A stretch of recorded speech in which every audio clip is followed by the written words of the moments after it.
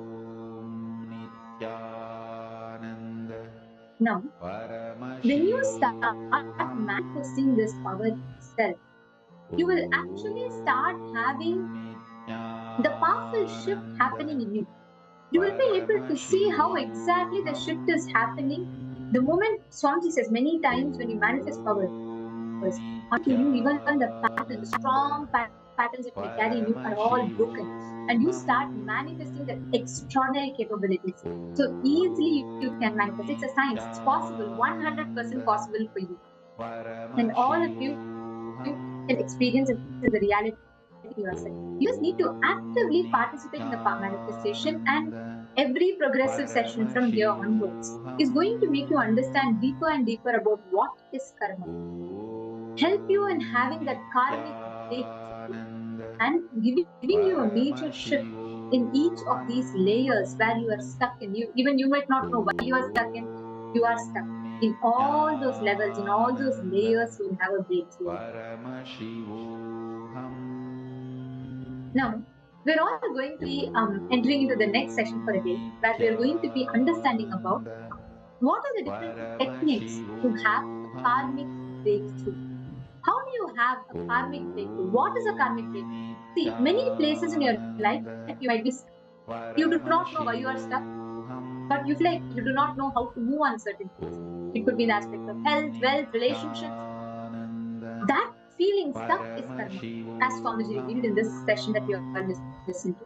Now, Swamiji is going to reveal to all of us about how you can break free from your karma, how you can liberate yourself from the hangover of the karmic patterns.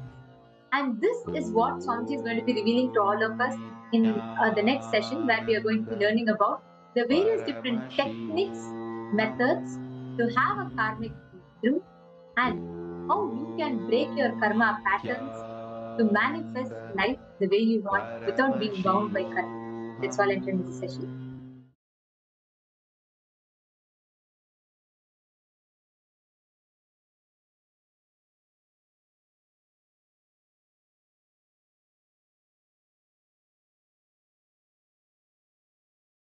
Listen. Recognizing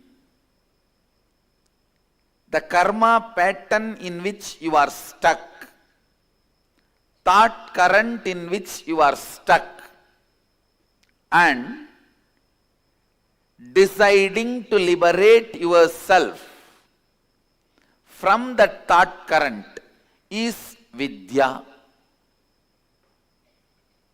Recognizing karma pattern, thought current in which you are stuck, and breaking from that,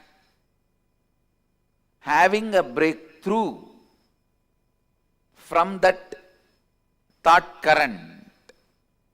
Please understand, your decision to change you, your decision to have a breakthrough in your thought current is required basically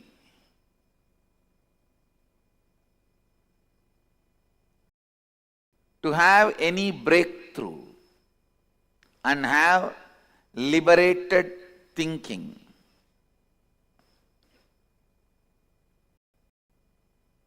Understand some of these basic truths. If you have a thought current which can cause some health issues, be informed that thought current can never give you fulfillment in wealth also, and it can never lead you to enlightenment also. It cannot give completion in any field of your life. Understand? I am not saying enlightened one will not fall sick. All I am trying to tell you is, when you are working towards enlightenment, if a thought current is bringing sickness to you, it will not be able to bring completion to you. Means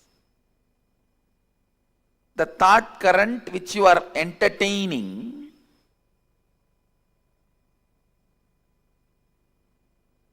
will bring difficulties not just in one field, in every field. So the repairing of thought current is not going to help, only replacing it is going to help.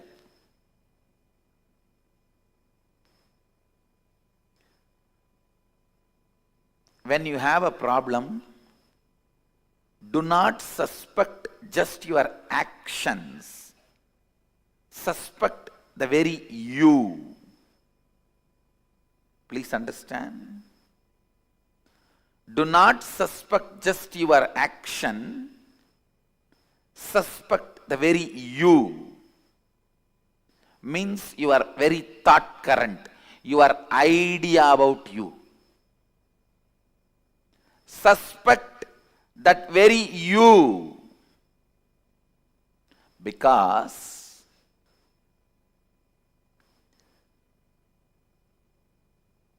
change, transformation,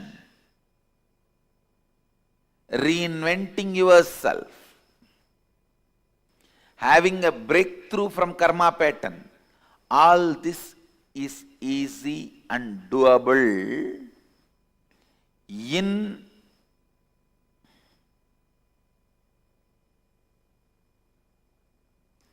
simple,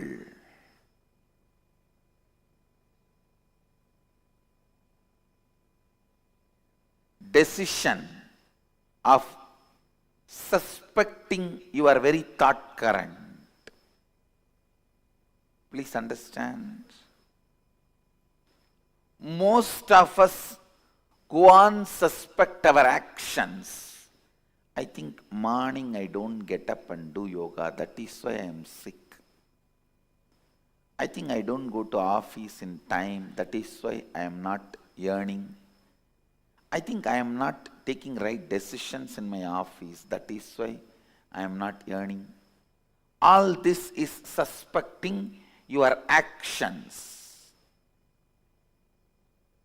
No.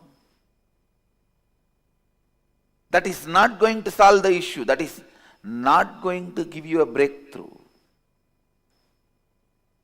Suspecting your very cognition about you.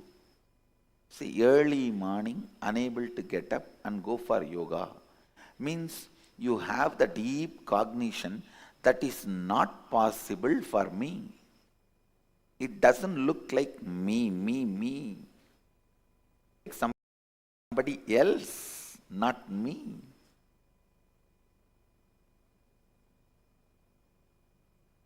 The man who can doubt his thought current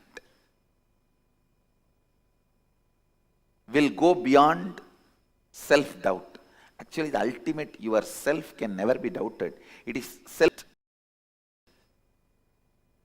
Whatever you can doubt, your self-doubt, self-hatred, self-denial, SDHD is all about your thought current.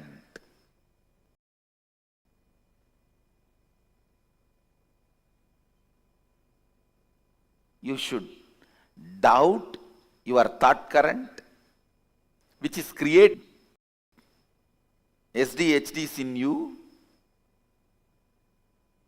and complete that SDHD. Doubt, hatred and denial. Please listen. Do not confuse the words. I am giving you exact essence.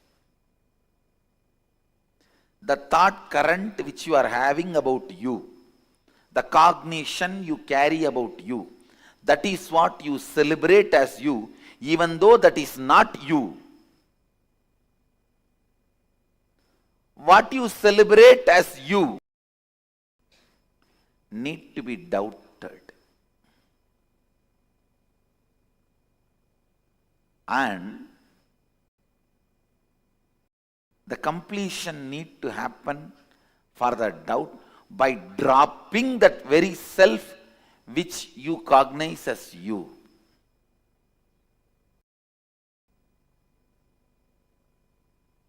I tell you,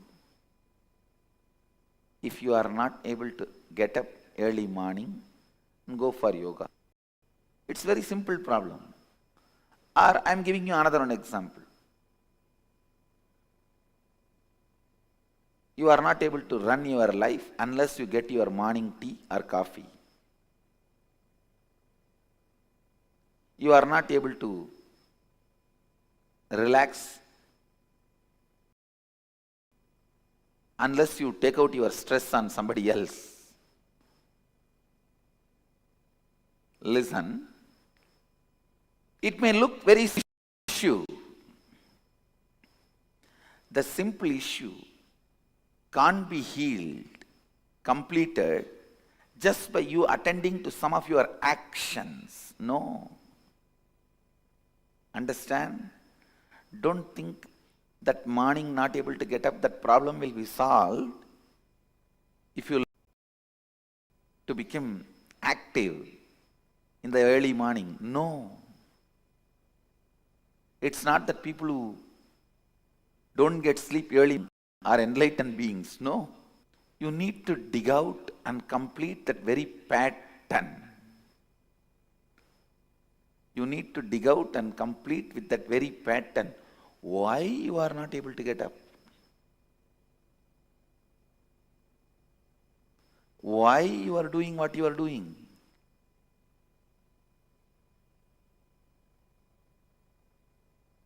Partially attending or looking into your problems will the issue. The very thought current need to be renounced.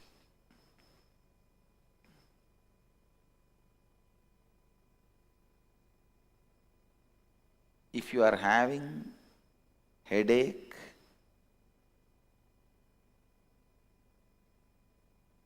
be informed. It will not in your head. It will resonate till the end of your life, wealth, relationship with others, contentment, everything. Everything. Because it is the thought current. One of the most paradoxical thing in the life.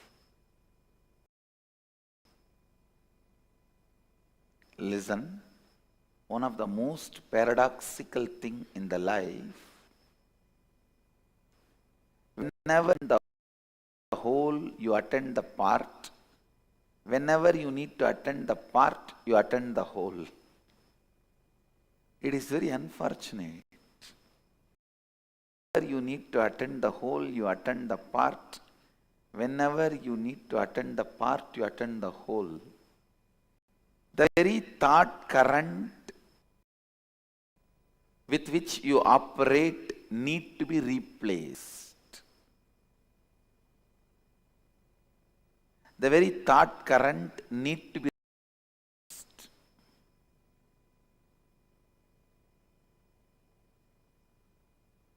If you are entertaining the thought current, you don't have energy to wake up in the morning. I tell you, even if you have billions of dollars, you will be constantly craving. You don't have enough money.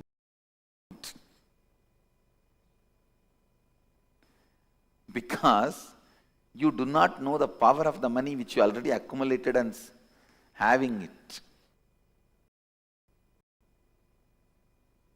You will consider them as zeros and still continue to feel poor. I tell you, the man who feels active about himself, the kind of a richness he feels, And the man who feels stagnant about himself, the kind of a poverty he feels, I tell you, feeling stuck in your is the real poverty. Feeling stuck in your. When I say feeling stuck, I define. Please listen, I'll define feeling stuck. Today, you somehow wake up, do little yoga, and even go up to the level of Kirtan, Guru Puja, then 9 o'clock flat. Then for 1 week, nothing moves. Again, after a week, you attend Karma webinar and you decide to break from that pattern. Again, 2 days, things move. Again, you are back to square one, sometimes even square zero. This is what I call feeling stuck in the pattern. Feeling stuck in the pattern. Understand,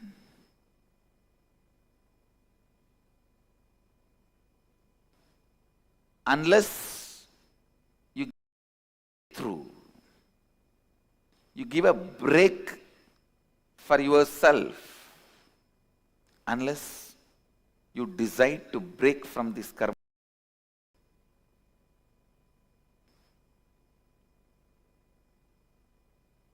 completion never happens. Fulfillment can only when you break from karma pattern. I tell you, I have seen millions of beings, not just human beings, Gandharva, Kinnara, Kimburuda, Yaksha, Rakshasa, Bhuta, Preta, Pichacha.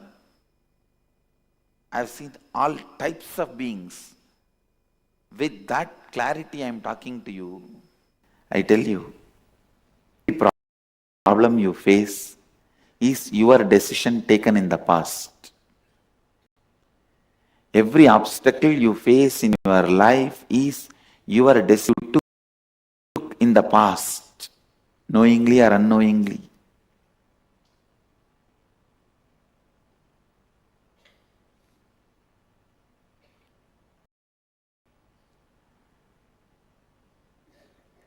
You can decide now strongly. You will see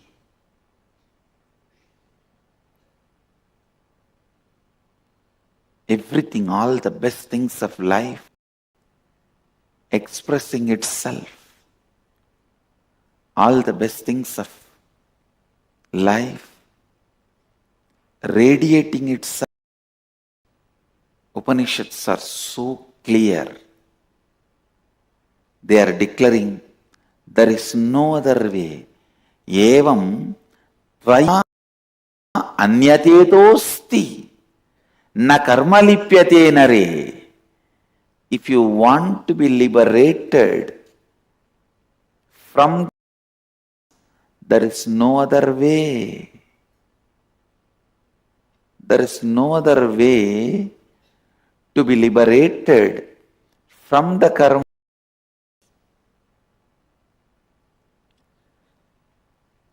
There is no other way man can free himself from the created by the deeds. Kuruvan neveha karmani jijivishecha daggum samaha eva vayinanyatetosti na karma lipyate nare.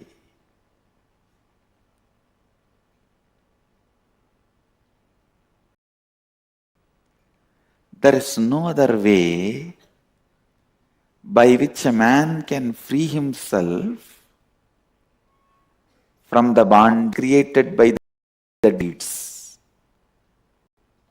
Understand, if your decisions and actions have created certain bondage, only by deciding for life and acting, you will be free from those bondages. One more thing you need to know, even a laziness is an action by you out of your decision life.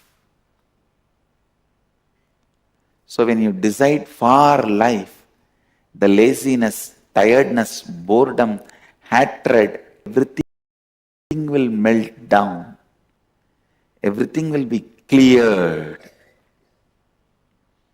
So, decide, listen, decide for life.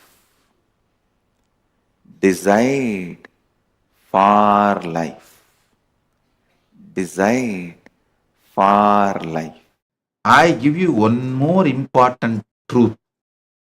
No karma will come with you when you cross the Swarga. Listen. From Bhuloka, when you raise, no property. Then when you travel towards the vertical time zones, higher worlds, by the time you cross Bhuva and Suva lokas, even your karmas will not come with you.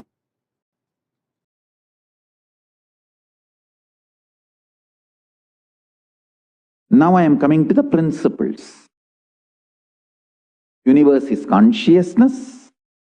You are conscious. I am conscious. We all exist.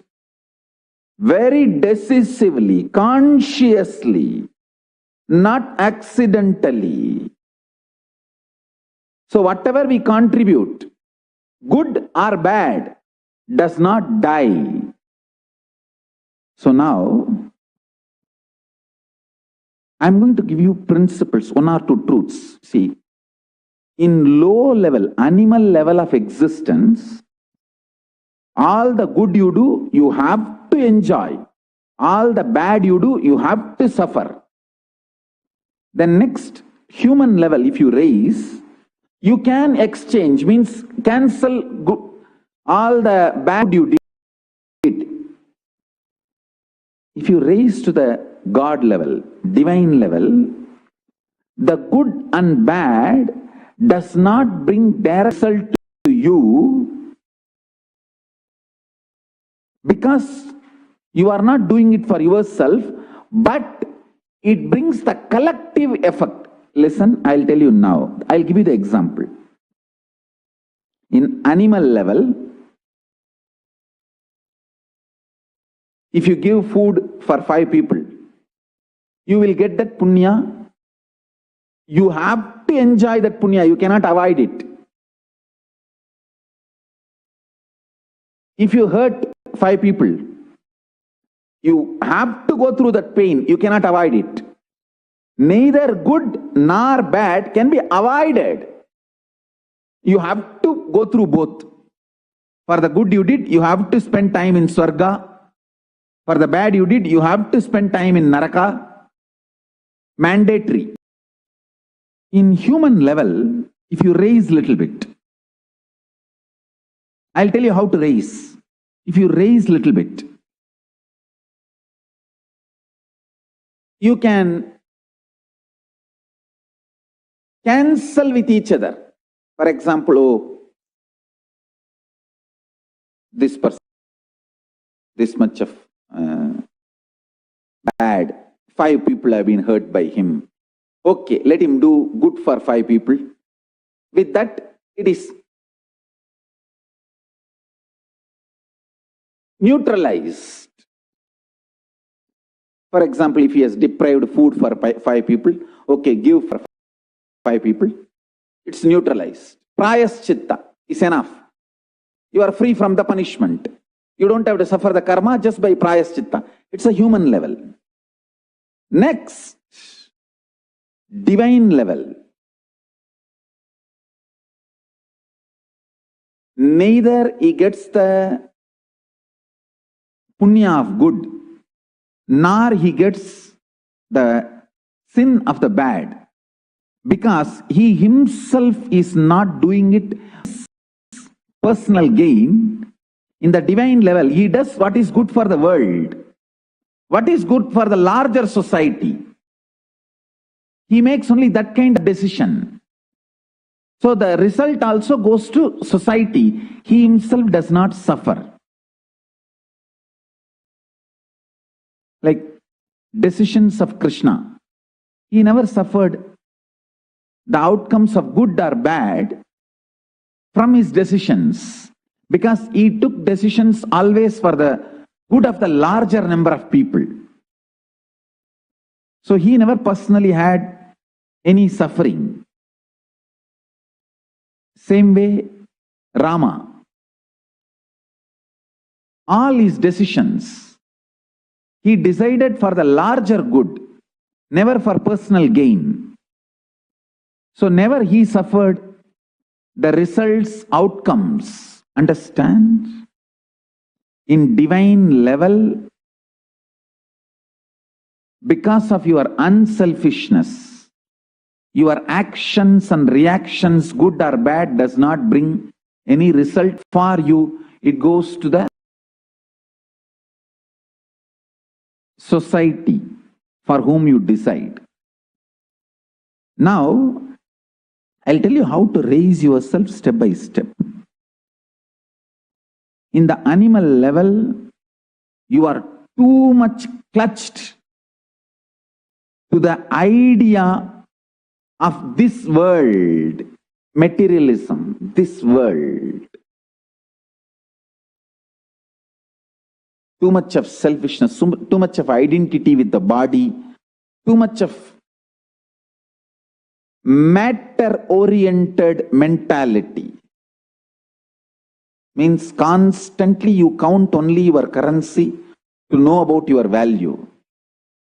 There is no value for the kind of a depth of life you are living. Understand? Depth of life is far superior than the currency you have in the bank. I can tell you very clearly. I think now the corona has made the whole world understand. Depth of life is far more important than the currency, because many things depth of life can add, currency can't add. And all the time, energy you spent for the currency, now the life is also gone and currency also gone. Understand? Depth of life.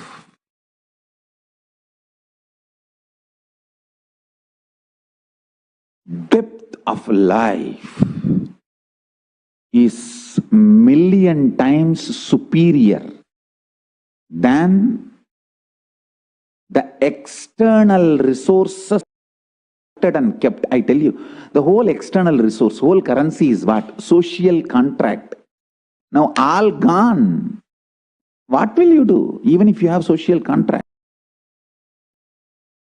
All social contracts are no more valuable.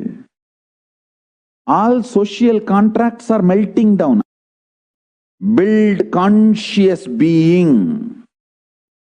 Now wake up to the reality. Build your body, mind more and more with intense conscious understanding about the analogy I am giving. Facts sharing. The logic with which I am explaining.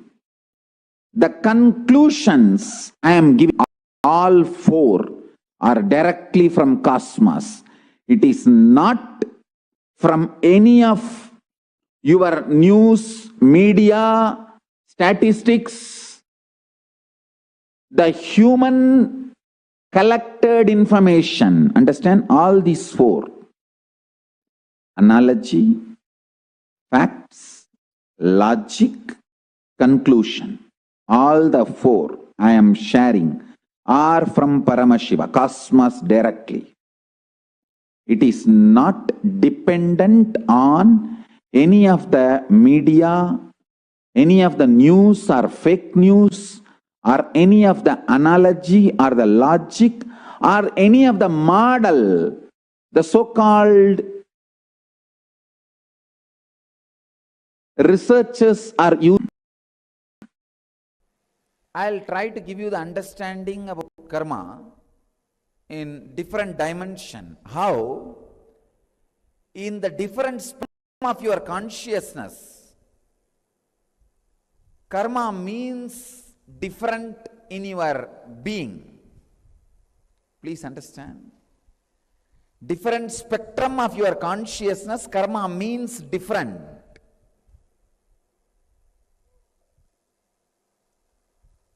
How spectrum, different level of understanding about karma exists? How different level it affects you? When your spectrum goes higher and higher and higher, means, understand, when your conscious spectrum goes higher and higher,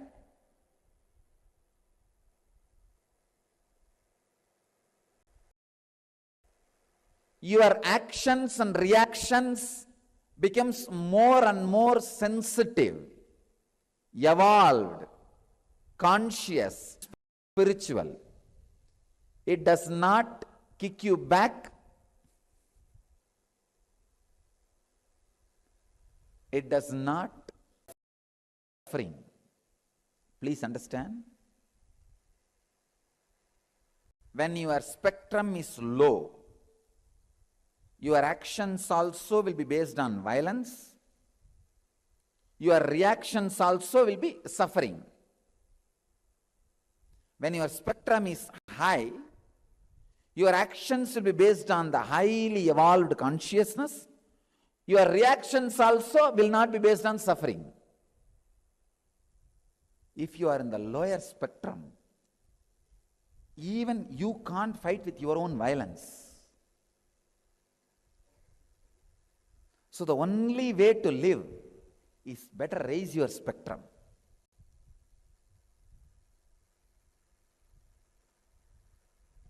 Raising your spectrum means constantly being aware.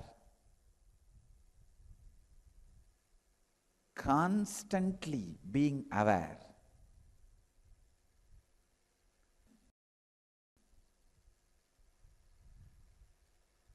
Do not do any action in 2G spectrum. Do not do any action from the low spectrum. Understand? If you are having violent mood, suffering, don't take any action. Don't move your body with it. Whenever you move your body with any mood, that mood becomes biomemory. If any memory moves your biology, your body, it becomes biomemory. You strengthen it. Don't. I tell you. In 1G spectrum, all movements are based on just simple ignorance. You don't even know. He does not even know why I'm doing this.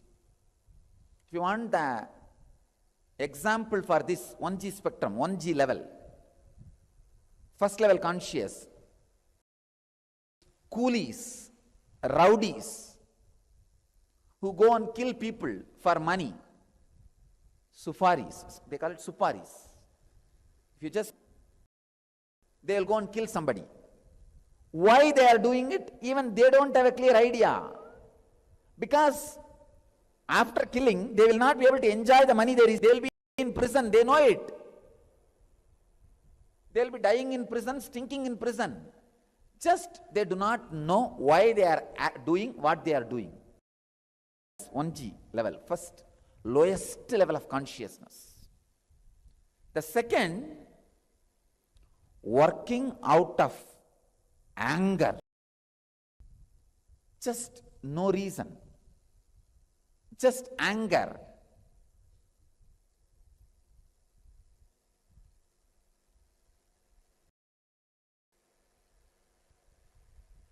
Even if I lose something, I don't care. He should not have it.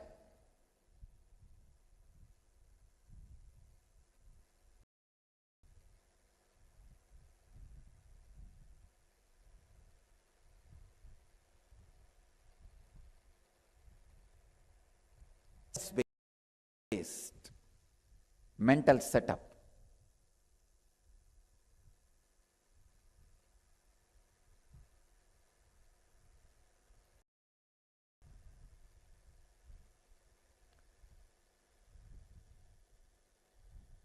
Even if there's no gain for me, I'll see that he is destroyed. This is the 2G mentality. That level of consciousness. Then the 3G works based on fear. Just to protect me, I should do all these things. 4G is just working on greed. For my expansion, I have to do all this. 5G is working based on intuition. What is best for me and the people around me? 6G is working based on pure, means I have taken this body. What for this body is created? That prarabdha. Let that be completed so that I can rest in peace. 7G is action without any action. Action without any engram. Actions of the enlightened being which binds him nor touches him. Action from the pure space. It's a. Now look into yourself. Every day how your actions are. Try to maintain a chart. When you are taking major decisions and actions, have this 1G, 2G, 3G, 4G, 5G, 6G, like a calendar with a definition. If taking based on any one spectrum, mark 1. If one more action based on that, 2. Just study for 1 month and see from which spectrum many of your decisions, actions, reactions happen.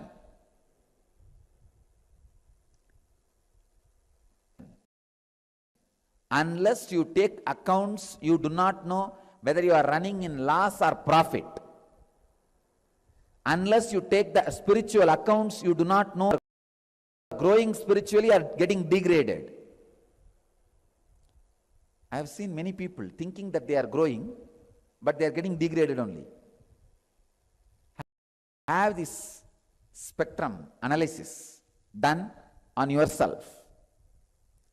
This will help you. After analysis, see, the moment you take the accounts, I am running in such big loss. Come on, let me be more intelligent. Better let me start changing.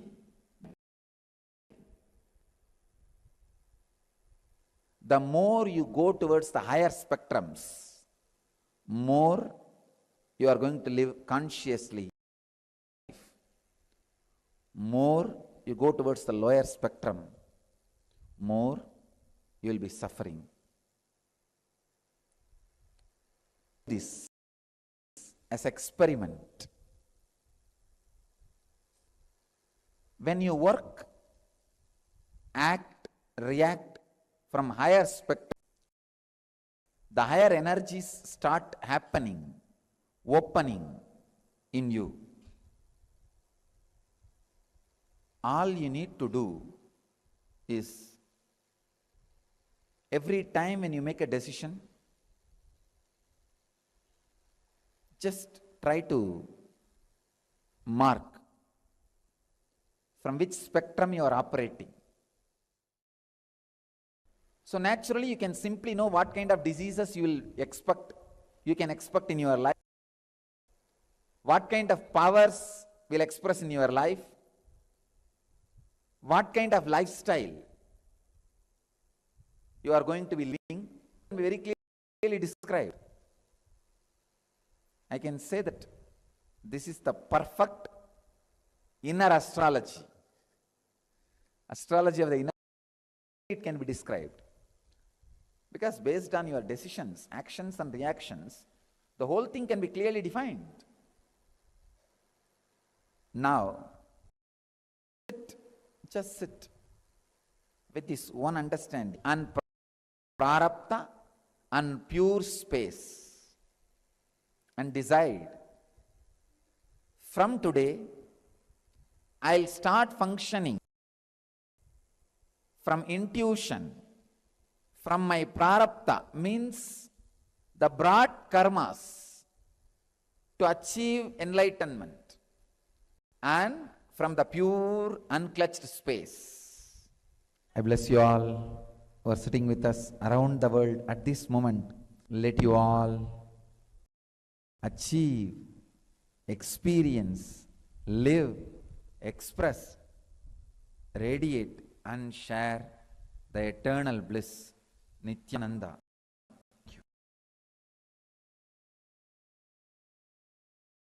Whatever good you have done to Guru and Sangha, that good karma will come. Same way, whatever bad you have done, that bad karma cannot be escaped. You can't escape from that bad karma.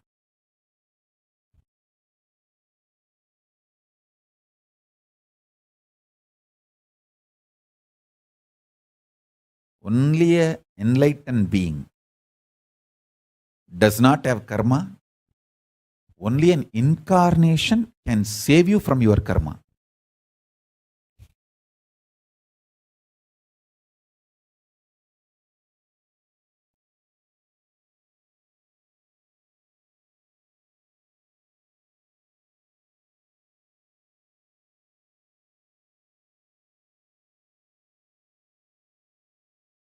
Listen carefully.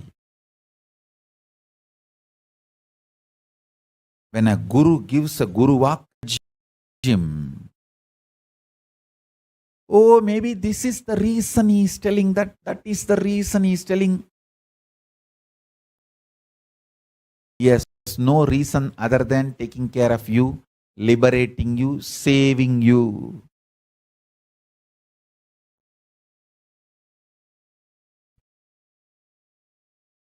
Many times I have told people, hey, this is the time you and your husband should be away from each other. You, mother, should be away from each other.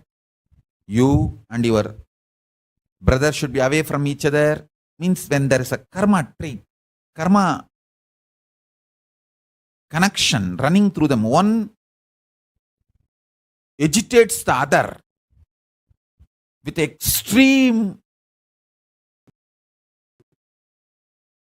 reactionary patterns. I tell them, be away sometime. It will be good for you. Otherwise, both of you will irreparably destroy each other. Listened, obeyed, they survived. When they try to give their own reason for my guidance, that is up to their life. Life is rhythmic continuum. If you avoid in this life. It's not that you are going to be liberated. You will project the same boss in your life continuously till you completion with the pattern why you are projecting the same type of people in your life.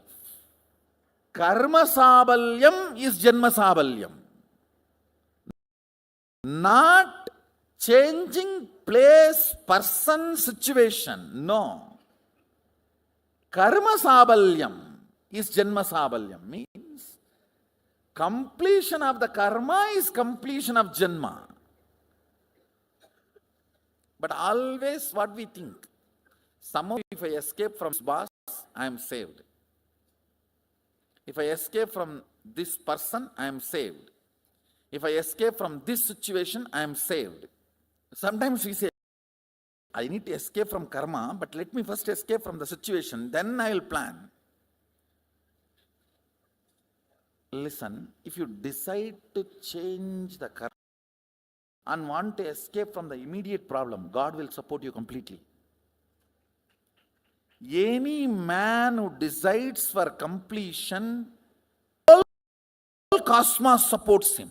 Cosmos is not interested in taking revenge on you. It is interested in rejuvenating you.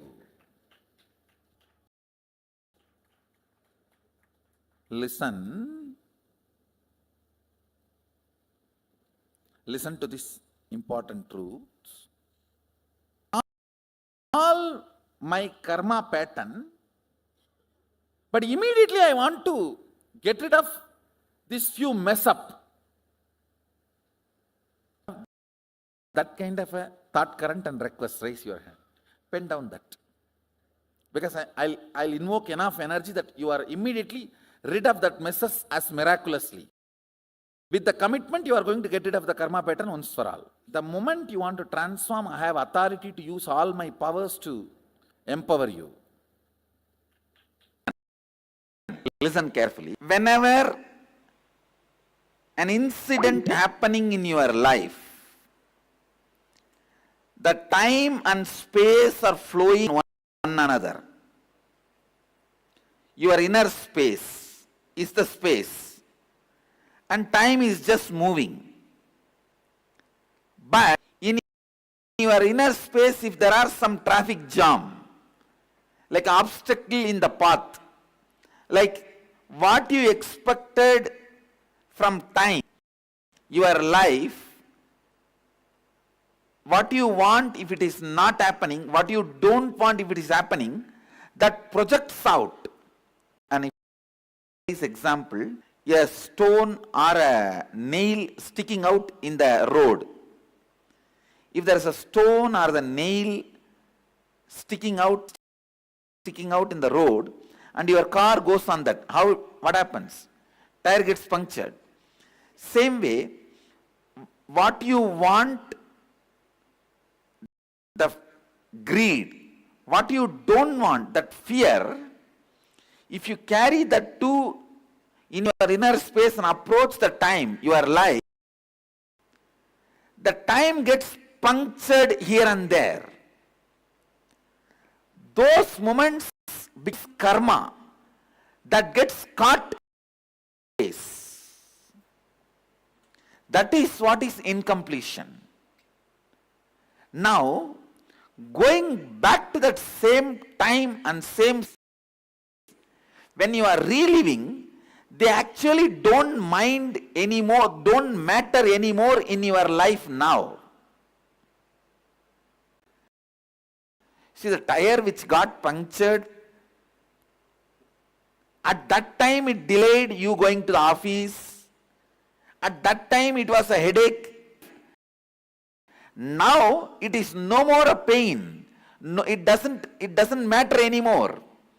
So when you relive them, that same will be relived with the space where there is no nail or a stone sticking out in the, like a fear and greed. A smooth flow of time and space is ensured. When there is a smooth flow of time and space, it is called completion. Punctured time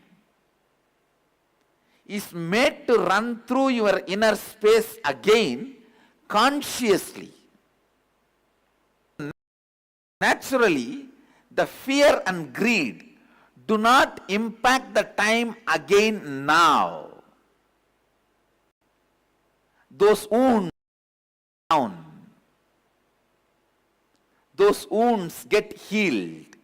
A smooth flow of time and space, when it is ensured down, that incompletion melts down, you become free from the incompletion created.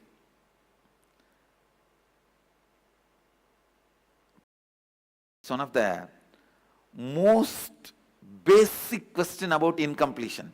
First time I am answering this question. This is the most basic science of why, how incompletions are built and gets completed when the reliving happens. Your life is nothing but time flowing over the space. If you just keep your space with so much of love, visualize you are holding yourself with so much of love and expansion and allowing the time to cross you. That is like it will be like just such a beautiful flow. It will be like a snow car driving. You will exactly feel life is flowing through you like that. Snow car driving. And it is more and more exciting. But whenever you stick your fear and greed into the time, you dent the time. Dented wheel cannot move fast. Removing the dents is completion.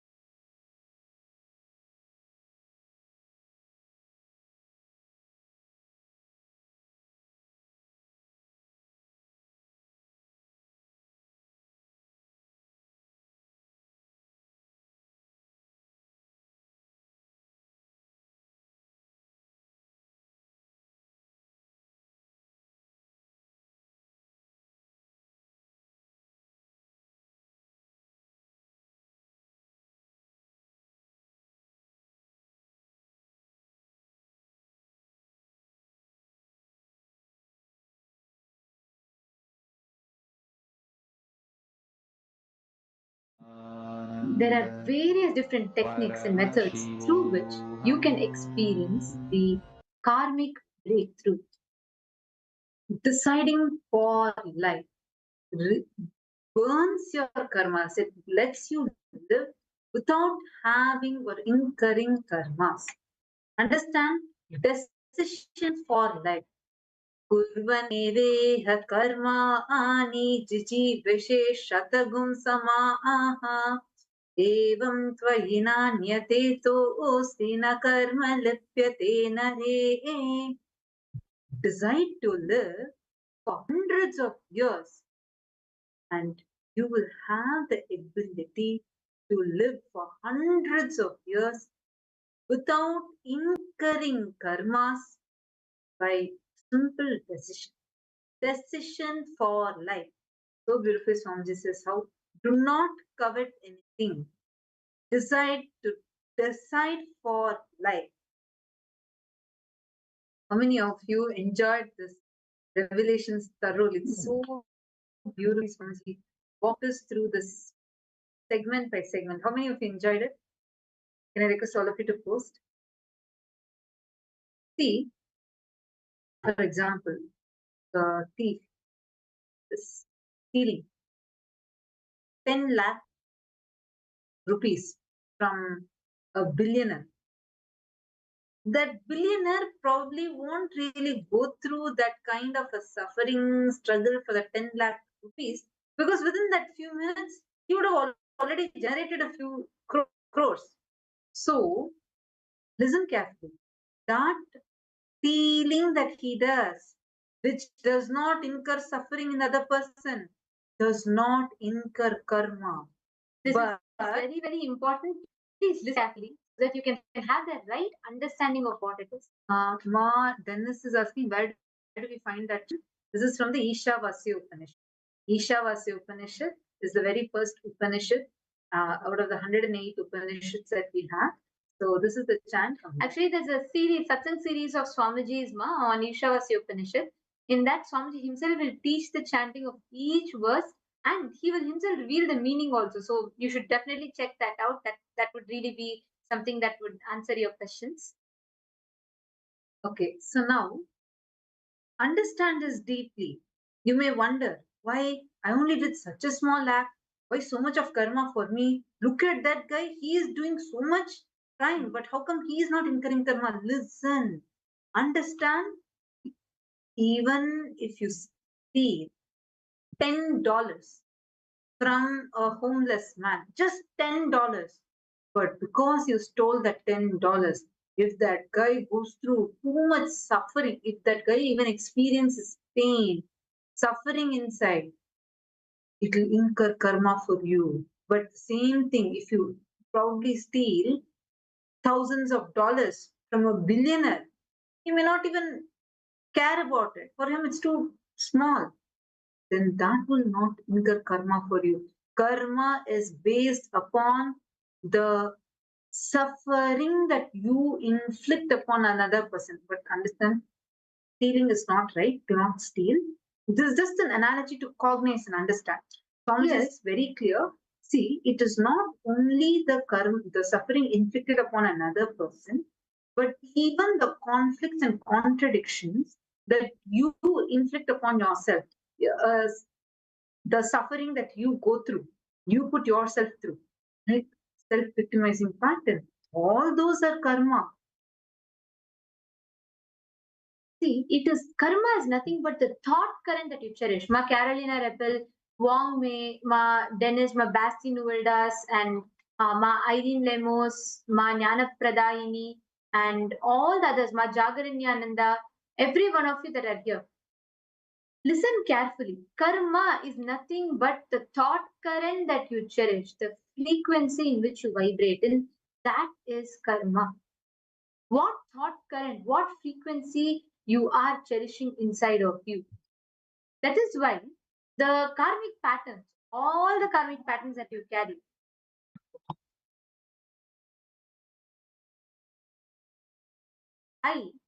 when you're highly aware, you will be aware of which mood you're operating from, what is the space you're operating from. And when you are clear what exactly is the thought current that you have in you, if you become aware, you will start becoming conscious about what causes initiating a new karma chakra. Many times you think, I am so angry, let me just go and take out my anger on another person. Unnecessarily, you unconsciously initiate another karma chakra. When you become aware, you will start understanding about what are the exact thought currents behind your decisions.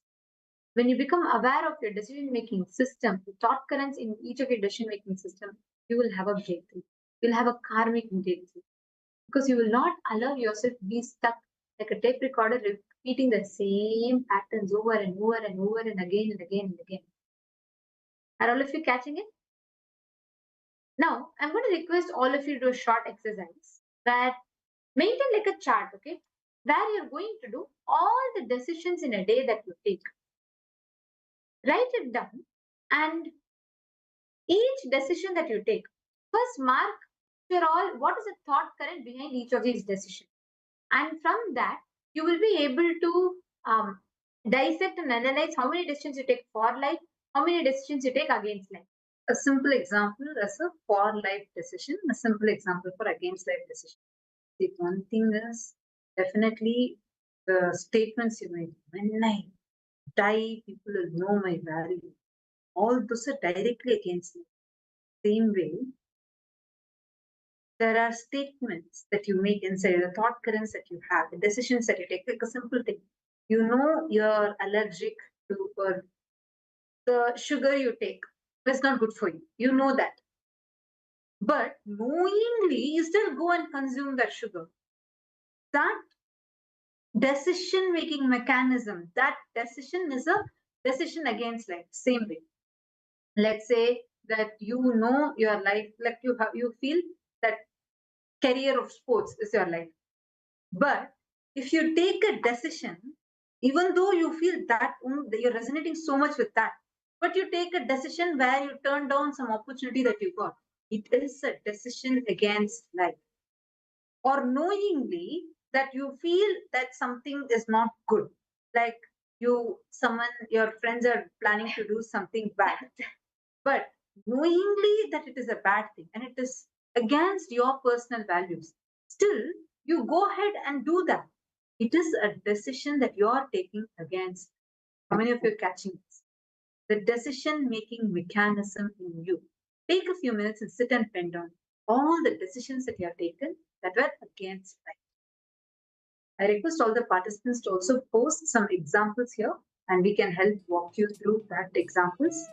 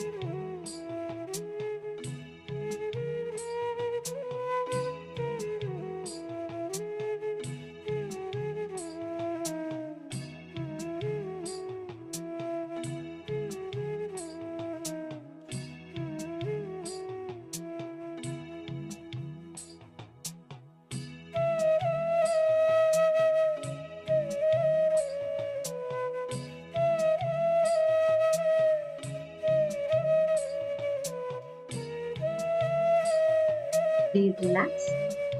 Have all of you finished the first step? All the decisions that you have taken against life. Now sit and consciously complete with those decisions. All the life negative decisions that you have made. Decide that from today you will take decisions that are for life, that make you manifest life more and more. Decide to complete with all the decisions in your past that you made against life. See, don't feel like, oh my God, I made hundreds of life negative decisions. So many decisions I took against life. Don't think you need to sit and complete with so many of those, and you need to sit now, write one by one, and you need to sit and see all that and complete. No, the whole life I'm going to spend just sitting and completing now. See, understand this one thing. Just few patterns, few cognitions, just few. I think my Irene has posted.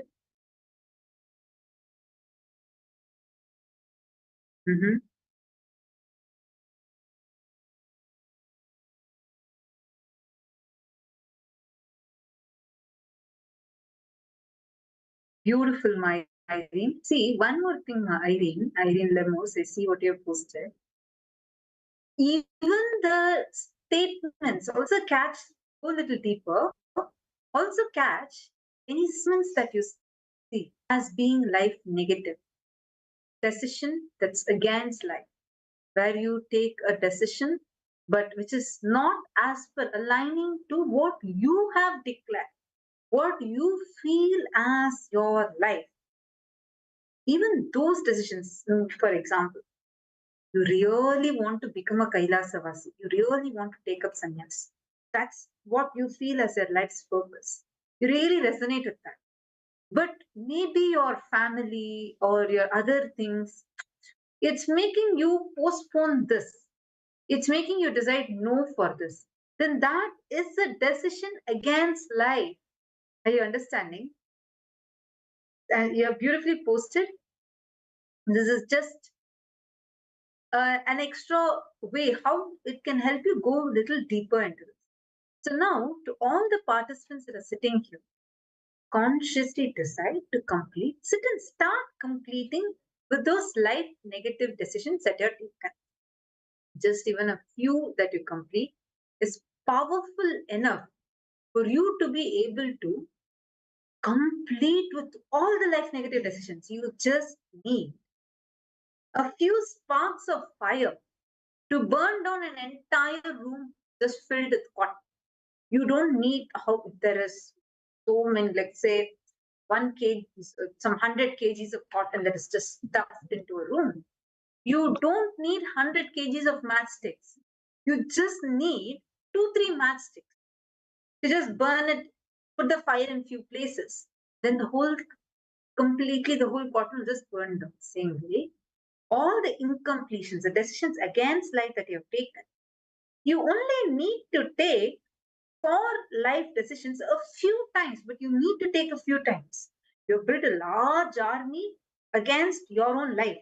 Now you need to, for your life, you need to build a few powerful armies, a few powerful soldiers. That is what is these for life decisions. Sit, decide to complete with all the life negative decisions and create positive for life decisions. Take a few minutes. Let's start doing this process now. Any of you have any questions, feel free to post it here and ask.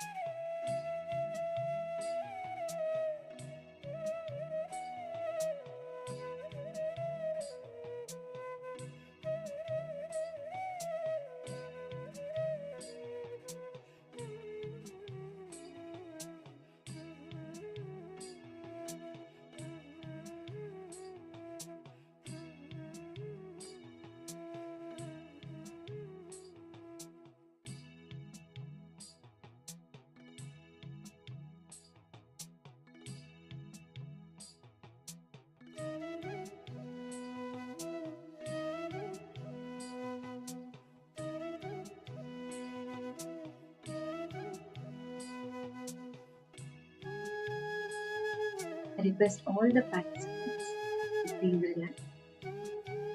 Once you have relived deeply, thoroughly, the strong patterns, the patterns that have a strong hold and that constantly disrupt all your decision making abilities, everything. If you just align beautifully, you'll see a shift in the way how this happens, how this works. All the participants, every one of you that are here, please take some time. Make sure you take time to sit complete. And once you have completed, ensure from this moment onwards, you are consciously making decisions for life, saying yes to life. Now, we're all going to be entering into a very beautiful Nitya Kriya that Swamiji has designed, which is designed to heal you completely from arthritis related pains. And this Nitya Kriya is designed with unique breathing techniques. Swamiji has himself stitched it together. And this breathing technique is designed to give you the result of healing from all pain and stiffness in your muscles and bones. So this will heal arthritis related pains, and we're going to be entering into that Kriya now. I request all the participants to please sit and follow along as Swamiji guides us all into the Kriya.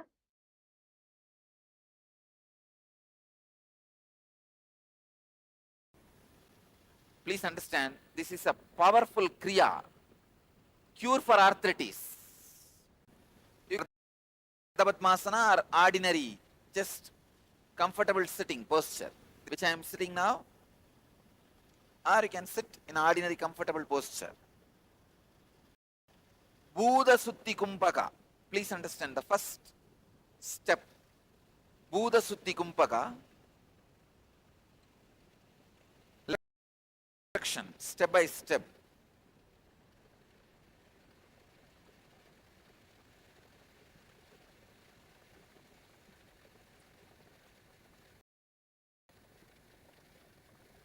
Inhale as slowly as possible.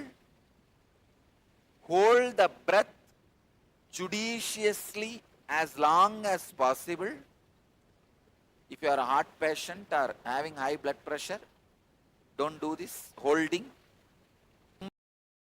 Holding part. All others can do this.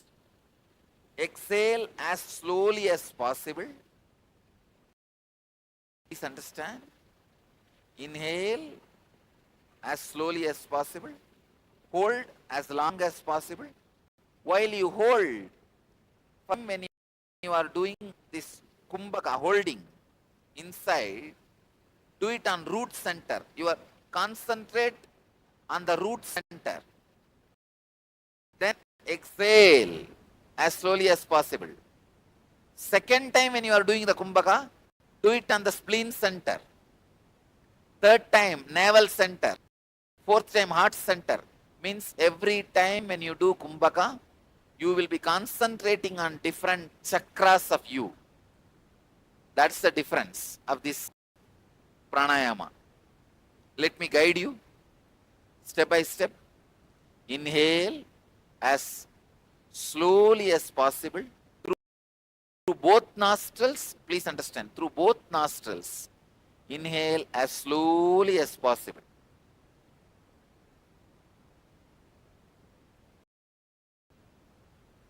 When you feel full, hold using your fingers, both nostrils.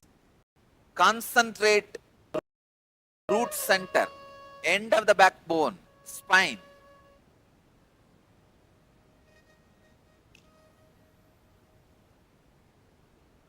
Hold the breath inside, concentrate on the root of your spine. Hold judiciously you can, but use fingers to control your nostrils. Let the Kundalini energy in you all be intensely awakened.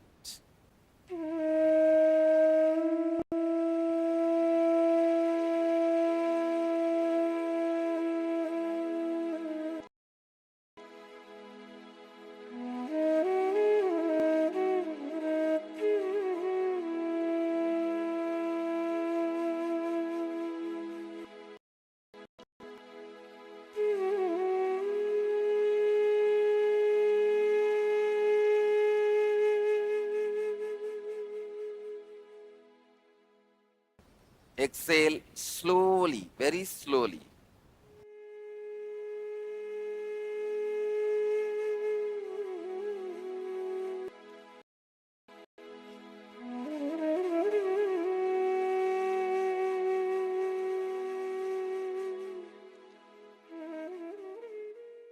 Just on the root chakra itself, do at least 3 more kumbhakas. Same thing, inhale, hold, and concentrate on the root. Do this 3-4 times so that your energy in the root chakra is awakened. Then we'll go to the next center. 3 times.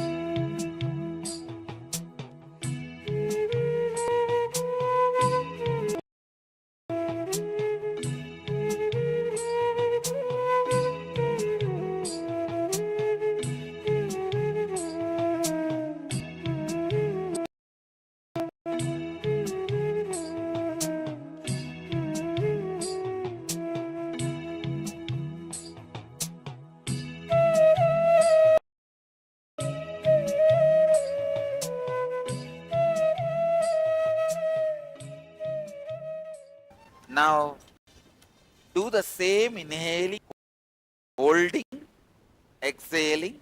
But when you are holding, bring your awareness to the spleen center, just lower than the navel, little lower center. 2 inches below the navel center is your Swadhisthana, spleen chakra. Bring your awareness to the spleen while the breath. Do this at least 3 times. Start. Inhale as slowly as possible. Hold the breath and bring your awareness to the spleen center.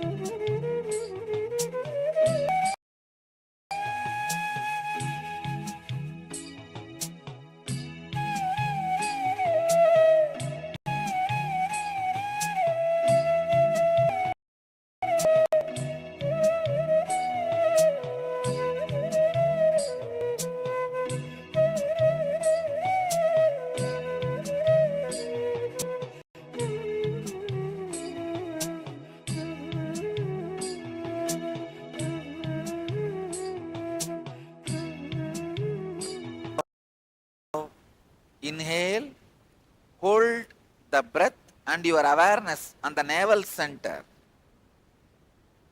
judiciously as long as you can, then exhale slowly. Do this 3 times on your navel center. Let your awareness be concentrated on navel center.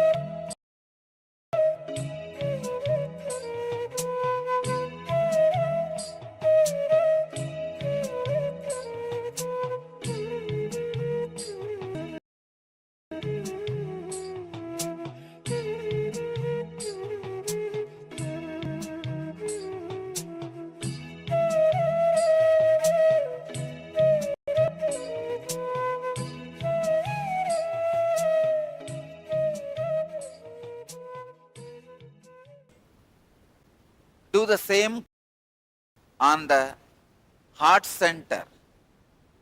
Bring your awareness to the heart. Inhale, hold in your heart center, your awareness during the holding. Let it be on your heart center. Then exhale as slowly as possible. Do this 3 times.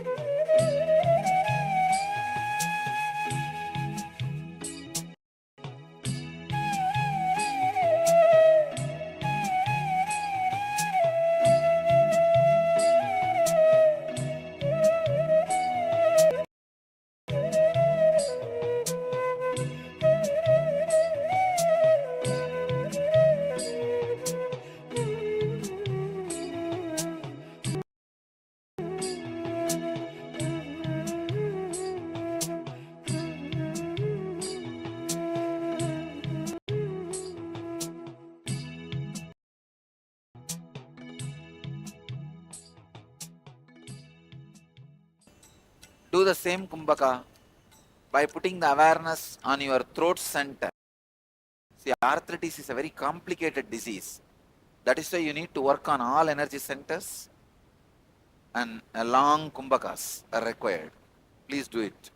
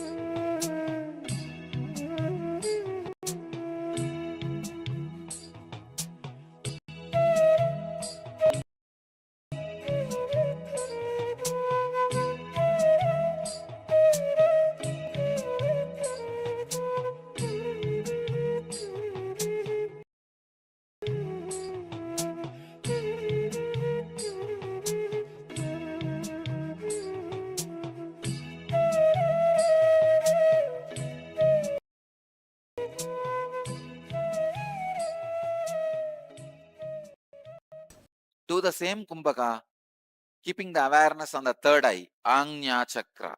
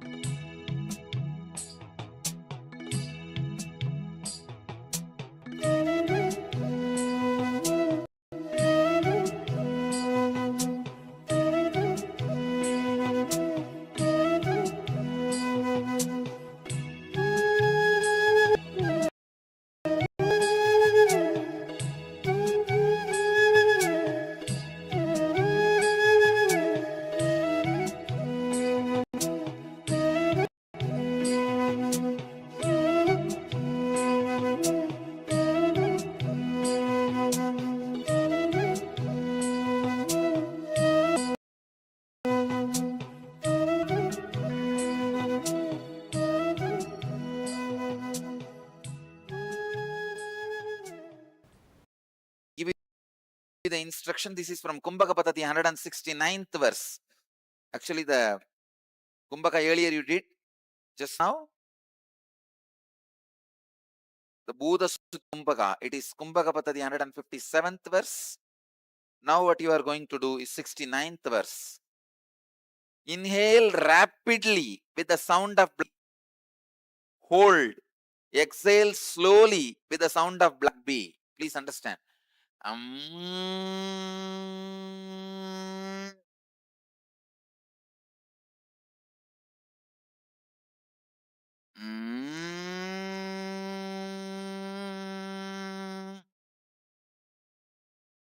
Inhale rapidly with the sound of a black B. Hold as long as you can judiciously. And then exhale rapidly with the sound of black B. Kumbhaka 21 times. It will awaken your every muscle. Your every muscle will be awakened.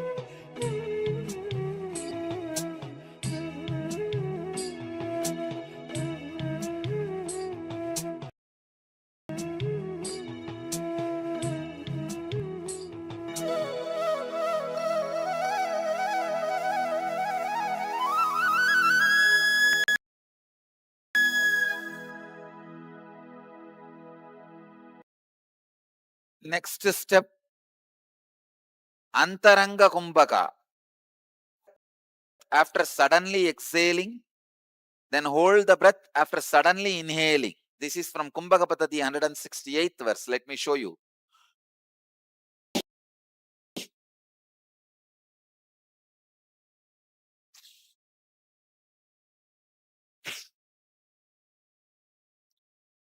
Hold the breath, exhaling. Suddenly exhale and hold as long as you can. Then suddenly inhale and hold as long as you can. Then suddenly exhale and hold as long as you can. Please do this 21 times. This will pump so much of prana into your muscles. This will remove any pains.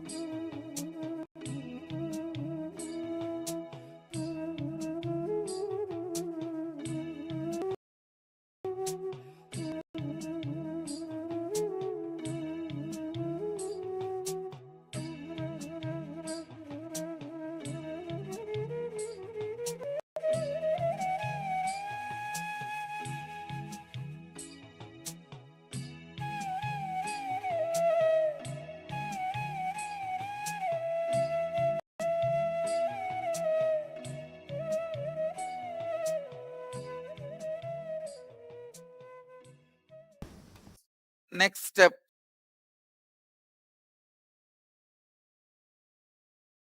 Bhasrika. This is from Garanda Samhita, 5th Upadesha, 75, 6, 7 slokas.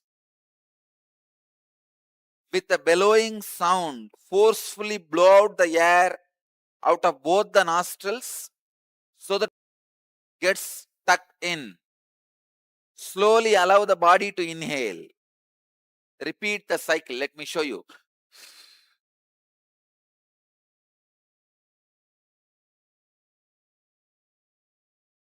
See, just pull your abdomen in and up. Naturally, there will be exhaling. Then slowly inhale. Again, heavy exhaling. Then slowly inhale like this.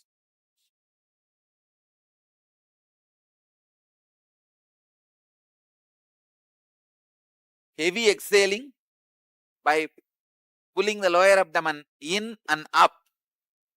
Then slowly. Do this 21 times.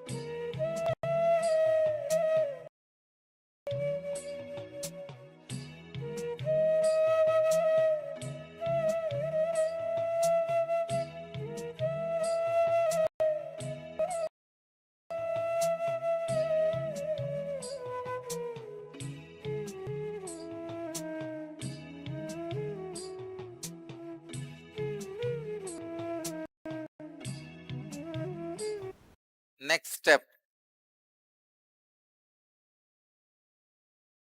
just sit silently for in unclutched mood.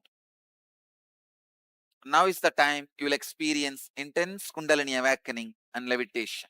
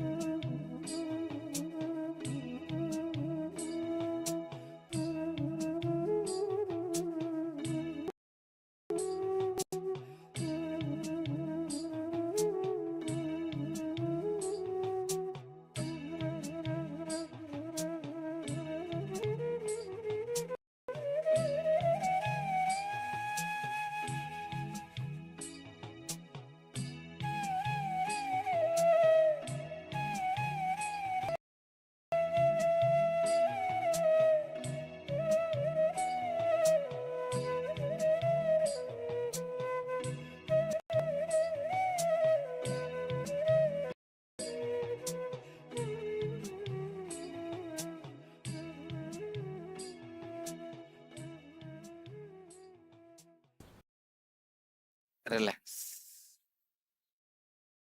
It's a powerful Kriya.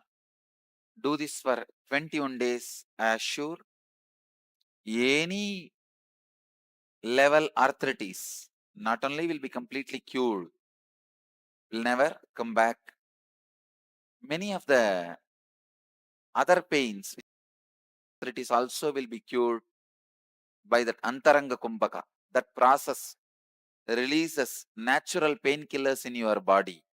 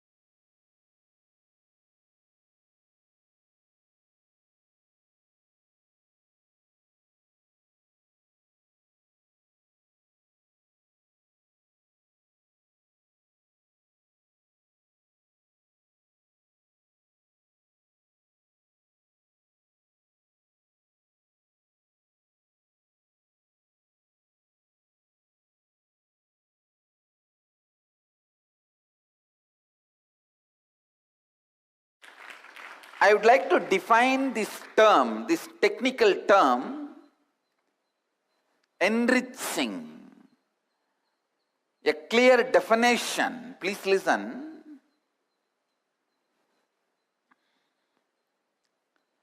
With integrity, authenticity, taking up the responsibility of enriching you and others. Please listen. Come to the space of listening.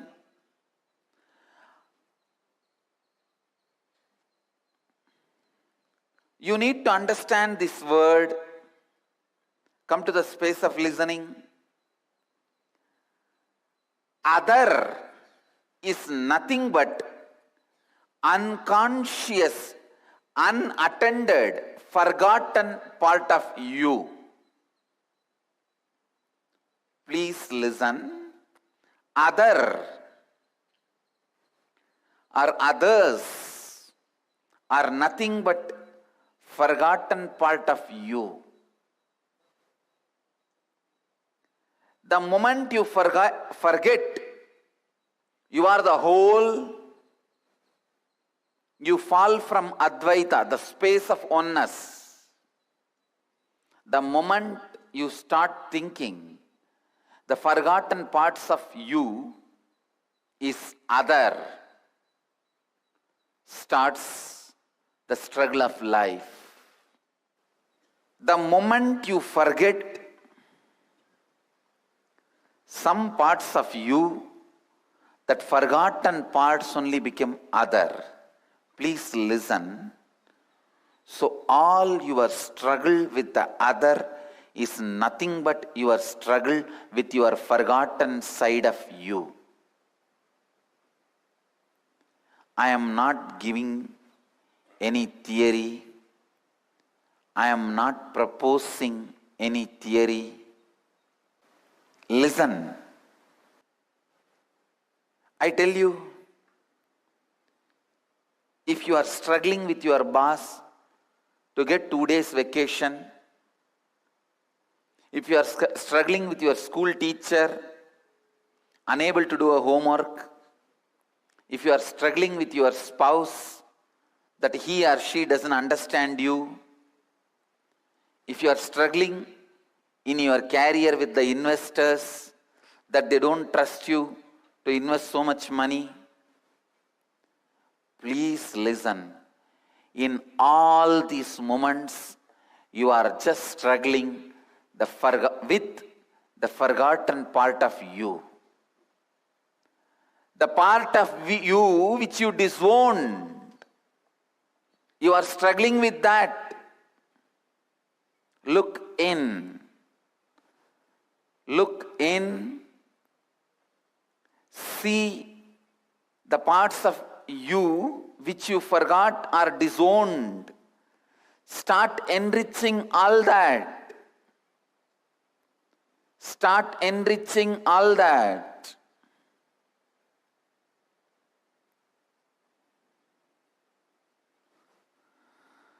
I tell you, whenever you enrich the forgotten, disowned parts of you, you enrich others. Whenever you enrich others, you enrich the forgotten, disowned part of you. I am not giving you a long-term solution. Please understand, it is immediate solution. Today you need 2 days vacation, or today you need investment from some investor. Today you need to bridge the gap between you and your spouse. Today you need some help from your brother. Today you need to make somebody do what you want. Please apply Advaita. Apply Advaita. Enrich the unattended, forgotten parts of you. You will see the unattended, forgotten parts of you who are which are in others will be enriched. First of all, you all need to use enriching as a plan for miracle. Enriching causes miracles. Don't think I am asking you to enrich others for my sake. I am asking you to enrich others for your sake. Understand, it is not for God's sake, it is for your sake. Of course, you are God. Continuously decide to take the responsibility for the other who are forgotten parts of you, who are disowned parts of you.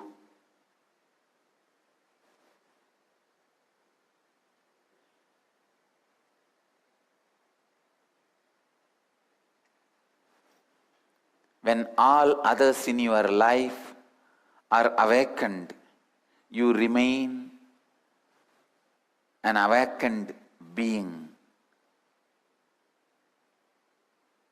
Incarnations are incarnations because they stand up and cause incarnations all around them. Enlightened beings are enlightened beings because they stand up and cause continuously enlightened beings around them. Please listen. No philosophy is more immediate than enriching. More philosophy is more immediate, effective, powerful than enriching.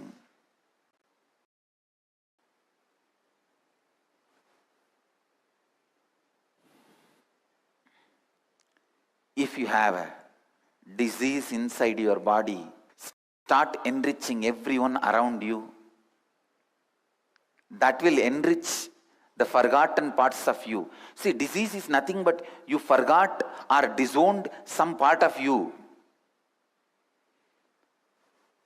So the straight method to get healed from any disease, just enrich in your life, especially the people who don't listen to you, who don't accept your words. Same way, if you have a relationship problem, start enriching the part of your own mind which does not listen to you. Please listen. If you have the problem that others are not listening to you, enrich the parts of your mind, the dimensions of your mind which does not listen to you. I tell you, if you have relationship issues, if you have a problem with others, they are not listening, your investors are not trusting you and investing, your boss is not giving you job, your boss is not giving you a few days vacation, your teacher is not giving you mark, whatever problem you have with others, attend to you who is not listening to you.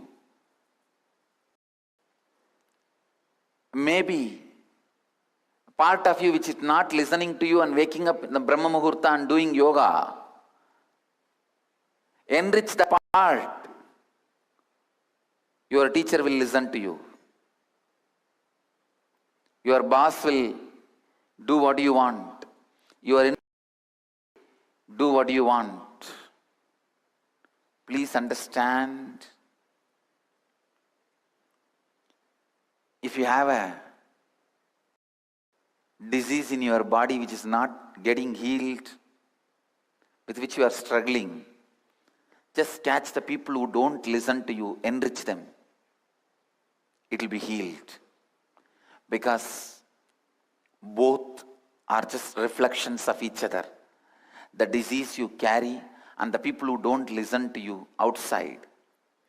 And the people who don't listen to you outside, the part of your mind which does not listen to you inside, are all one and the same.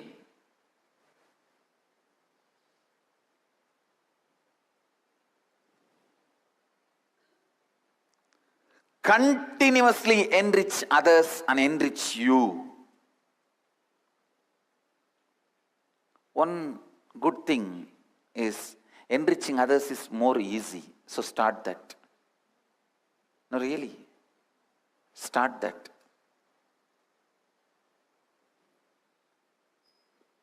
You will see enriching you will happen.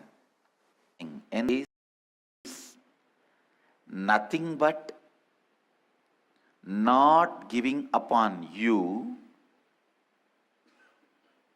and others who are part of you, and continuously enriching yourself and others. Continuously enriching you and others. Knowing that others are part of you. It all boils down to one line. I can say, in this one line I can finish defining whole enriching. Not giving upon you. Holding you to yourself, by yourself, to the highest possibility of you. Holding you by yourself to the highest possibility of you.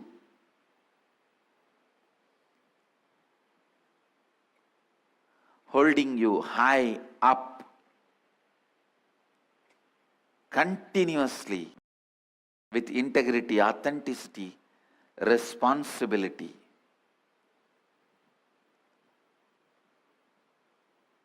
If you have a master, hold yourself high up to his anyakara, you are done. You will have everything imaginable and you beyond your imagination. Understand? If you can hold yourself up to master's anyakara, you will automatically authenticity, responsibility, enriching and everything. If you don't have a master in your life, at least hold yourself up to whatever you understand as integrity, authenticity, responsibility and enriching. Understand, this Dhamma is self-purifying. Please understand. Any sutra has to be self-explanatory, has to be self-purifying. Means, even if you start with your understanding, it will lead you to the deeper and deeper understanding and ultimately to the goal of moksha itself. Dhamma is always designed such a way that even if you start in a very raw, crude form, it purifies you, enriches you such a way, you evolve and finally reach the goal. Please understand, it is like when you enter the school, straight away you don't start studying the PhD syllabus. You only study A for apple, B for brinjal, C for cat. But the education takes you to the next level. And you achieve the ultimate goal. Same way Dhamma. That is why Krishna says in the Gita, even if it is practiced in a very crude form, don't discourage people practicing Dhamma, because Dhamma is self-purifying system. Vivekananda says, even the most cruel forms of practices, which you call primitive, even those things I will not try to abolish.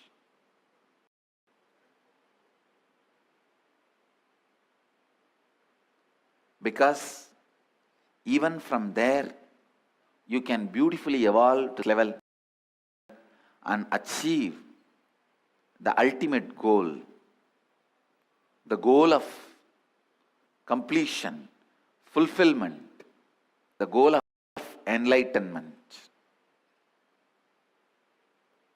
It may start with a very raw, crude form, but it will reach ultimate Dhamma. Even if you start practicing integrity, authenticity, responsibility, the way you understand, these truths are powerful enough to purify itself and raise you to the next level.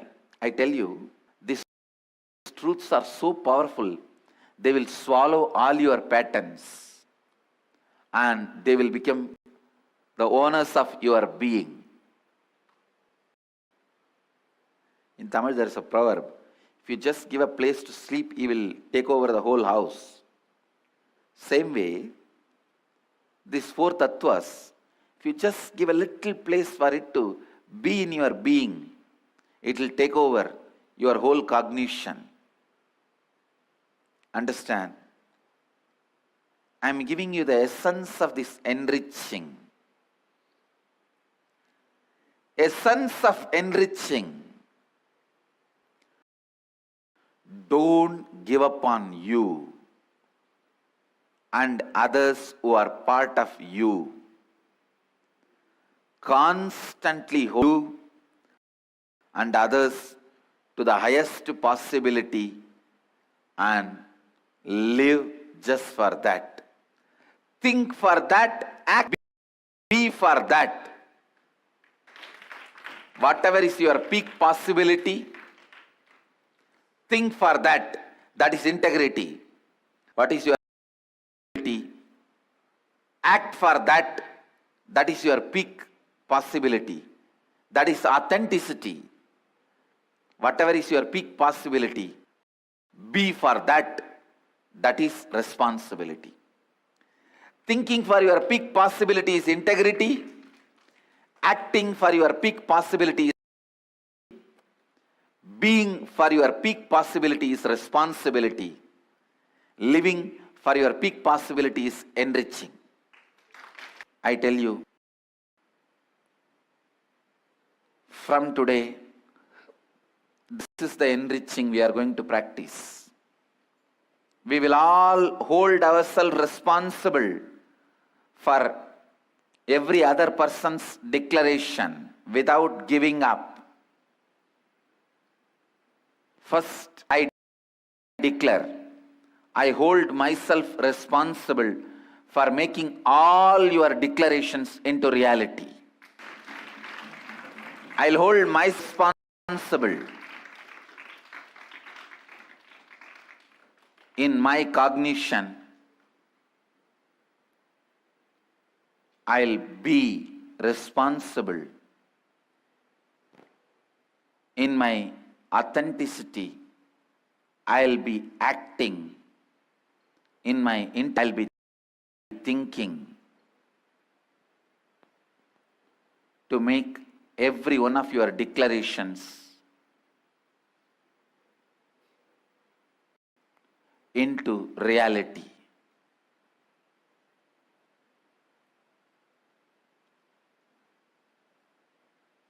I'll do it. I can do it. I request each one of you the same way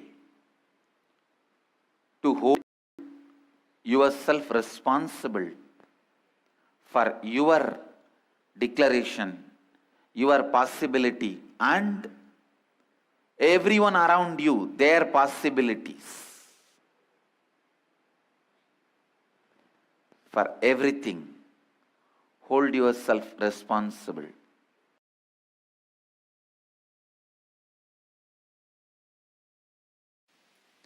Every conversation you have infuses energy in you.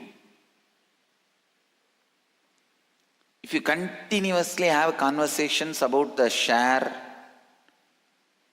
saree, jewelry, you will see automatically that kind of energy is infused in you. Please listen. If you continuously talk, have conversation about the temples, kshetras, tirthas, the desire to experience them is infused in you. Whatever conversations you continuously have, that kind of interest, curiosity, energy, inspiration is infused in you. So the conversation you have is very important, because you are not only conversing with others, you are conversing with yourself also. When you are talking, you have to be very clear, you are also listening, which we forget. We always think we are intelligent enough to protect ourselves from our own words. We think, I know whatever I am uttering is a little truth and little it's this way, that way, okay.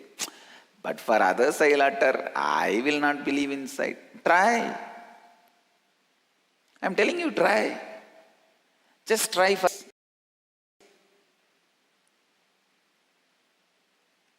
For 10 days, just try, go around continuously talking positive things. Yes, there is existence of ultimate intelligence, God. I am progressing towards it. I can see right things happening. Talk 10 things about this. 10 days. And see what happens to your inner space. Understand, you are nothing but the words you utter. You are nothing but the words you listen. You are nothing but the words you echo inside. Please listen. You are totality of the words you hear, words you echo, and words you utter. The words you hear, the words you echo means the words you cognize. Sometimes, for example, if you hear about love, immediately you cognize that is very difficult for me.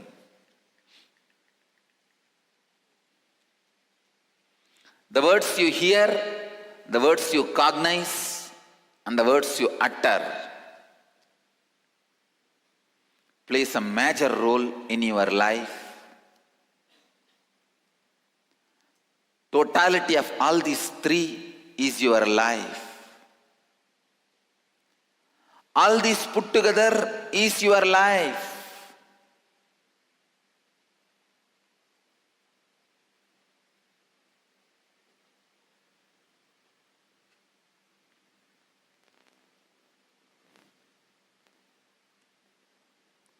The conversations you have with yourself and others are very important.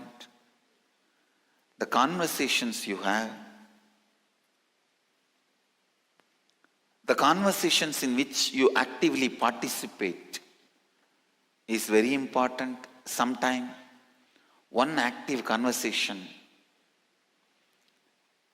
one right conversation can just completely transform your life.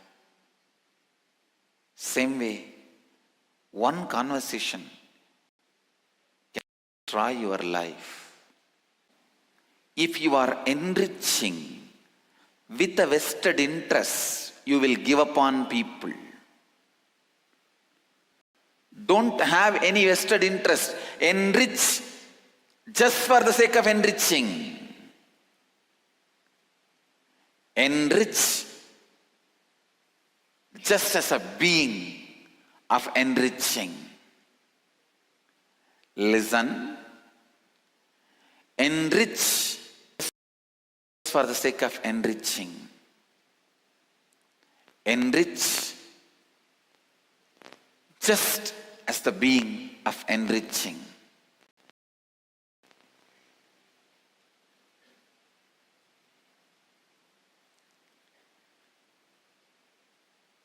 I tell you,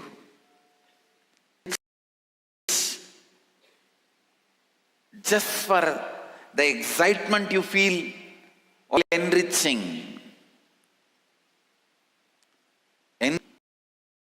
brings so much of excitement inside you, outside you. Enriching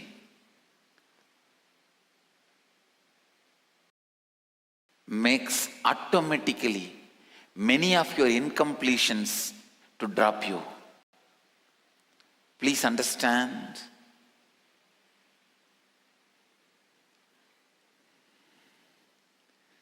If you are completing, trying to unclutch, drop your incompletions, you are struggling with your incompletions and patterns. If you are enriching, your incompletions will drop you. I declare it is enriching which saved me and the Sangha from the religious persecution we were going through.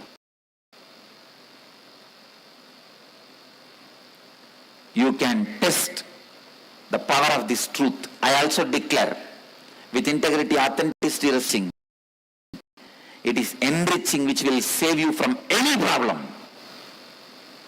You will be free from any problem.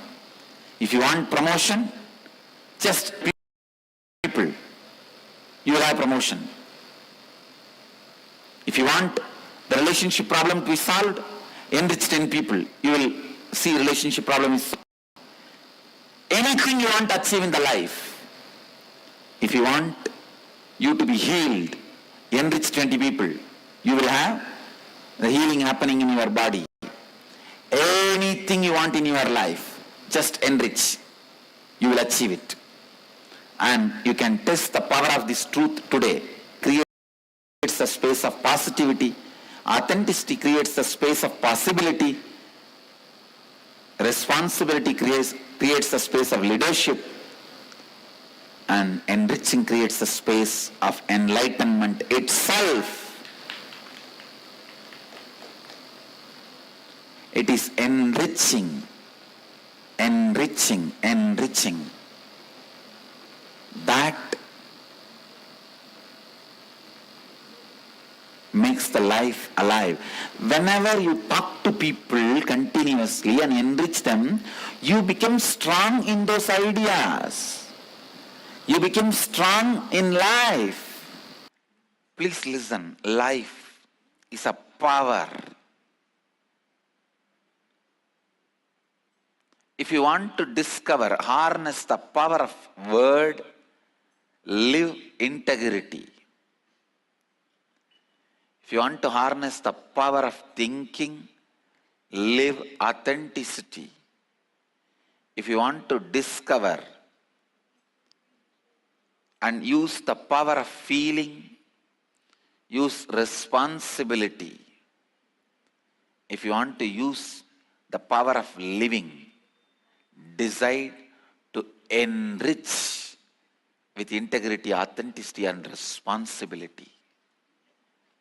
I tell you, whenever you enrich others and you, life happens in you. You experience power of living. I can give you a very simple truth. Just go on, go on, go on, go on, go on. Enrich others in your life. I tell you, best things of the life will be showered on you. From morning till night, let the enriching be your thinking. Let the enriching be your feeling. Let all your words be centered on. I tell you, you will understand the power of words. Go on uttering the words which enriches others. Go on thinking,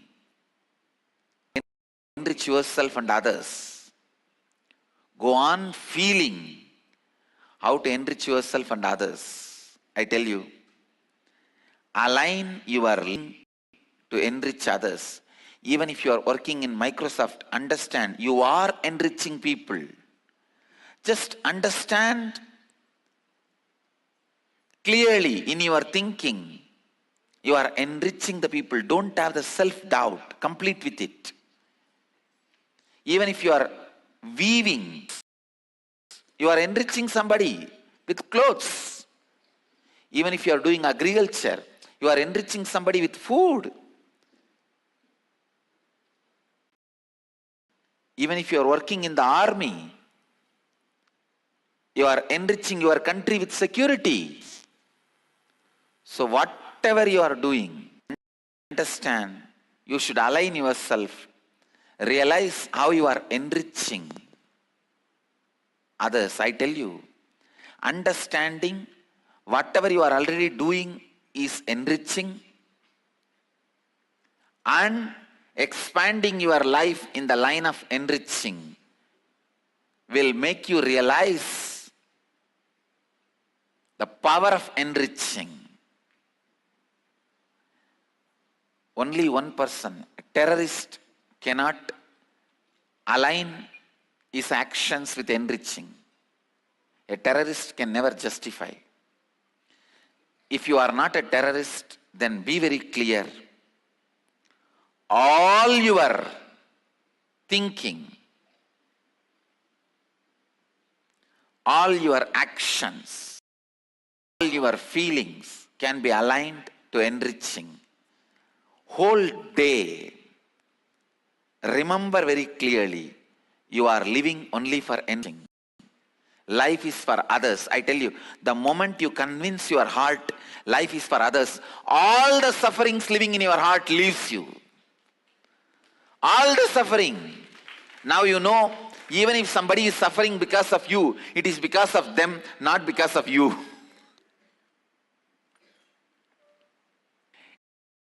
It is because they do not know about life they are suffering, not because you contributed to their suffering. How your mental setup directly affects your health. Person decide to hold, decides to possess, decides not to enrich, not to associate your life with world, with humanity. Person who disassociates the life from the humanity creates diseases inside your own system. When you continue to enrich, when you decide to enrich, when you decide life is for others, all the greatest things are showered on you and continues to get showered on you. Whether it is wealth or power or intelligence, energy, everything is continuously showered on you. Decide to enrich yourself and others, I can say that is the best selfish decision you will make in your life. Please listen, I am using two words. Selfish decision. That is the best selfish decision you will make. Deciding to enrich others, aligning yourself to enriching is the most but best selfish decision you will make.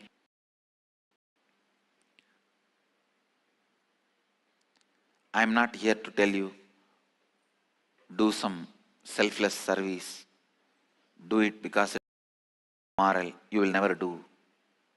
Every one of us know the joy when you give it to others, when you give, when you share, when you enrich, the joy you feel, all of you know, but you always have a conflict. If I give away everything, what will happen? To hold something, to run my life. This conflict will be removed. It will be completed with enriching initiation. You will understand even you are exhaling. You will understand when you inhale, you enrich this body. When you exhale, you enrich all the trees. The carbon dioxide required for the trees. Every moment you will be enriched. When you know your life is far enriching. The power of words. You achieve the power of words through integrity. You achieve power of thinking through authenticity. You achieve power of feeling through response. You achieve power of living through enriching. Essence of today's satsang. Life is enriching. You just yourself to it. Life is enriching. You just need to understand it. Life is enriching. You just need to look into it. Listen. I'll give you very simple method. Keep this Paramashivatva growing in you. Every day growing in you. Very simple.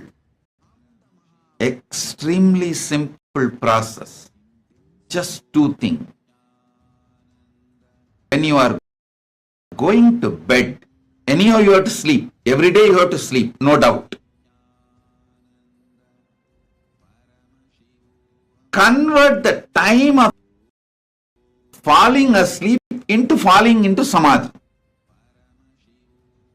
Your time of falling asleep, transform that into falling into samadhi. Whenever you fall asleep, remember the identity you are carrying now and the space in which you are going to your self-remembrance.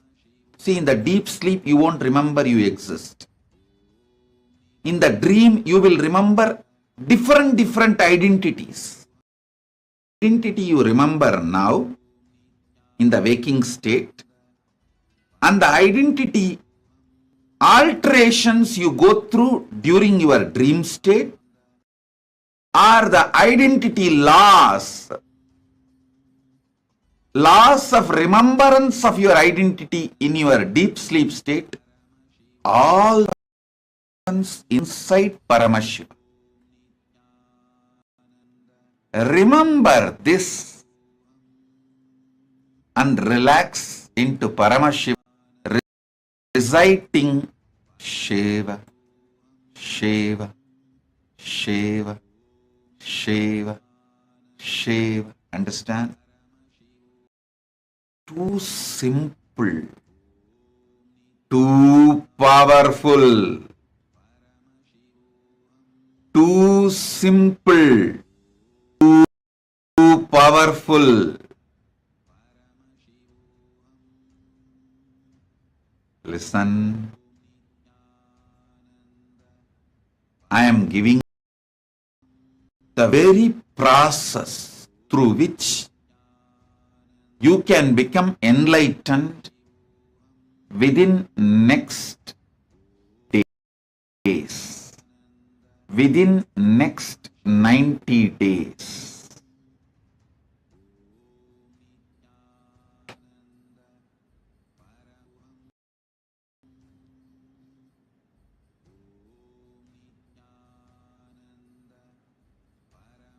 is such a simple process.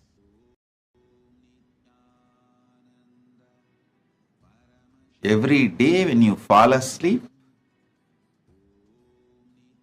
remember the identity you remember, and the alteration of the identity you will go through in the dream state, and the loss of remembrance about your identity you will experience in the deep sleep state. All the three happens inside with that surrender. Remember your identity, existence, and repeat Shiva, Shiva, Shiva, and fall asleep.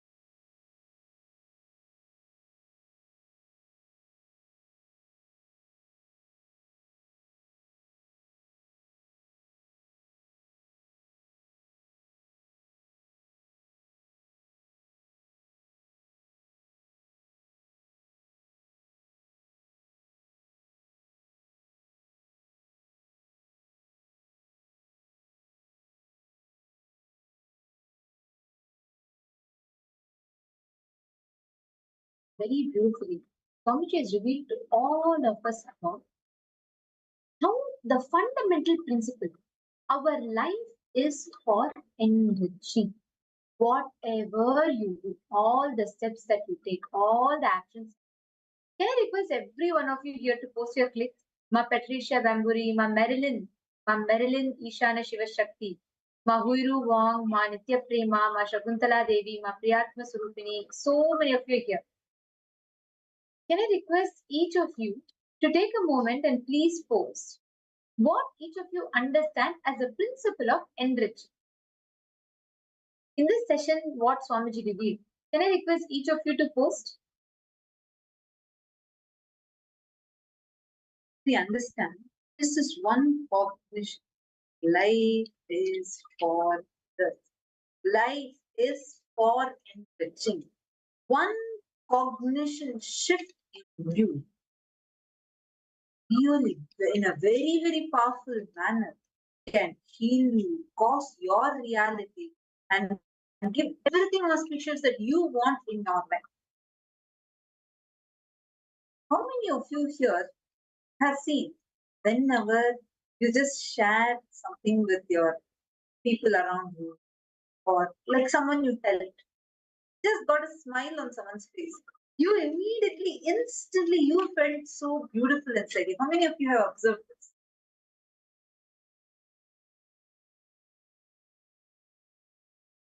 Ma Harlan, yes, we did have darshan today morning at darshan at I think 10 a.m. Eastern Standard Time. We had the very special darshan. Ma Teresa has posted, enriching is taking care of the forgotten parts of ourselves, what we call as others, absolutely. And Rahilio Aya has posted, enriching will take care of all the unattended parts of you. Enriching is a way of life. Beautiful. Absolutely. Beautiful. The power of thinking is when we are authentic. Ma Priyatma Surupini has posted, the power of feeling is when we are taking responsibility. The power of living is enriching. Absolutely true. Now, see, it is like this. Do any of you like to celebrate your birthday party all by yourself without anyone else? No, right? Why so? Why for every celebration, anything that you want to enjoy, you always you do not like to just be you, a separate person alone, because you do not just exist within this body. You exist even in others. Others, whoever you're telling us others, are not separate people. They are your own extensions, the forgotten parts of you. When you're catching this, they are your own forgotten parts of you. Those forgotten parts of you who actually are existing, but they're just your own forgotten parts. But you think that they are separate, you are separate, they are separate. You start believing that you exist separately, they exist separately. Start strategizing, start feeling, comparing yourself with others. See, that is where the whole conflict starts. The conflicts in our lives start from the cognition that you are separate, others are separate. But you enrich another person, you get enriched because they are not other, but they are your own extension. So when you enrich another person, your own part, a part of you gets enriched. There's a very beautiful incident actually that happened. Swami Vivekananda one morning, Swami Vivekananda wakes up with a severe pain in his right shoulder.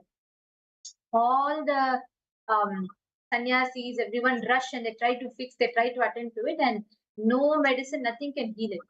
And at that time, the disciples are all trying to do something to fix it. And at that time, they say, Swami Vivekananda says, hey, nothing doing here is not going to fix anything. Look at on this side region, the right side region of the country, there is some natural calamity happening. Immediately go attend and send our sannyasis to attend to it. The disciples were shocked. Anyways, as soon as Swami Vivekananda said this, they went and searched and they found out that there's a flood, severe flood that has happened. Flash floods, it's happened in that region. And they immediately sent a troop of sannyasis there. And as soon as that issue was taken care and things settled, his pain automatically settled. Swamiji explains beautifully, for an incarnation, for enlightened beings, they exist. Everything around them is a part of them. What you think, how many of you experience this? When you go in Swamiji's presence, and or even like you don't even need to physically be there. When you're sitting in satsang and when Swamiji is looking and talking at the camera, you will feel he's looking at you, exactly answering you what you are thinking. How many of you have had this experience?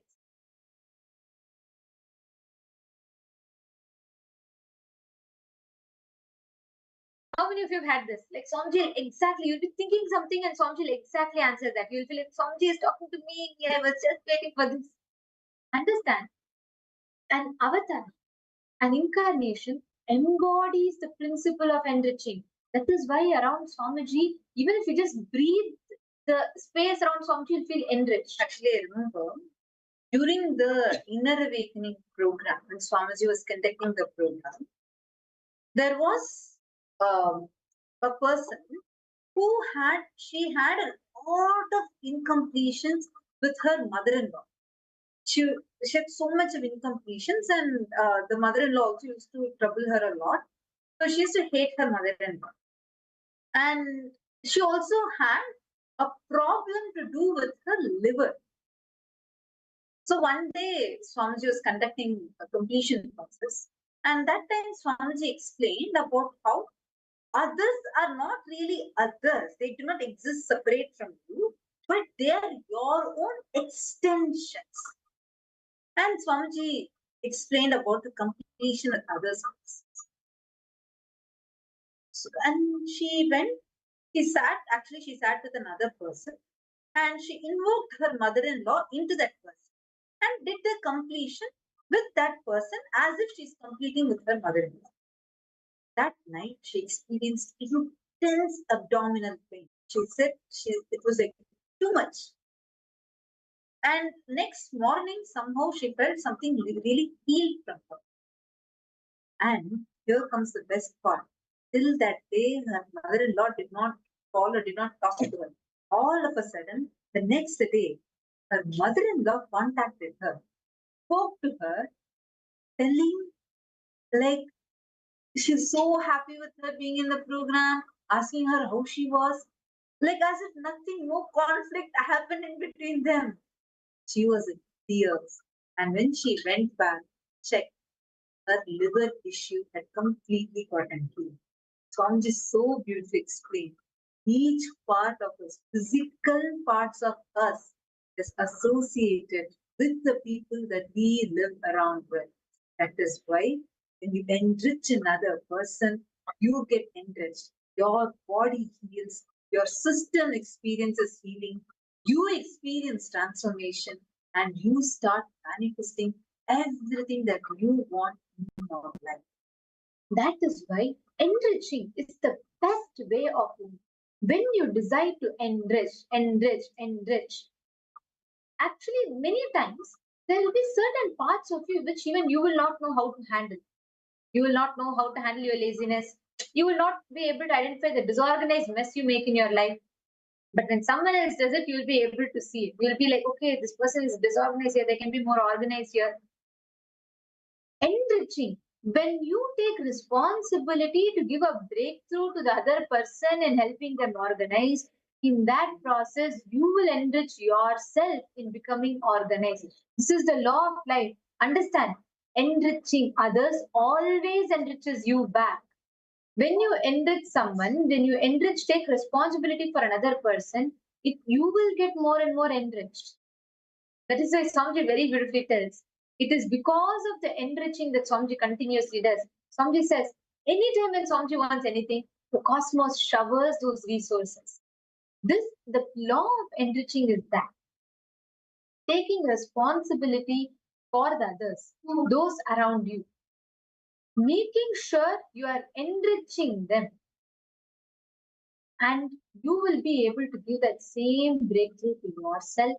You will be able to have the same breakthrough in all those areas in your own. Actually, we do have an opportunity. Anyone who wants to be part of enriching others, if you want to be part of this having an opportunity not just to enrich yourself, but also to enrich others. And you're interested in volunteering for this. You want to experience that breakthrough where you too can enrich others, you too can experience that breakthrough. Please do let us know. And you can post here in the chat. Our team can connect with you and you can actually help be a part of the thingly that actually enriches others, works on causing others reality. Understand?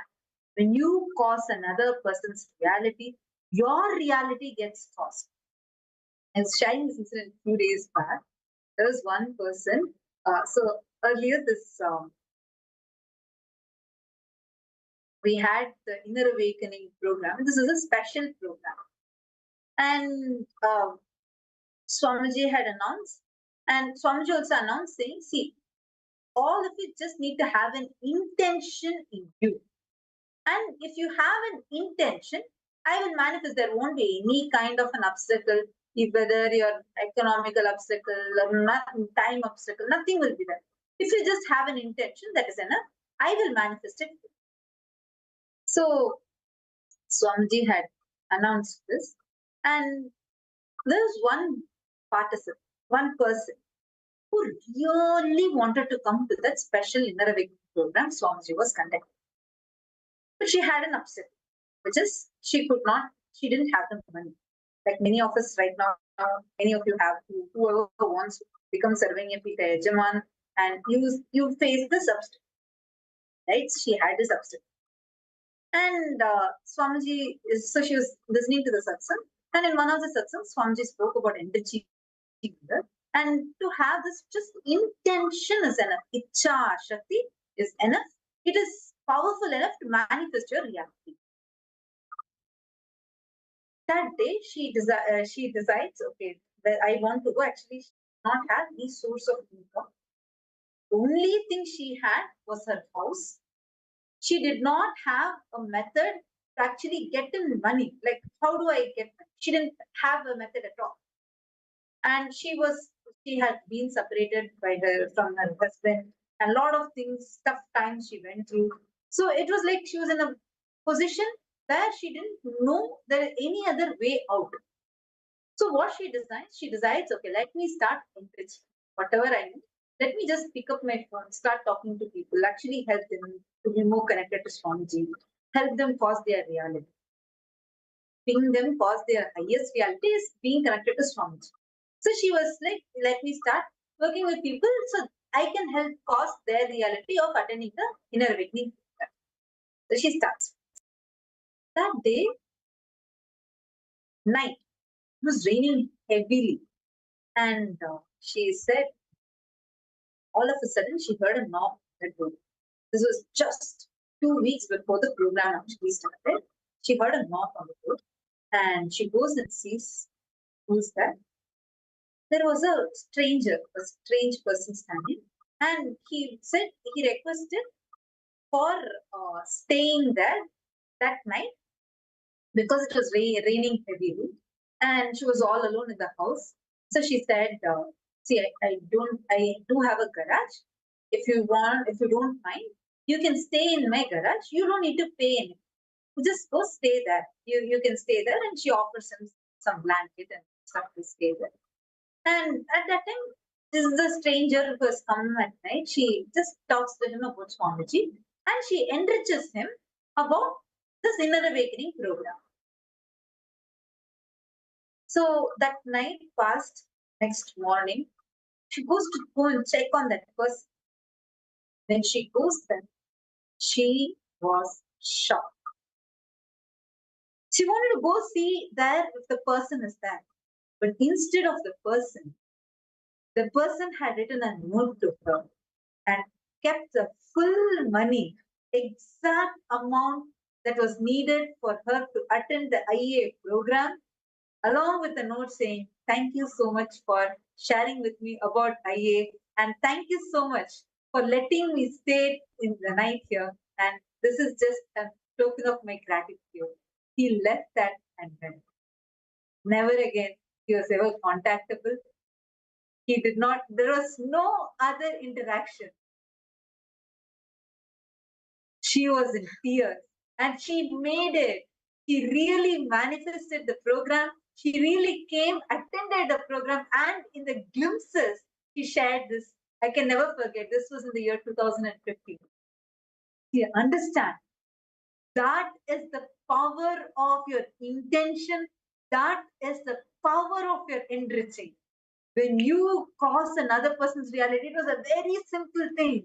She only see. She didn't have anything else. Swamiji himself manifested for her, manifested physically for her, and came. Gave, she said in that, I remember, she said, I didn't have any other possessions. Only the house belonged to me. So it was only that house. And correctly, Swamiji came, and only in that house, he lived in that small garage and blessed me, showered me, and went. Understand? This is the power of causing others reality. This is the power of enriching. When you cause others reality, when you take responsibility for someone, any which way, any level, Cosmos takes the responsibility for you.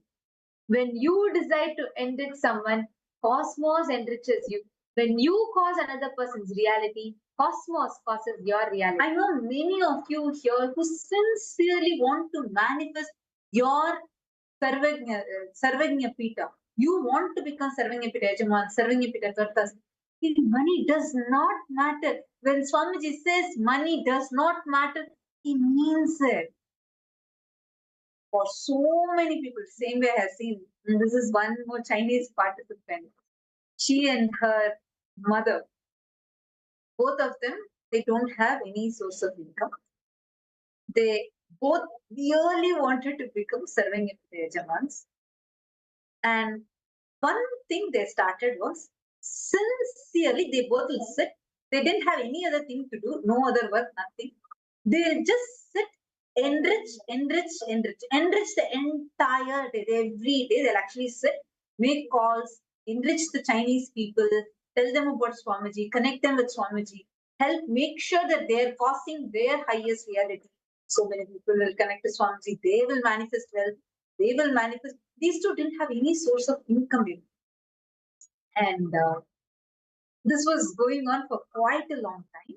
And at one point, but the main intention that they both had, understand, remember, they don't have money, they don't have source of income. One intention they have, they want to become Sarvanya Pita Yajamans.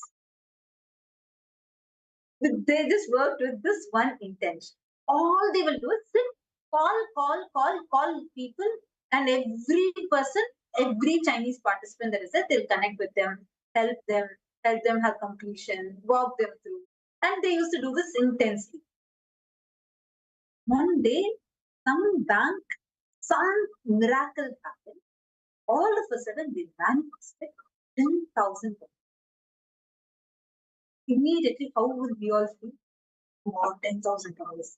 Let me take this. Now Swamiji has showered this upon me. Look, I enriched. Now this is a gift Swamiji has given me. Let me use this $10,000, right? But they decided, Swamiji has blessed us with $10,000. That time, I think it was Guru Purnima or Jayanti. Immediately, they decided to offer it as Tulabharam to Swamiji. Whatever money manifested miraculously in the bank, they just offered it to Swamiji. Again, as soon as they offered, the very next day, 5 times that same money manifested in their bank. And every time they manifested it, they kept offering it to Tulabharam. They made it like a cycle. Actually, that's why you'll hear so many Chinese participants coming and offering Tulabharam every single time, because this became like a big trend. Every time when miraculously money will come in the bank, they won't know how it's coming. The bank will confirm to them that this is their money and will offer it to Swamiji. Again, it will become double, tripled amount. And then, just like that, today, both of them are separately Sarvanya Pita Yajamans, and they have become KAILASA Vasus. Understand, this is the power of causing others reality. I can go on sharing. There's endless stories. So many people's powerful experiences. This is really the power that causing others reality has. How many of you here want to be part of this experience? How many of you want to have this experience? How many of you want to take now start manifesting that enriching? Enriching is a power. Enriching is not, it is not, oh, okay, I'll just go talk something and happen. No. Enriching, you try as much as you want, unless you break that completion happens in you, that pattern is broken in you, the other person will not be able to shift. That is the beauty of enriching. That's why by the end of enriching someone, you will feel enriched yourself. Like I have always had this experience. Whatever problems I might be stuck in, when I come for the program, I will see people ask that same exact same pattern or similar questions. Then I just say, Swamiji, please tell me the solution for it.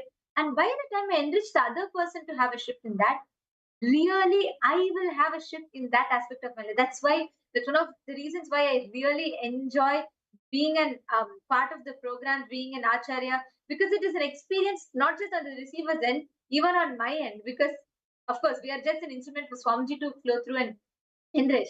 And in that process, even we gain so many powerful cognitions, clicks, and breakthroughs. See, anyone, whoever wants to become Sarvangipita Yajaman, Sarvangipita Karta, or you want to become a Kailasavasi, whatever your intention might be, take up causing others reality. Just take up causing others reality as your intention. Like just take it up. Like a bow, you can take it up. Just become active in that. I understand many of you are going for jobs or you're managing your children, your family. It might be hectic for you, but at least in a day, spend few hours. Decide to take up this enriching and causing. By that time, you cause a few people, enrich a few people, make them have that shift. Like the best for me was when I actually saw both of these Chinese people. I am saying Chinese participants because I saw them. The way how if they used to come and sit in the program. And every day I'll also see them. They'll be sitting continuously. They'll be attending the program one side, one more side they'll be making calls. They'll be helping people, helping people, helping people. So many people, see, they didn't have money. But they will sit and cause people to have breakthroughs, becoming serving epidemics. I used to wonder, wow, so beautifully Swamiji has made this for them. Then, in a matter of few months, I think 2 or 3 months, they had the first breakthrough, $10,000. Second breakthrough, third breakthrough. And they became Sarvangipita Yajaman. That was like, wow, without having any source of income. See, this is a real possibility. This is the power of your living. That is why Swamiji says, enriching is the power of your living. Just by the way you live, enrich and live, things will manifest for you. You will see, logically, it won't make sense. You'll be like, hey, wait, what did I actually do? My action plus my effort, all this should only given this as a result. But from where did that result come? Secret key is Swamiji. The person who's manifesting the result for you is Swamiji. All you need to do is focus on the process. When Bhagavan Krishna in Bhagavad Gita says, Karmanye vadikaraste maphaleshu kadachana, he does not mean that you should be powerless and say, oh, I'm working. Okay, Bhagavan has told I should not be thinking about my result. No, he just means your action is not really equal to the result because result is in his hands. You focus on the process you are supposed to do, you will be showered, and showered. That's literally how I feel like in Kailasa, any of our projects, whatever we do, everything, it is just like this. I'll feel like, wait, whatever actions or whatever effort I'm putting is so tiny. But always I'll feel like Swamiji will shower something like to some other extent. I'll feel like there is no connect between what I am trying versus what Swamiji is showering. But that is his grace. That is his grace. All he wants you to do is, Swamiji told at one point, like I was feeling stuck in some project, something. And that time, like so sweet, Swamiji will actually attend to each one of the Kailasa Vasis.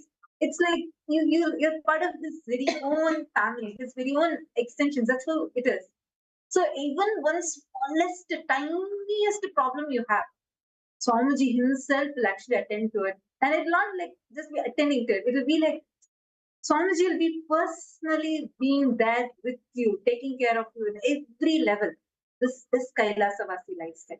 And actually, so Swamiji was like, Swamiji told at that time, see, for all of you in Kailas, whatever, it's not what you're doing, like that is not the main thing. But I actually do everything for you guys. I even prepare the result. Everything I keep it ready for you guys. All you guys need to do. It's like the food is prepared, even done like nicely ready, such that you don't even need to bite it. You just need to swallow. Only the action required is you need to open your mouth to swallow them. That's all. That level, Swamiji does everything for you. The action you need to take is only required for you to receive the prasada he is giving. And understand, wherever you might be sitting in US, any part of the world, you may be having a job, you may be having 10 other commitments to do. But when you take up, see, with regular world, your matrix world, the normal logic applies. You have to go to a job means you can't manage something else at the same time. There'll be 10 obstacles. But understand, with Swamiji, that is why whenever people take up a commitment with Kailasa, ask any Sarvagya Pit Yajaman. Actually, so many of the Sarvagya Pit Yajamans have joined with us today. How many of you felt after you became an SJP, you actually started manifesting more money? You just started manifesting more wealth in your life and you started having more and more breakthroughs. How many of you have experienced it? All of you can ask any SJP Yajman. They'll all tell you the same exact cut copy paste. Everyone will tell you. I don't know what happened, but somehow right after I became an SJP, somehow wealth started manifesting in me. And understand, when you commit to do any of the Kailasa work, Swamiji takes care of your work. I have seen this multiple times. I have witnessed this, experienced this. One of the best experiences when there's a devotee from Bangalore, one of the Adinavasi's father, and he's a very sincere devotee, quite like long time connected, and he runs a factory. So he has a lot of workers and in the factory, and his job is such that he can't leave the factory and come. So the wife and daughter used to come for the programs. Wife, son, and daughter used to attend the programs. So the dad used to not really get much time. So he was like trying, and at one point he decided, you know what, I'm going to leave my factory and go, and I want to go and spend time in Swamiji's ashram. Like I want to spend time with Swamiji. I want to attend the program. You know what he did? He didn't tell anyone. He said all the factory workers, because if he shuts down, there'll be loss, and their company was not like, it was doing okay managing, but it was not doing financially quite well at that point in time. So you know what he did? There's a Guru Murti picture. For some of you older devotees might know, there's a beautiful picture of Swamiji sitting under the banyan tree, and that's called the Guru Murti picture. So he took that photograph of Swamiji and he went and took and put that on the CEO chair of the factory, like of the company.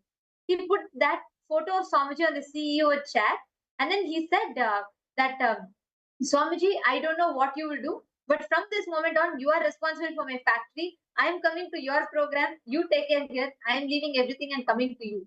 So you are only responsible to manage all of this, right? And he put Swamiji on the CEO chair, and he came to the Vidhi ashram, and he was attending the program. And 2 days passed, and he was very worried. He's never left it, and a lot of factory workers are there, and night time also people come, so there needs to be a lot of security and things taken care. So suddenly after 2 days, he got a call, like 16 missed calls from like 16, like a lot of missed calls from a factory security person. So he was like, really, he panicked. He's like, yo, did something happen? And, did I not attend to something and left? So he called him back, and he was like very concerned. He asked, what happened? Then he said, I don't know what is happening, but every day, night, I see a tall figure in orange robes with long hair walking around in the factory. I'm getting terrified. I'm not able to guard this place. There is someone walking here. I'm not able to see that person. I'm not able to identify who that person is. There is someone with saffron robes and long hair who is walking here and who does rounds, and he's continuously monitoring. So I'm very, very scared. And then this devotee, he was just like, he got goosebumps. And the security person said, and that person is guarding much more better than me because he's taking care, he's going rounds everywhere and he's taking care of everything. But I don't know what it is. And and of course, the entire factory knew that he was deeply connected to Swamiji and all that. So you may be connected to your Swami. I wanted to tell you, and I'm very scared, and I don't know, I can't stay in this factory alone because I've never had such experiences. And that moment, this devotee had tears in his eyes. So next day morning, this happened in the night. So next day morning, he went to darshan and he told Swamiji that Swamiji, this is what the factory, the worker saw you and he had your darshan, Swamiji, and he's saying that you're walking around in the this thing. You know what Swamiji said? Swamiji looked at him in a surprised expression. He said, "You put me on the CEO chair, then what do you expect me to do? I have to walk and take care." No. Then Swamiji told him that the moment you do my work, you left your factory to do my work, and I will do your work. When Swamiji does our work, we know he's the best. Come on, that's the best place to leave it. And that experience, it was so, I got goosebumps like the first time I heard it, and still every time I hear it, it's like an amazing shift for me. When you leave, nothing matters. Understand? When you leave, there might be your job, there might be your like obstacles, something or the other. And you always have reasons. As long as you live in the matrix, you have to attend to your children, you have to attend to your family, you have to attend to your job, you have to attend to your work commitments, you have to attend to this and that and what not. There are always reasons.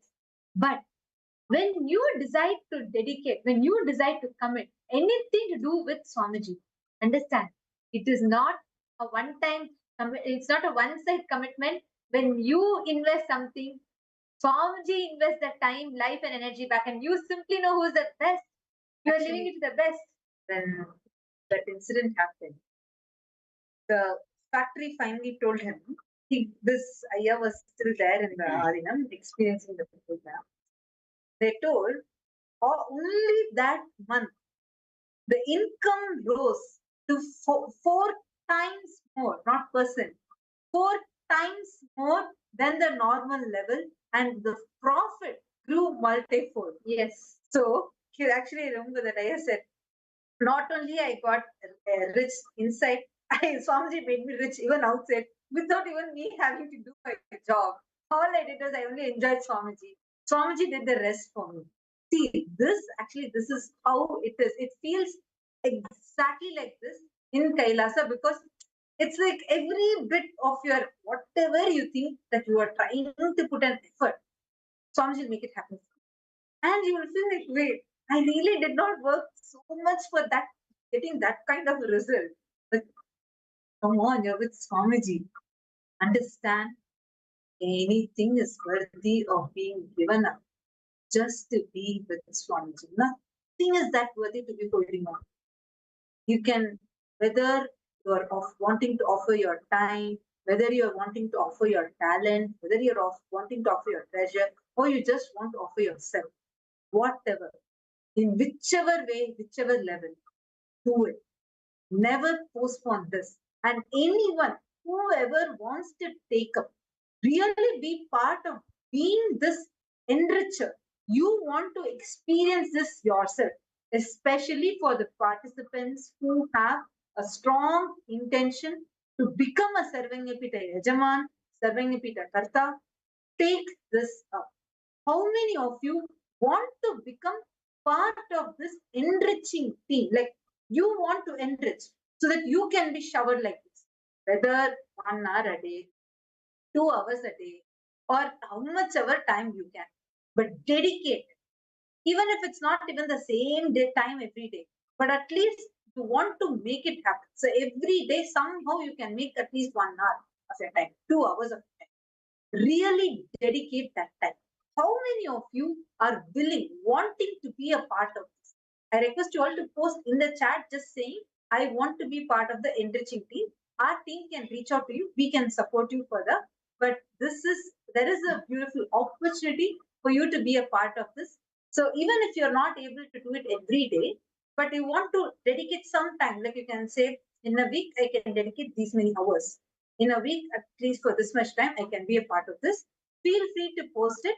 And if you also want support in your Sarvanyapita journey, I know many participants who have a strong intention to become a Sarvanyapita Yajaman, Sarvanyapita Karta. All of you also post that here in the chat so we can support you. Actually, we can keep talking. There are so many.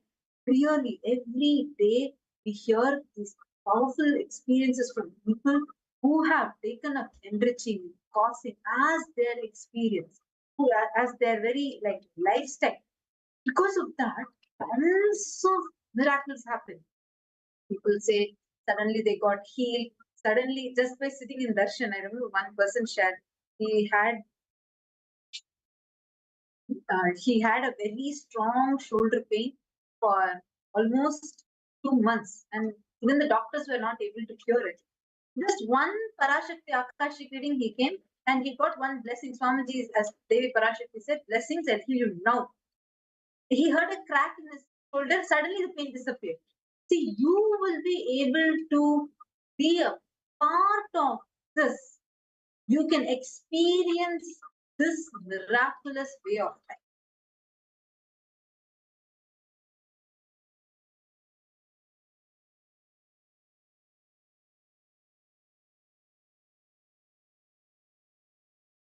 How many of you want to be a part of this kind of miraculous way?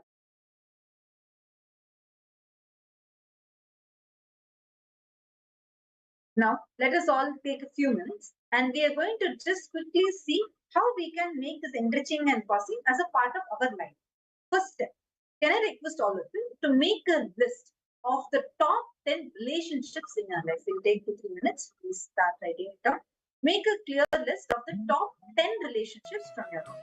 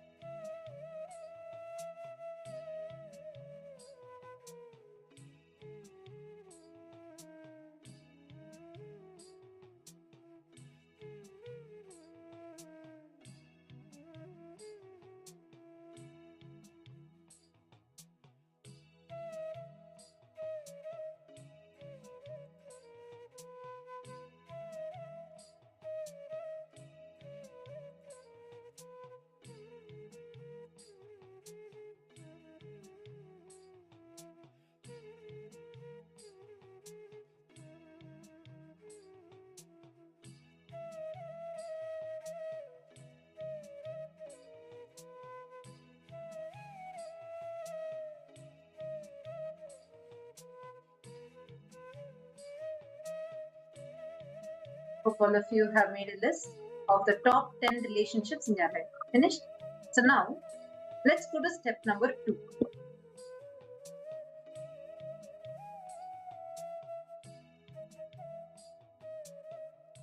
In each of these relationships, stepping up your integrity, authenticity, and responsibility in all those relationships. Write down in what all new ways can you enrich all these relationships. I request all of you to pen down whether it is your son, your daughter, your husband, your wife, your mother, your father, your friend, anyone, or it is Swamiji, whichever relationship, how are you going to step up your integrity, authenticity, and responsibility in all these relationships, and your new ways, how you feel you can be more enriching in those relationships. So, in any of these steps, if any of you have any questions, I request all of you to post it in the chat and ask. We can definitely help you. Now, let's enter into the step.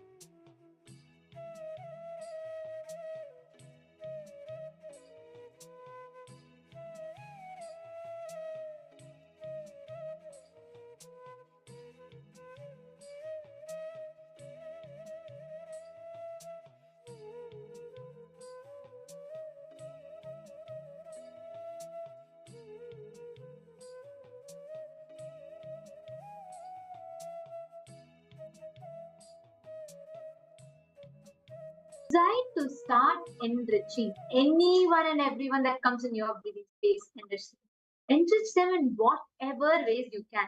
That will lead you to the next and next breakthroughs. This, when you start enriching, when you start causing others reality, you start causing your own reality. When you start manifesting others' reality for others, taking responsibility for others' reality, you start manifesting your own reality. Now, we're going to be entering into the next session where Swamiji will reveal to all of us about the power of causing. See, we all understood about enriching. Now, how do you use this enriching to cause others' reality? Each of you can apply this science and experience this breakthrough in your own life. Ma, Geetanjali is asking about darshan. Ma, the darshan we all received today morning. Ma, Geetanjali. Today morning, all the participants have received the darshan, ma, and it should be on YouTube, so you can go and watch and enjoy the darshan as well. All right. Now, we're all going to be entering into understanding about the science of causing others' reality. How do you cause people's reality? This is what Swamiji is going to be revealing to us in elaborate detail, and let's all enter into the session now. Let's all understand deeper revelations on the science of causing.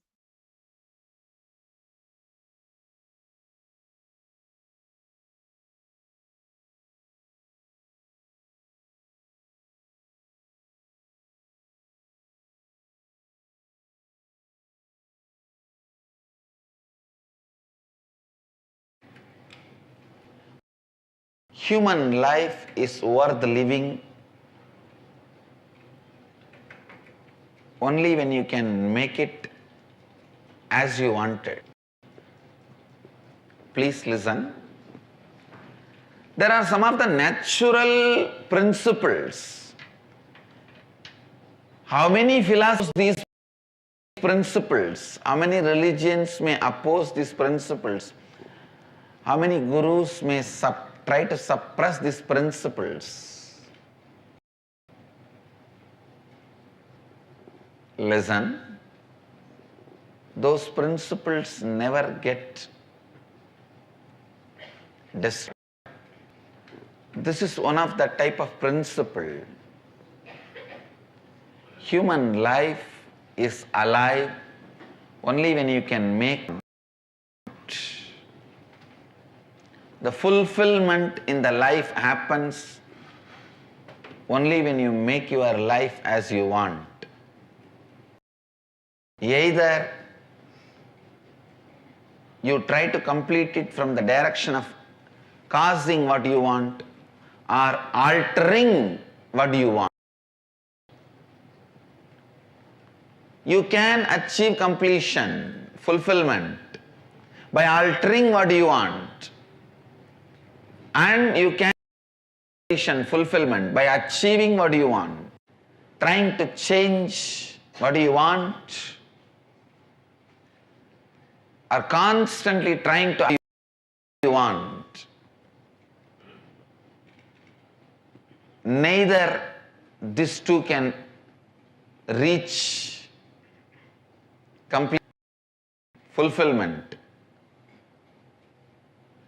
Bringing intelligence into what do you want and bringing power to cause reality, bringing intelligence into what do you want and bringing cause what do you want as reality. When you bring intelligence into what do you want, awareness into what do you want, that is a natural transformation. What do you want? Then create a space to cause that as a reality. The completion of life. Fundamental principle is coming to conclusion to end and cause.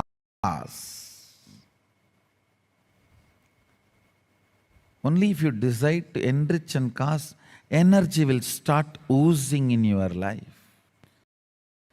Energy starts oozing in you only when you decide to enrich.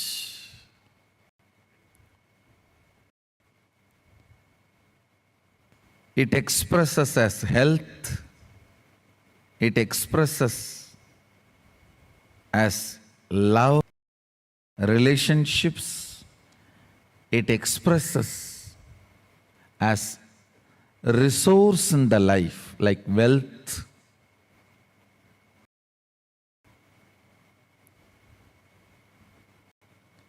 What's the biggest wealth, you know? Ability to relate with a large number of people with the best wealth you can have, which will never leave you.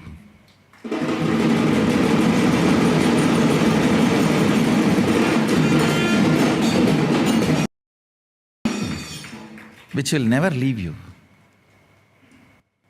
Understand? There is only two ways you can be wealthy. The organic way of wealthy is ability to relate with multiple people with energy. Toxic way of relating is ruling.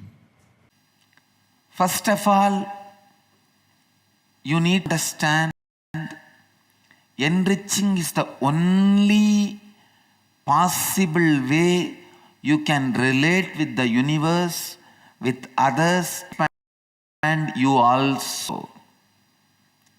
You can relate with others in so many ways, through lust, through fear, through confusion, through attention need from them, jealousy, through jealousy with them, hatred. You can relate with others in so many ways, but nothing is going to expand, make you powerful like the method of enriching. You relating with others, the basic principle should be enriching.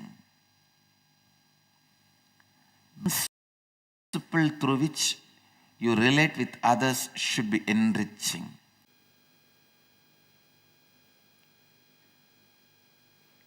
Whether it is the others or relationship with God, it has to be from the attitude of enriching.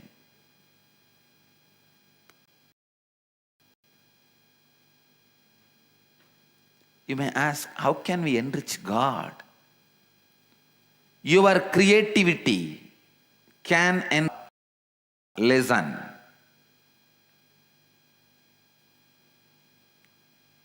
Your creativity is always your contribution to the cosmos. It is something which was not there in the cosmos. You created it, you expanded it, you expressed it. For you to express your creativity, whatever is needed maybe was there in the cosmos. But putting all of them together, allowing the alchemy of creativity happening and sharing it, enriching it, is your contribution. Life on the planet Earth is alchemy of creativity. Whether you look at you, others, look at everything with this one angle. How can I enrich? How can I enrich me? You are healed with you. You will be completely comfortable with you. Same way, if you look at others, how can I enrich them? How can I enrich them? I tell you, you will experience Advaita just with this one attitude. You relating with others The basic principle that you relate with others should be enriching. Creativity is your contribution to the whole. Sit with this one attitude of enriching with you or with the world. Let this one attitude, enriching, be the way to relate. One of the important truths about the life, you need to understand and contemplate. Enriching others constantly expands your possibilities of life. Enriching others constantly expands the possibility of life. Whether you are doing a business, you are doing some job, or your relationship in the family,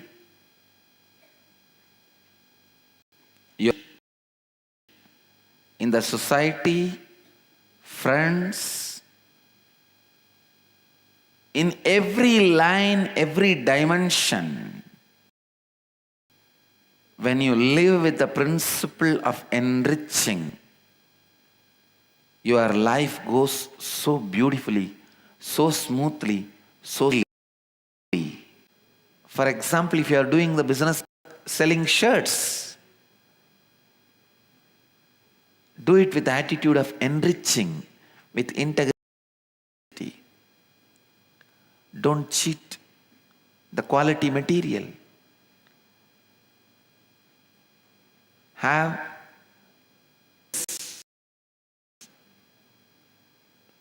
right price for the product. For example, for 100 rupee, you know very clearly, even if somebody is having 100 rupee, they cannot wear that 100 rupee. Make cotton, thread, dye it and weave it and stitch it and bring it here. So converting that 100 rupee into shirt is an enriching. So every business you do can be enriching directly. You are with the attitude of enriching. Suddenly so much of friction in you melts down. You are complete with what you are doing. I tell you, I have met so many CEOs, heads of companies, business magnates. None of them are complete about the business they are doing. They carry such a deep guilt because they feel they are cheating everybody. They are busy cheating. Anybody I talk, they say, Swamiji, this integrity, authenticity can be practiced in other fields. In my field, it is impossible. In my field, morning, the moment I get up, till night, I have to tell lies, lies, lies, lies, lies. I have to be cheating. How can I be? I tell you,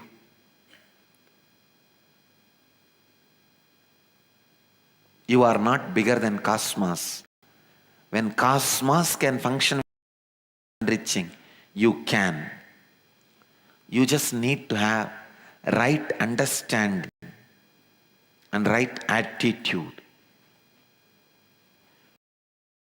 Many CEOs, heads of the corporate companies, try to give me donation.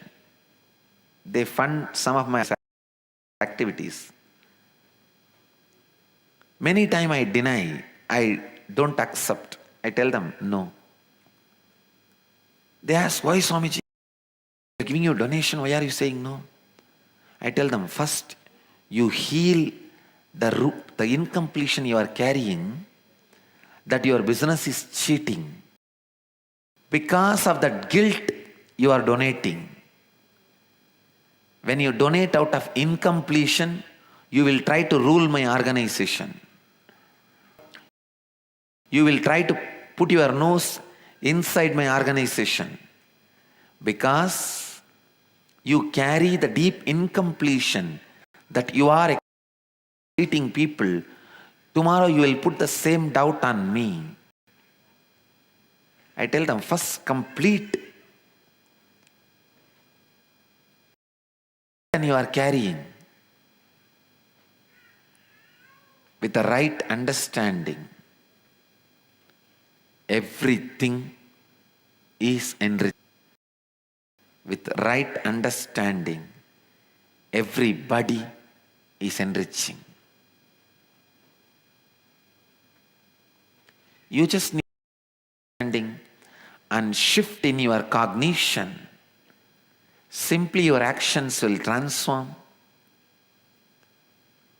Your way of recognizing will transform. You need to understand. Enriching adds so much to your inner space.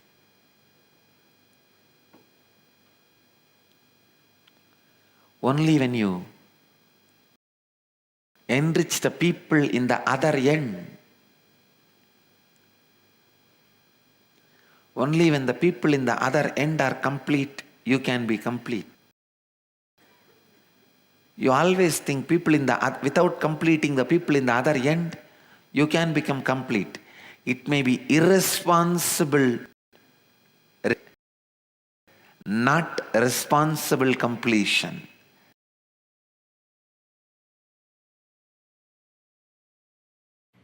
I welcome everyone into the real solution. Understand, completion solves but does not dissolve.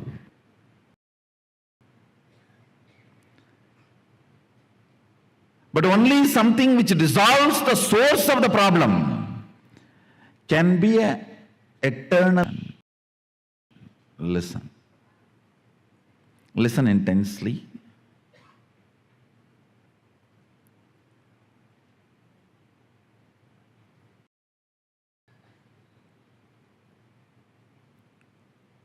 Dive into your depth.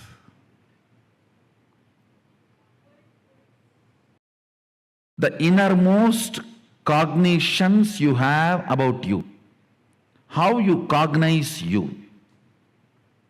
Sit with yourself, see, ask, do I really want to transform? If you are saying yes to you, then do it. Who is stopping you? Ability to speak to yourself, convince yourself, is what I call tapas. Not mean you sit in the center of the fire, you don't eat, or you eat certain food, or you take bath in a river, or you go to certain temple. I'm not saying all that is not useful, all that is useful. Real tapas is ability to sit with your depth and make your depth listen to you. Convincing your cognitions.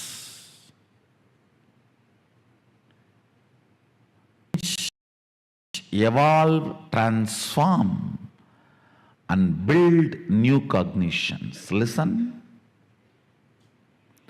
Convincing your cognitions and change, evolve, build new cognitions. After all, it is nothing but updating your inner software. More than that.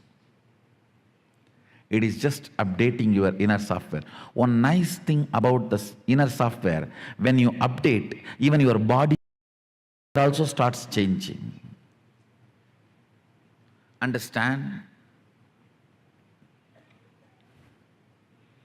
Agama is the oldest software, revealed 6,000 years before for human beings, human consciousness. Maybe you can call it as Windows 1. Is updation. The message comes. You want to update now? Remind me later. Do it in the night. You can choose anything. Every master is an updation. Is an update invitation. Windows 2, 3, 4. Now, after tired of sending windows, the door itself is opening.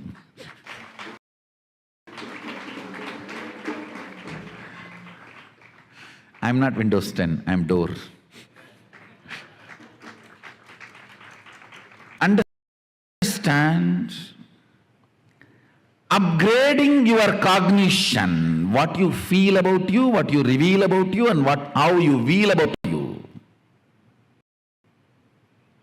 Updating your cognitions is all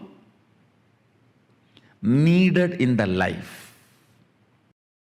Completion itself is nothing but helping you to update your cognitions, upgrade your cognitions. Itself is nothing but upgrading your cognitions.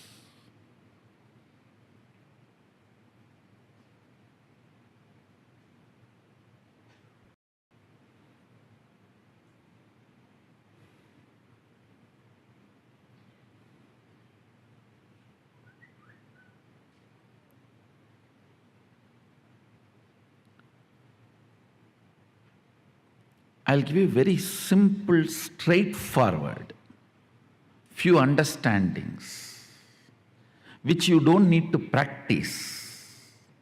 That is the problem. Anything you do not need to practice, you don't respect it. Only if you are tortured, you think you are given big things. No, really. The cognitions I'm going to share, you just need to chew it like chewing gum. While you are sitting all by yourself, just chew it. Yes, seems to be right. I think this guy is cool. Maybe he's speaking to me only. That's all, just chew it. Does not need to practice. Listen, basically,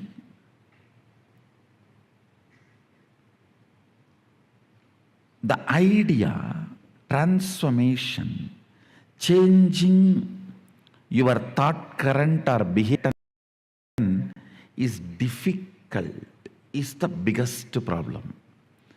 The moment you decide your thought current, your behavior patterns are difficult to change, you become old. Do not listen to the part of you which says transforming is difficult. Listen.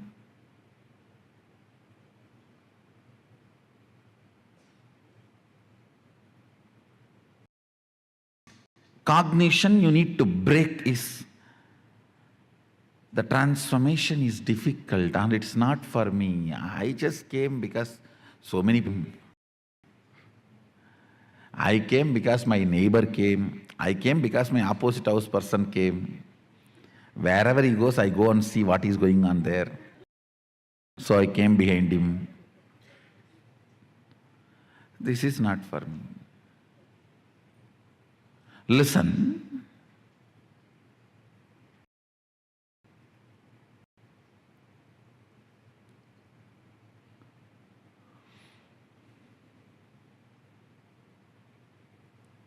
To the conclusion, transformation is not for you because you tried stupid, foolish methodologies.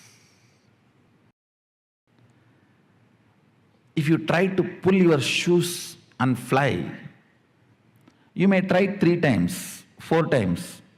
After that, jet comes, no, flying is not for me, I already tried. I tried 10 times, it is not happening. Pulling and trying to fly, getting into the private jet and flying, both are totally different. Understand, word may be same, but action is not. So trying to blow your nose and do some Kriya, Jiknak, Chakbuk, some technique teaching, and you tried transformation. And now when I say transformation is easy through cognition, you're saying, no, I tried all these many years. I am a lifetime seeker. No, I'm really surprised. People are having a big title and they are even cute and feeling proud about it. I'm a lifetime seeker. Are a life is a proud?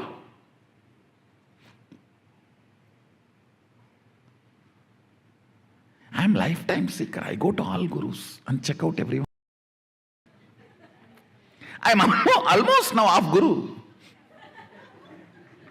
No, there are many. Only that kind of people come to me. Only after going everywhere and getting nicely beaten.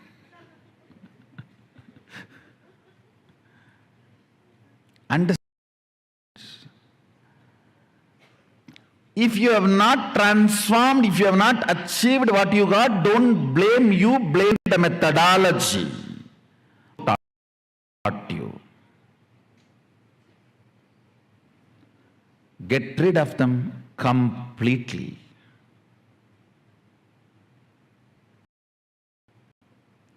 Listen, trying to pull your shoes and fly, getting into the private jet and flying is totally different. This cognition that I cannot transform or transformation is too difficult. I've done everything, I tried everything. It is not working for me. That needs to be broken first, very seriously. Very serious. Understand?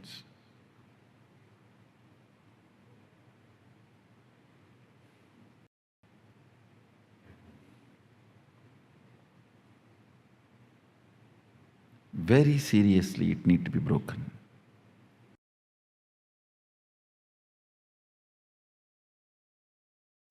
Please listen. Align your whole thinking, whole life for others. The secret of success is your sincerity to be a cause for others' reality. Whatever field you may be, whether you are a doctor or an engineer or a spiritual leader,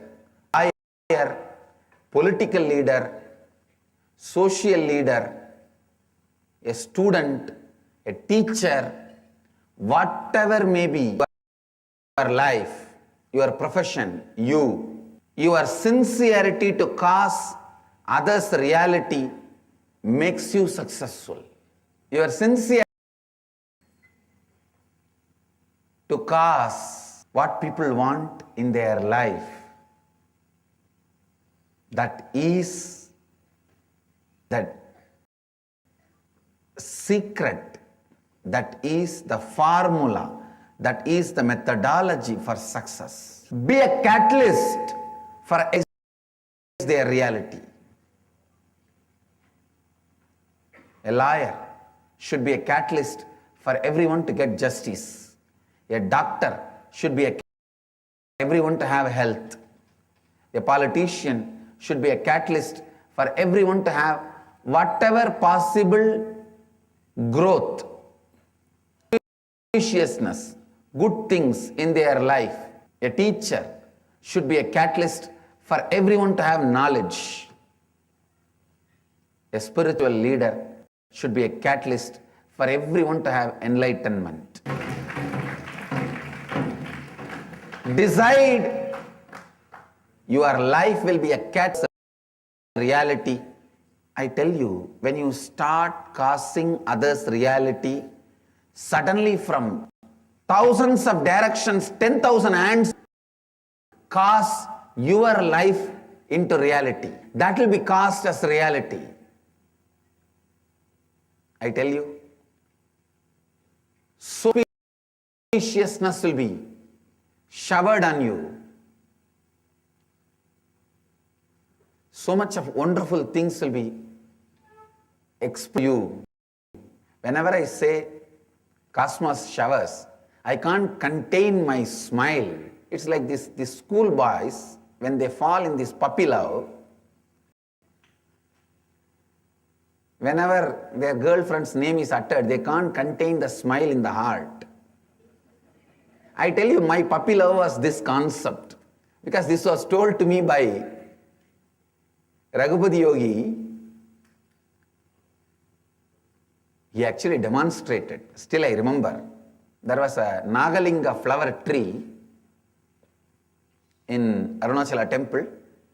I am so happy that these fellows did not touch the tree. Still the tree is alive, it is there. Still the tree is there in the temple. There is a place called Kritigai Mandapam where Raghupati Yogi used to teach yoga to me and some more students. The tree is there next to that mandapam. He told me, go and tell the tree that you will water the tree every day and you will send your love to the tree for the tree to flower. The tree was not flowering for quite a long time. He told me to do that. I said, okay. I started doing. It took 1 month. Suddenly one day, when I went there, I saw the whole tree, so many flowers. And please understand, when I touched that tree and did that same practice I used to do, I'll feel that I'm giving my love and my feeling, my support, that the tree should flower and it should be happy. When I touched the tree, I tell you, I have not shaken the tree, and I'm a small boy, I can't shake that whole tree and all. When I touched the tree, at least 100 flowers showered. Literally showered. This word, the cosmos showers, was given to me by Raghupati Yogi experientially.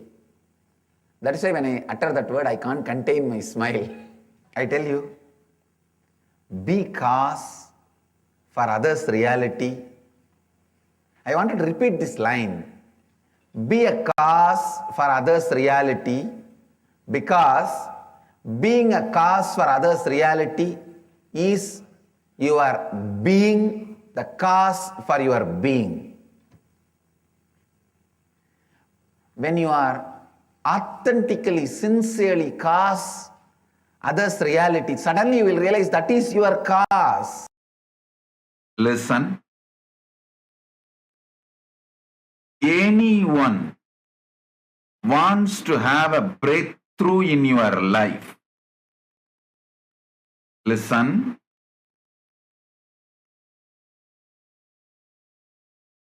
Anyone wants to have a breakthrough in your life.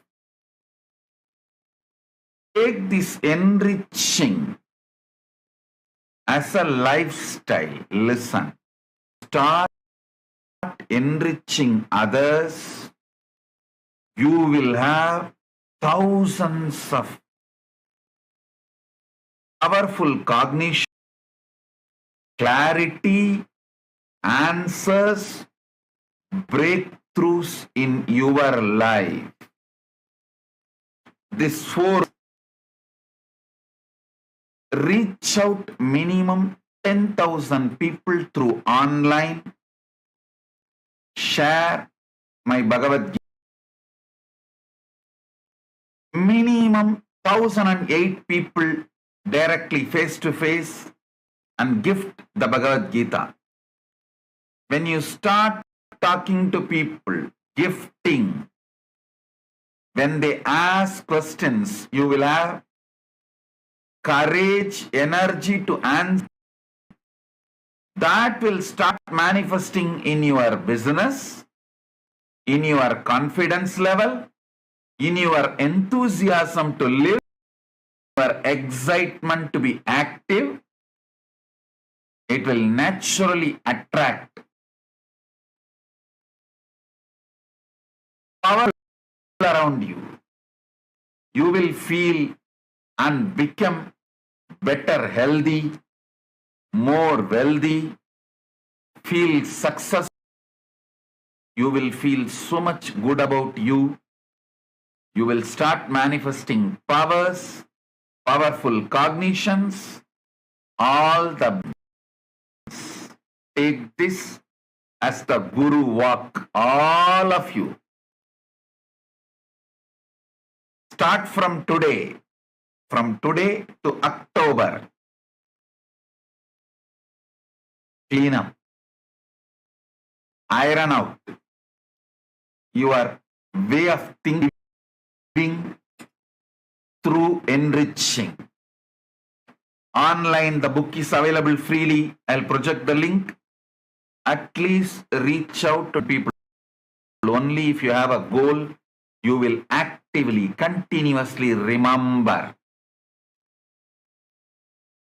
Gift this book, invite them, enrich them to attend Paramashivoham program. Each one of you reach out at least to 10,000 people, 1,008 people offline.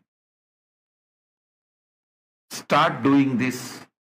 You will have a breakthrough in your life in every level. If you are serious, sincere about having breakthrough in your life, if you really want to have a breakthrough in your life, in physical health, mental health, feeling excited about life, enthusiastic about life, active about life, if you want to have a powerful cognitions, if you want to have powers, if you want to have enlightenment, everything, take this one responsibility.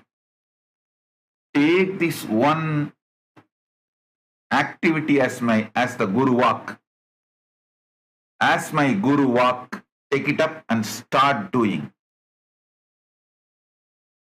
Share with the 10,000 people Bhagavad Gita digital version online. Share at least with 1,008 people directly the physical copy of Bhagavad Gita, direct face-to-face offline. Naturally, people will question you, ask doubts, queries, clarities. You will naturally start flowering, becoming active, becoming excited, enthusiastic.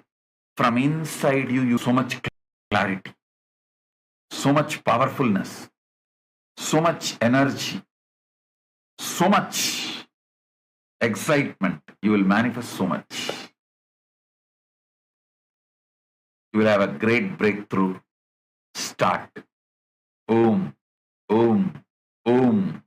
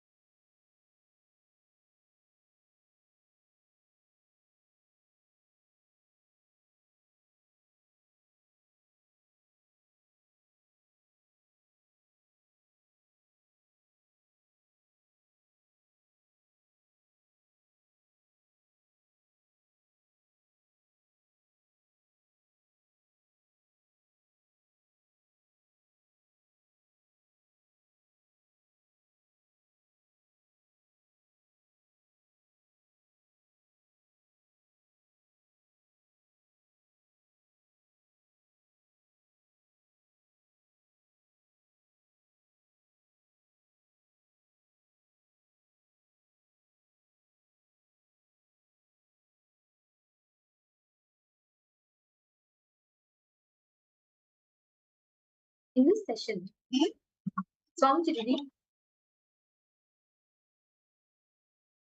the importance of how you can cause others reality.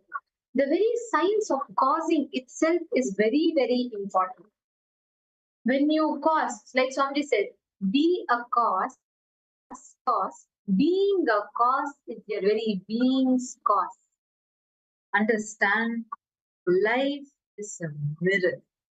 Whatever is there in you is what's projected outside as people, as situations. Everything that's happening in you is what is projected outside as a reality for you. How many of you are cognizing and understanding? Like story with the Bangladesh Swamiji 2 to 3 days back, that drunkard, he starts going and putting the band-aid on the milk, thinking that will heal his wound. No, you need to heal the wound here, not there. How many of you are understanding this? Now, this consciously healing. I see many participants asking about the darshan. Today, we were blessed with a very, very, very special darshan in the morning itself. So we had the darshan already happened in the morning standard time. On the occasion of Vijay, we had a very special initiation and darshan. So we will not be having one more darshan now, as the darshan and the initiation happened in the morning itself. Now, all of us need desire to cause the reality. See, when you cause your own reality, when you decide to manifest, cause, take up the responsibility to cause, you start manifesting your reality, your peak possibility, and you start manifesting the peak possibility of in every dimension around you. Understand? Now ferociously decide to become that cause for others to get. Just this one shift in you, even a small, simple one, just one smile to a person can be so enriching for them. But when you say, let me make their reality, their whatever they want as a reality, let me support them, let me be a part of co-causing their reality. The highest reality one can experience is connection with the Guru, connection with Swami. Now you can become the cause for that. That will help you really be a part of manifesting whatever you do. Now, we're going to be understanding about how you can manifest this space. How do you exactly manifest the space of causing in you? Swamiji tells one of the best methods to develop this, the resource of the first and foremost way is Tyaga. And Swamiji is going to be revealing to all of us now what is this Tyaga and how can you manifest that space of Tyaga. It is on the session now.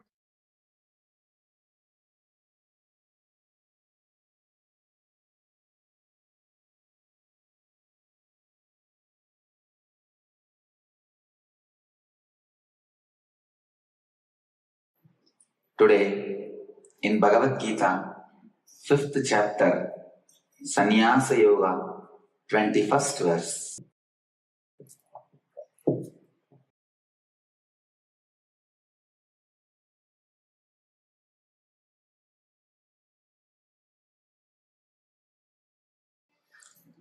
Bahya sparshesu asaktatma vendatyatmani yat sukham sabrahma yoga yuktatma sukhamakshayam. One who is not attached to the outer world, one who remains without resistance, when he comes into contact with anything external and discovers the ease with his self, being wholly intent on his connection with the Supreme, enjoys inexhaustible comfort.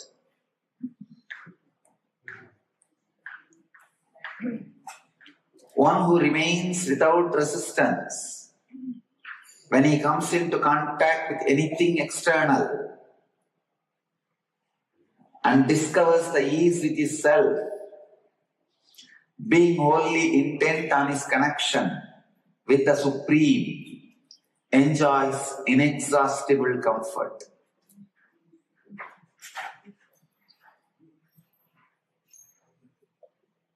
Bhagavan is giving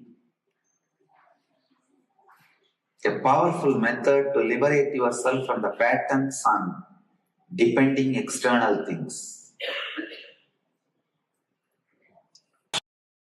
Shayam Ashnute, inexhaustible comfort. One who remains without resistance when he comes into contact with anything external and discovers the ease with his self, being wholly intent on his connection with the Supreme, enjoys inexhaustible comfort.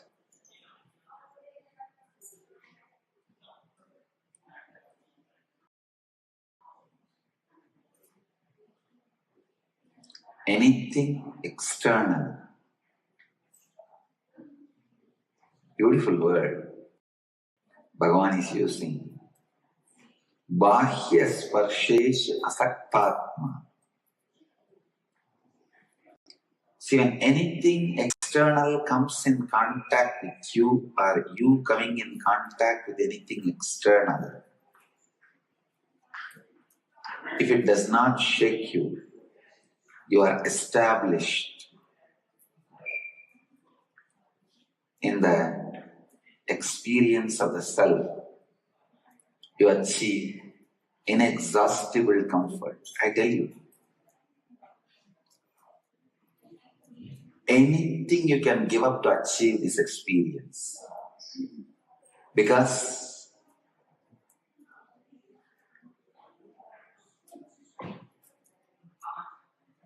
just the glimpse of the experience will solve the doubts. I tell you one thing.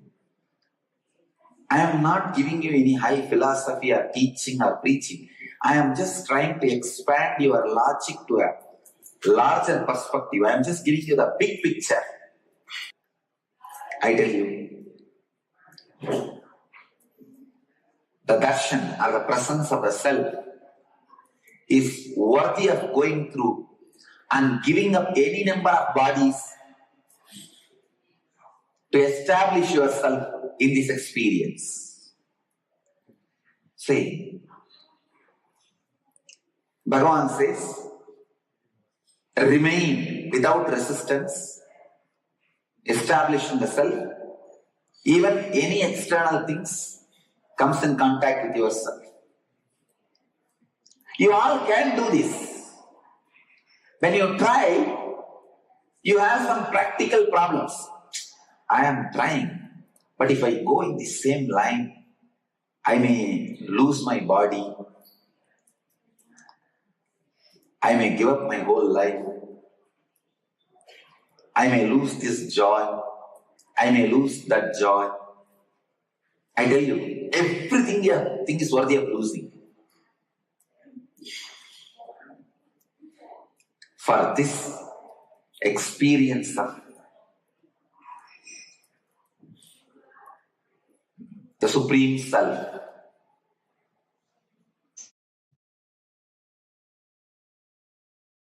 Once I asked Kuppammal in my house, it's a Shaivite family, very traditional Orthodox Shaivite family. They have that Kedara Kauri Vratam done during the Deepavali time. It's like my whole family will gather and they will make so many that Deepavali sweets and other items. But you know, funny thing, none of the women will eat. Some of my grandmothers, they will even tie the cloth around their nose that they should not smell the sweets and savories they are making. I used to wonder, and then they will They will do vratam. My mother will do. I have seen this Ketara Gauri vratam.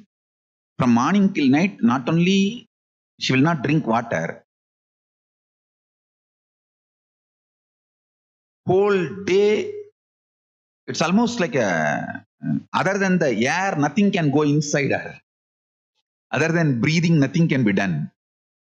Very strict dry fasting.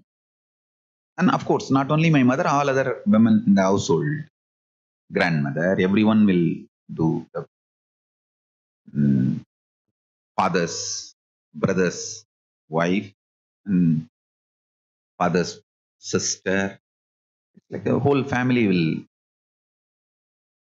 do this vratam. It is done to Kedarnatha, Paramashiva, who resides in KAILASA, who comes down to marry Parashak Parvati, and the Kedarnatha. Even now there is a beautiful temple in Kedar. That main deity is called Kedarnath. Kedar is a highest Himalayan shrine where we go by walk and have his darshan, where Shankara, Adi Shankara, is supposed to have left the body, and even Jnana Sambandar sang about Kedarnath. I personally feel Jnana Sambandar even visited Kedarnath physically and then sang about Kedarnath. And anyhow, that vrata they will do, they will cook so much fast, they will not only they will not eat, they will not even smell, offer it to Paramashiva, and they will read that story, Kedara Gaura Vratam, Kedara Gauri Vratam story they will read, and then they will worship Kedarnath and Devi, Gauri Parashakti. And then all that they offered, they cooked, they will distribute it to all the friends, family, everyone. Of course, none of my family people know the reason. They know that it's a tradition we follow. I went to Kuppammal, my guru, Vibhudanandapuri. I asked her, can you tell me the reason? She smiled and said, that is the symbol of Tyaga. You cook, but you don't even allow that smell to create desire in your body. You do nirahara, not even nirahara. It's just complete liquid, not even liquid allowed, dry fasting, full dry fasting. And then you cannot even engage a thought, oh, let the puja be over, after offering to deity, I will eat. No. After it is offered, it has to be distributed to friends and family. You cannot eat. It has to be given to other.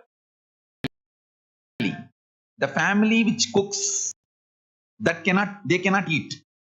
It has to be given to the extended family and friends.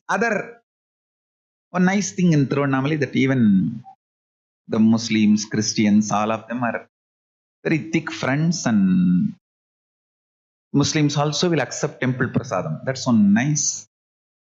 Anyhow, let me come back to the story. I asked Vibhudanandapuri, tell me,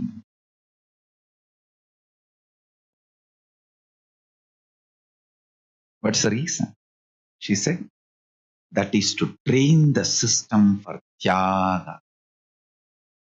You cook, you make everything. Not only you are doing dry fasting, you don't even allow the smell of that to enter into your system and create desire. And you can't even plan mentally, I will eat this after the puja, after the worship is done, after it is offered to deity, I will eat. No. I tell you, this Tyaga awakens your Kundalini. Even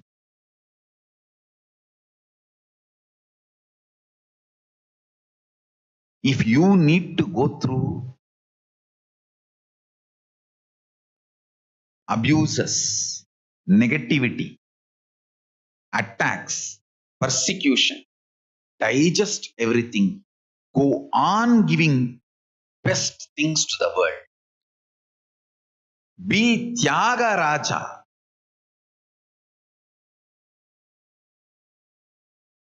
Go on sacrificing. Yes, society will rate you, society will hate you, society will judge you, society will beat you.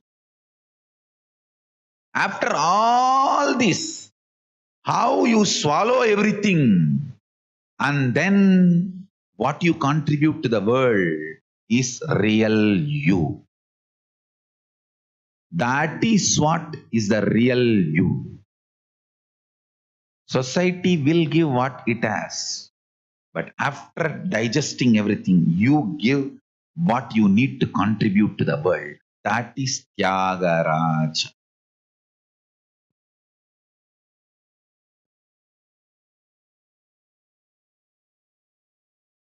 See these Tarugavana rishis. They have sent all demons on Paramashiva. All weapons on Paramashiva.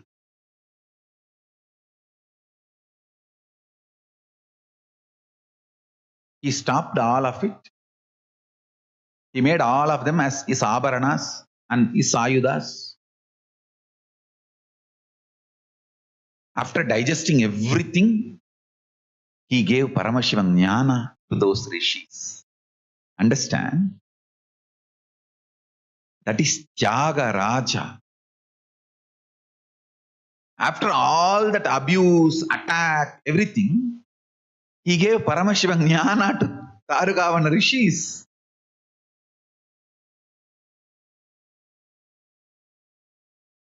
He just swallowed all the attacks and gave Paramashivam Jnana to Tarugavana rishis and to the whole world.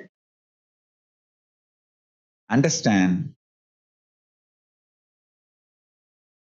Tyaga is the biggest power you can manifest, which will burn away all the powerlessness, and all the powerlessness you made it sacred by justifying to yourself and justifying to others.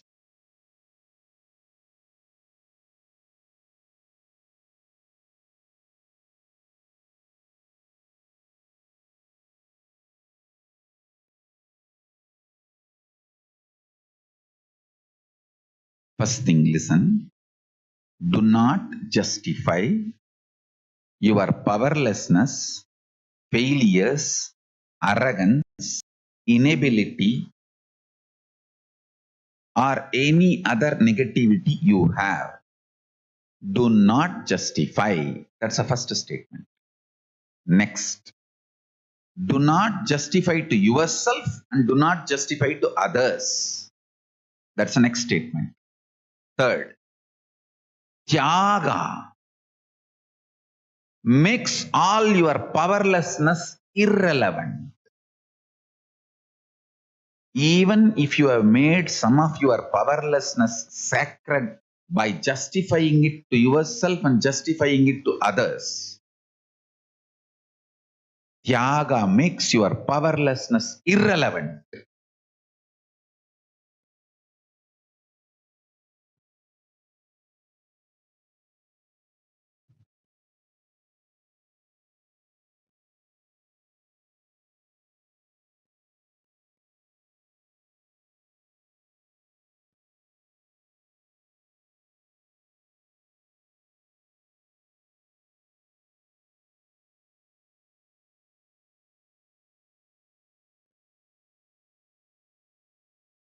Paramashiva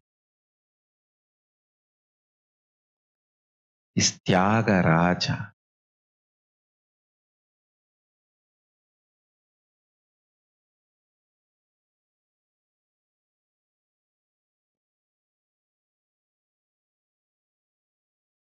Tyagaraja. Let me define the Tyaga. Whatever is thrown at you, You don't care about any of it and swallow everything, digest everything, burn everything away, and you go on giving the best, highest positive possibilities and powers to the world. All the powerlessness, negativity, abusal, attack, everything thrown at you, you just swallow them, burn them away, destroy them. But you go on giving absolute positive possibilities and powers to the whole world. That is called Tyaga. Paramashiva is Tyaga Raja. I want all my sannyasis and Kailasavas to become Tyaga Rajas and Tyaga. Of course, if Paramashiva is Tyaga Raja, Parashakti is Tyaga Rani.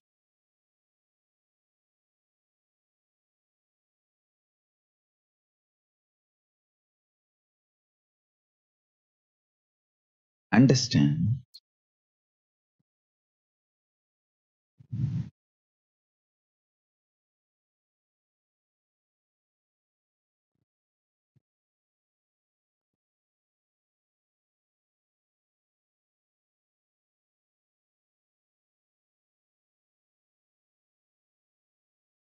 The power of Tyagaraja Swami.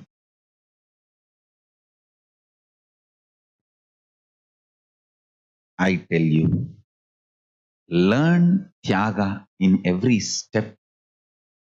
That's the highest power manifestation you can do.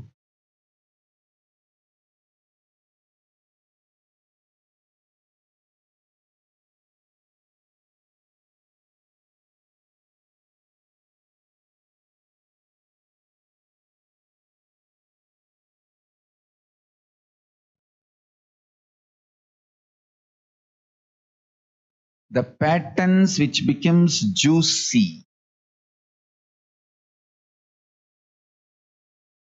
and inspires you to justify their existence. For example, morning you don't get Brahma Muhurta and do yoga. After some time, you start justifying that pattern. Oh, I think that morning sleep I can't give up. That's too important part of my life. See, from the young age, I grew up like that because my stepmother used to torture me in the daytime. Only that morning I can escape from her. So, morning sleep is important for me. That's it. The moment you justified and gave reason over, that powerlessness becomes empowered powerlessness. Empowered powerlessness is the powerlessness square. And when you justify this to others, it becomes arrogance. Empowered powerlessness cube. Arrogance. When that stupidity is added to it, then it becomes destruction.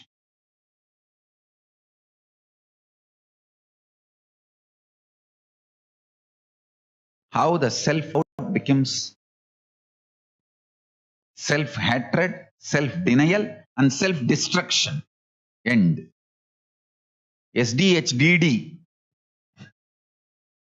not just SDHD, SDHD square. SDHDD. Self-doubt, self-hatred, self-denial becomes self-destruction.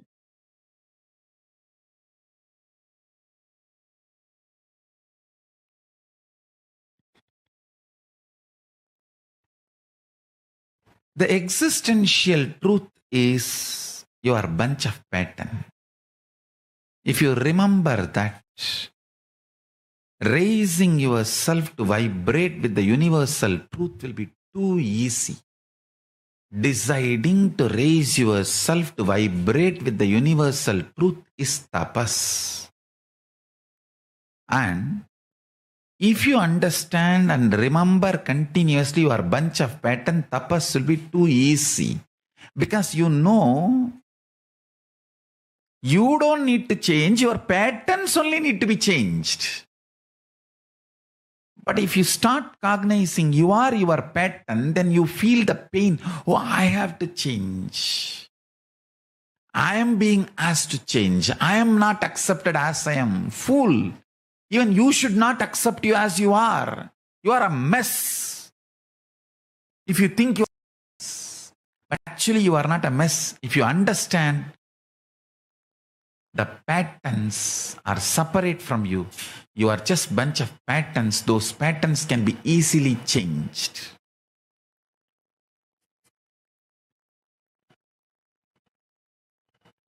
Unclutching from patterns and understanding patterns are yours but not you. Patterns are yours but not you. Liberates you. Liberates you. Patterns are yours but not you. Whenever you take the responsibility with the cognition of Tyaga, intense power manifests in you. Because Tyaga, by its very nature, manifests Paramashiva in you. Tyaga is preparation of your being for Paramashiva's being to manifest in you. Tyaga prepares your being for Paramashiva's being to manifest in you. Understand?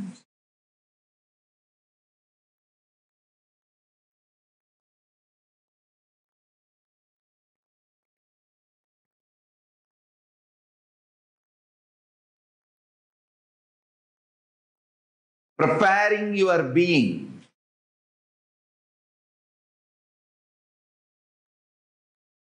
to manifest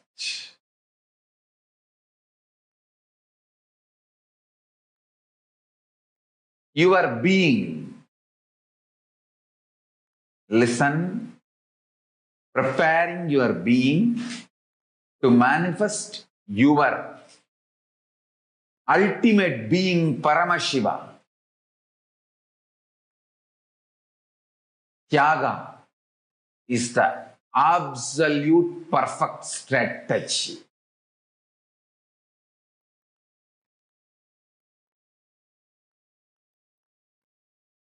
Actually, if you start practicing Tyaga, you will understand it is absolute perfect strategy.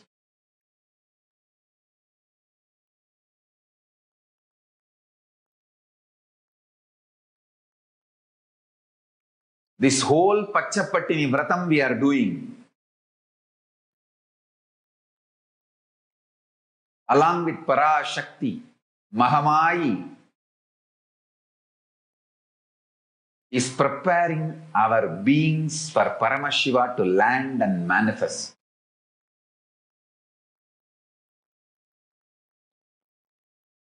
I am absolutely enjoying this Pachapattini Vratam. Absolutely enjoying the Pachapattini Vratam.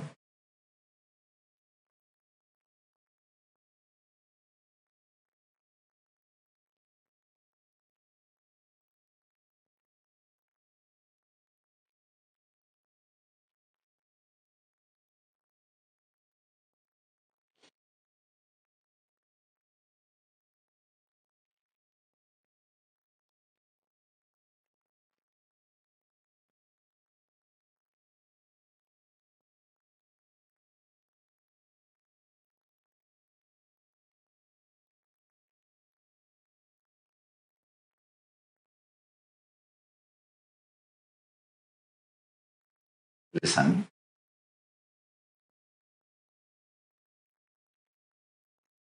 Healing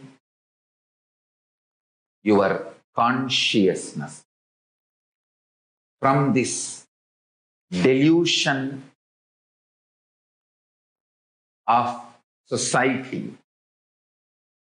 Whatever human society has taught you, those delusions, healing your consciousness from the delusions is liberation.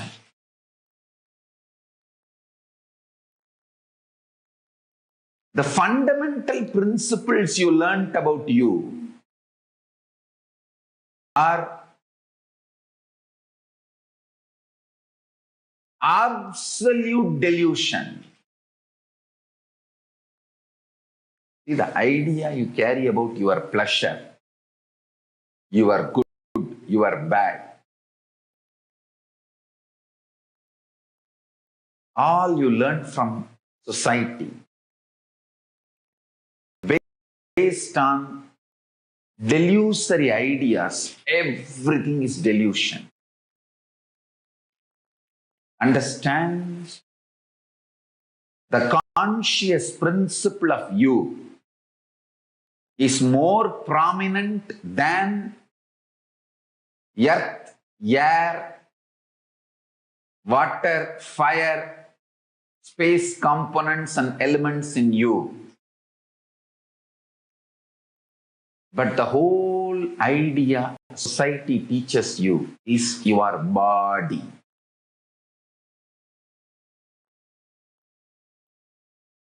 From that fundamental delusion, everything taught to you is layers and layers of delusion. Healing your consciousness from these delusions is liberation. And I tell you, this whole Pachapatni Vratam, I am doing it along with Parashakti, with the grace of Parashakti, not only to heal the world from coronavirus, to heal all of us from the delusions of society. Sacrificing pleasure is very easy. Sacrificing your pain, tyaga, understand? Sacrificing everything which gives you pleasure is very easy. Sacrificing your guilt, your pain, your feeling you are not competent, your feeling of failure. Understand? When there was an attack on you, naturally,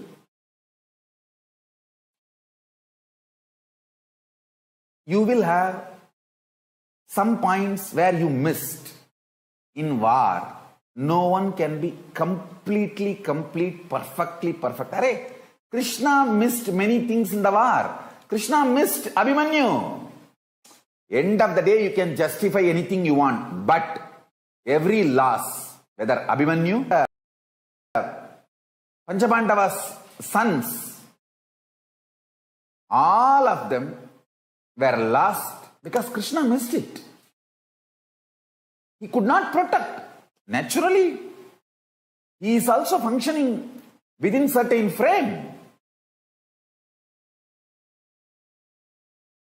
The power of Arjuna's energy is undeniable, no doubt. But at the same time, he completely make Karna's tapas, Aswathama's tapas, all their weapons, everything into zero.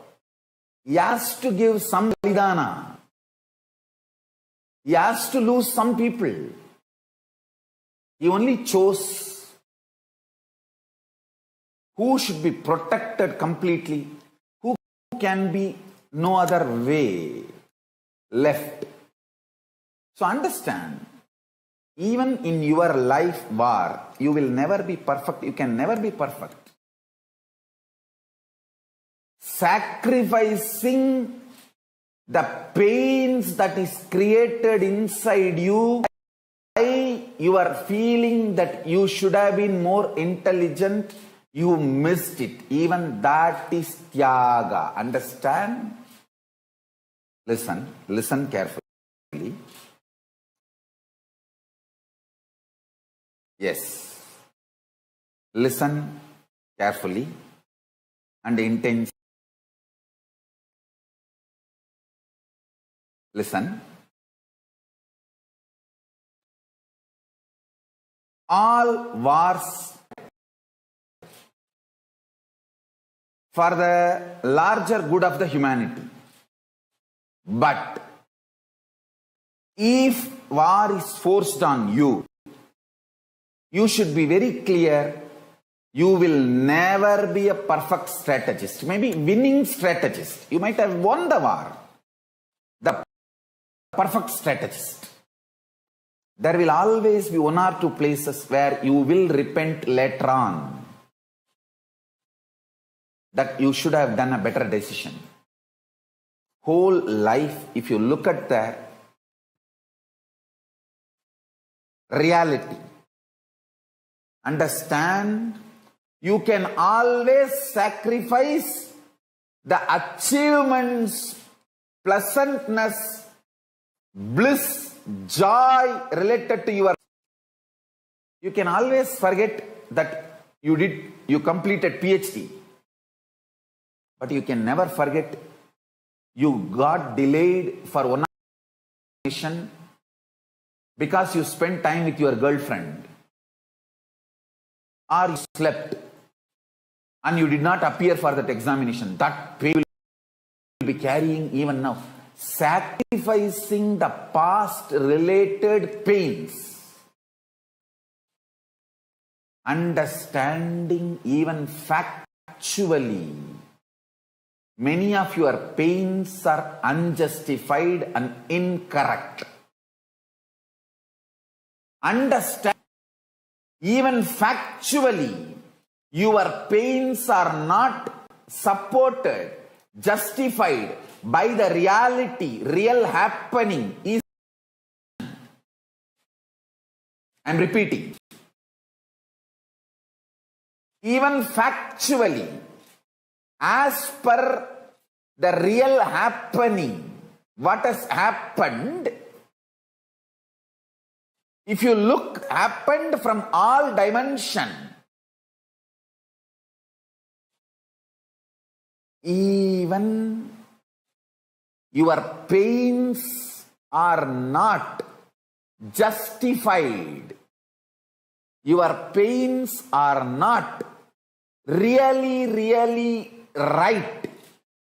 Even your pains do not have justification to exist in you. If you see the past happenings multidimensionally, is completion with the past. I tell you, how much ever you say, no, I know I have some pains which are absolutely justified. No. You may be Guni, you may be Kaikeyi, you may be Danganaka Duck, Danganaka Dick, I don't care. You are wrong.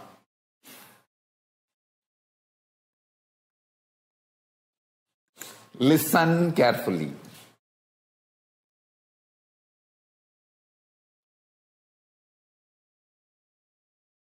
Listen again. I am repeating.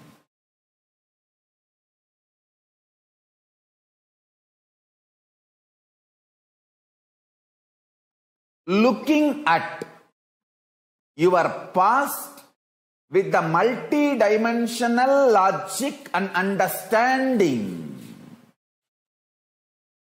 and waking up to the truth, your pains, your sufferings are not justified even logically, even factually, even as per the reality of happening.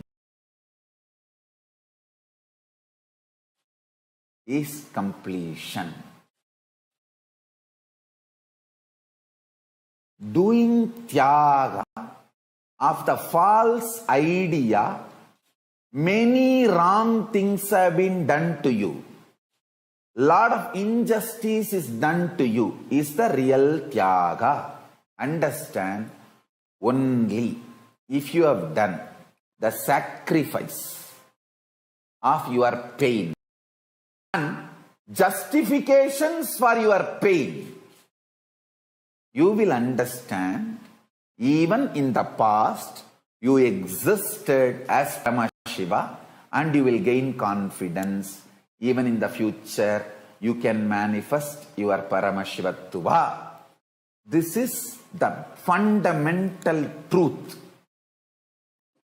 And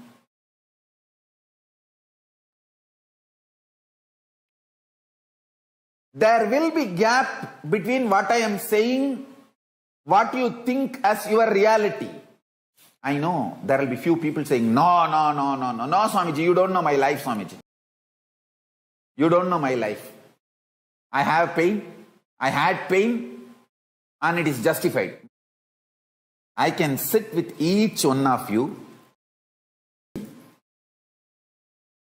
and make you understand every incident,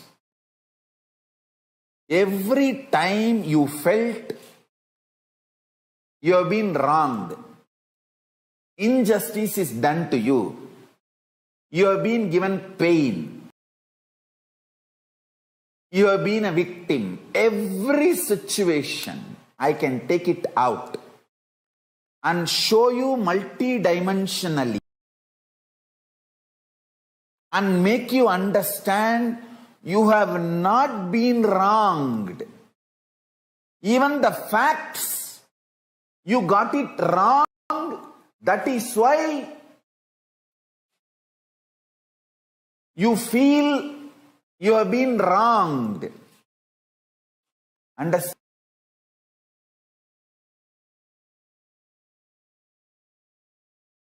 End of the day, whether you believe or not, I am Paramashiva. From that space, I am talking to you. And I am here to expose your false identity to you and make you real Paramashiva. Understand? When I claim I am Paramashiva, I am not claiming exclusivity. I am claiming my reality, possibility. I am not claiming anything exclusive. I am claiming my reality and your possibility. That is why I am saying, I have changed the word. I am also Paramashiva. I am not going to claim anymore, I am Paramashiva. I am going to claim only, I am also Paramashiva. Understand? If I am successful in making you sacrifice, pattern, you have been wronged. There was many injustice done to you. You have been victim. You have been cheated. Tortured you. Life could have been little more better. Life could have been more sympathetic, more compassionate to you. All these patterns, if I make you sacrifice, if I do tyaga of all these patterns, my job is done. My job is done. You will start manifesting. Swamiji, you are right, Swamiji. I should not have tortured you so much to make you go through so much to make me understand straightforward fact. I should have got it the day one you told me. Understand, it is simple, straight reality. Every time when tyaga is cognized and manifested, you raise you to the next level of existence. Understand?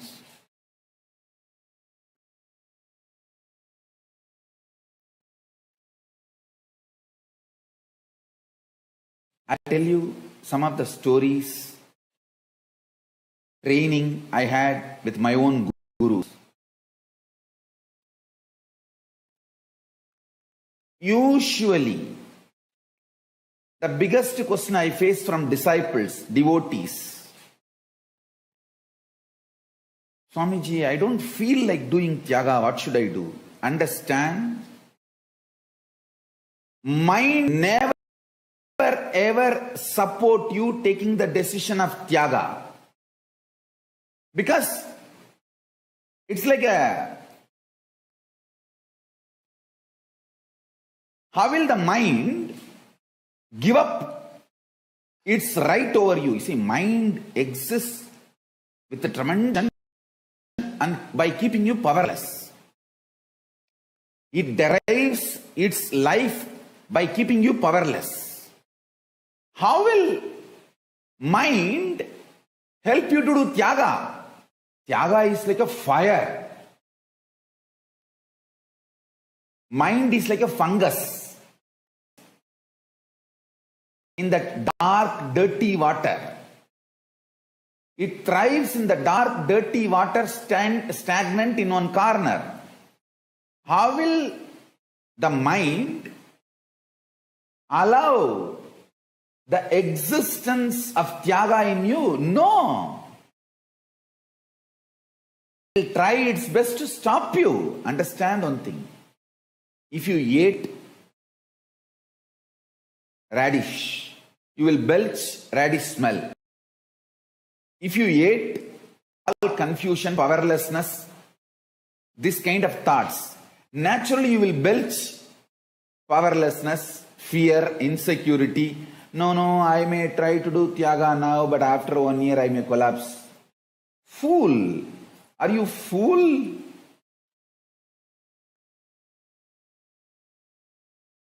More and more tyaga you will only raise to next level in your conscious existence. I'll tell you what is tyaga. It's like you got into an accident, vehicle crashed, you are almost gone other than one single breath to somehow push your body out and get out of the vehicle. That moment how you will push yourself and get out of the vehicle, that is what is declaration of tyaga. Collecting your whole energy and pushing you, come on. I am declaring tyaga. Whole old mind and identity. The whole thing.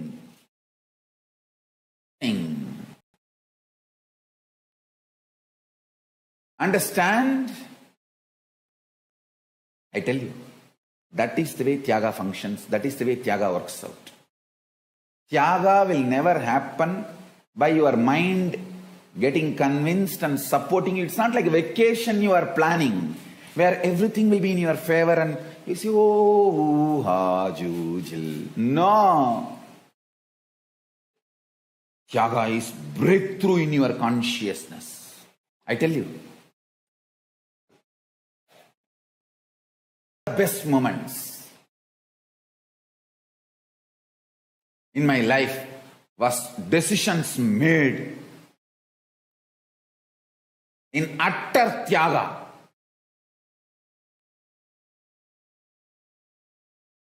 Never go back to what you vomited.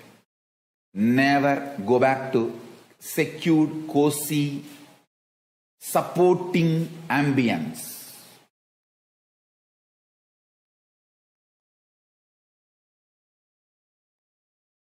Renounce higher and higher. The moment you go higher, renounce that also.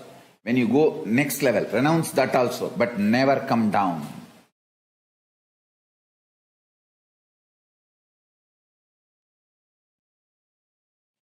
I have seen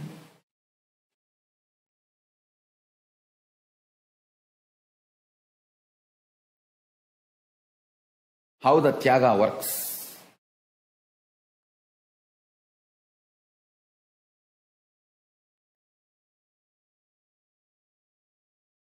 when I left the house to build one ashram, before even I completed that one ashram, see, I left the house to build one ashram in Tiruchengodu.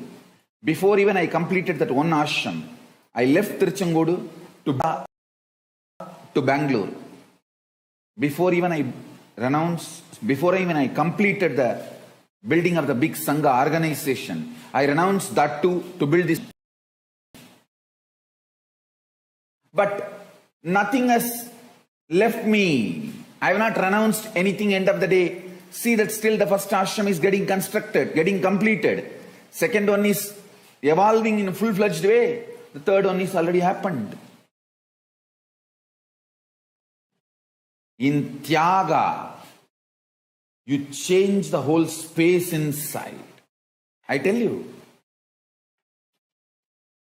I am giving you small examples. In Tyaga,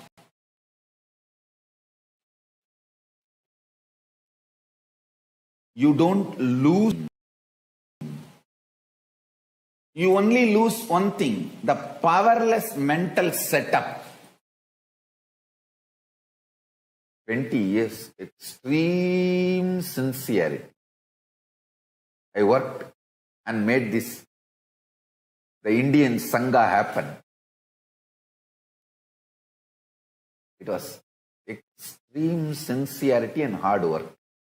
If you see all the oneness capsules, the old videos, photographs, you will see how from scratch, every ashram, every Sarvanyapeetam, I built, and every person I chiseled and built, trained.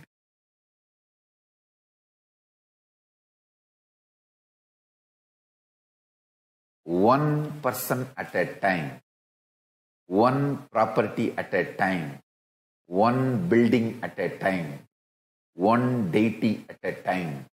That is the way I worked and made this whole Indian Sangha.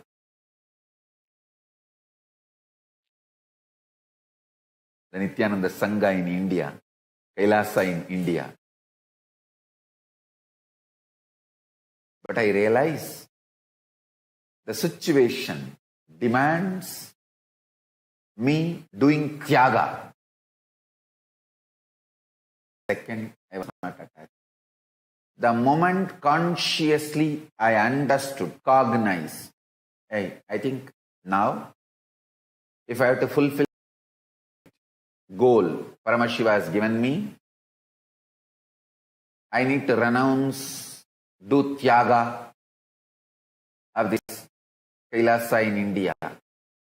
Only then I will fulfill the purpose of Paramashiva, the Paramashiva's guidance, the goal, the KAILASA, Shri KAILASA.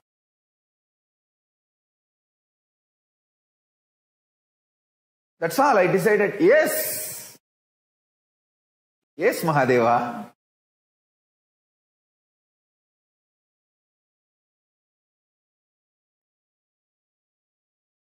The elite is, yes, Mahadeva.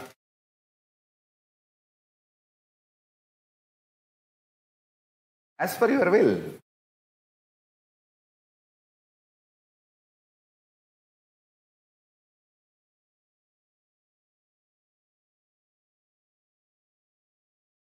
And I tell you,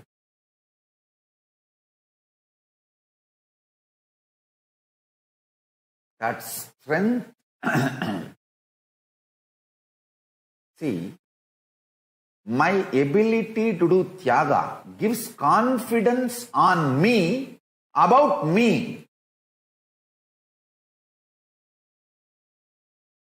The biggest strength of your life is what you feel as your strength for you.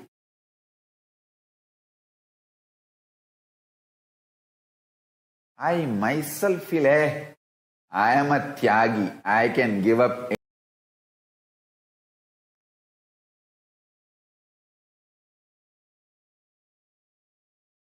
People who live around me, if they need to make only one statement about my life, that will be tyaga. I can renounce anything. I can do tyaga of anything. That's my strength.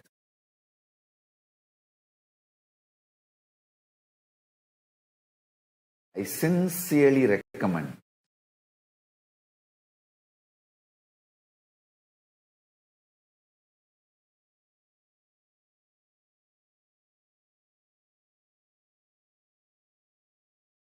every one of you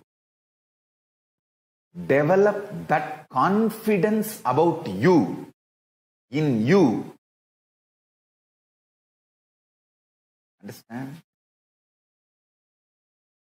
You having the confidence, hey, I can do tyaga of anything. It's like having private oxygen cylinder, emergency kit inside you for your survival.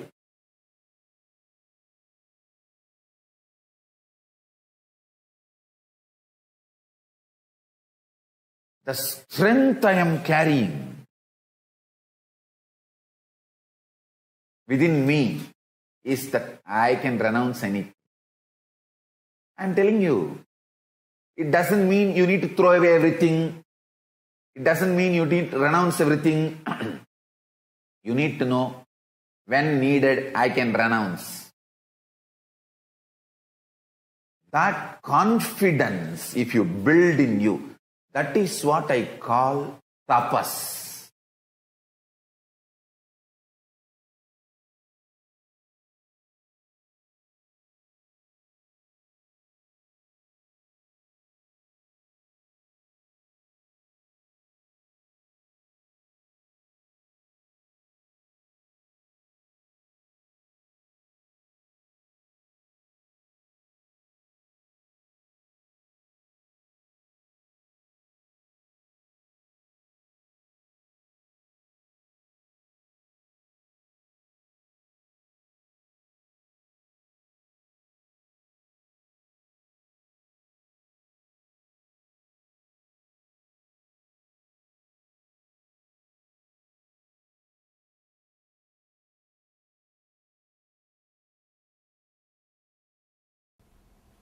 There's a beautiful story of a great devotee of Shiva. His name is called Kannappa, means the father who gave eyes to Shiva. Understand, the story says Shiva has got 3 eyes. In the 3,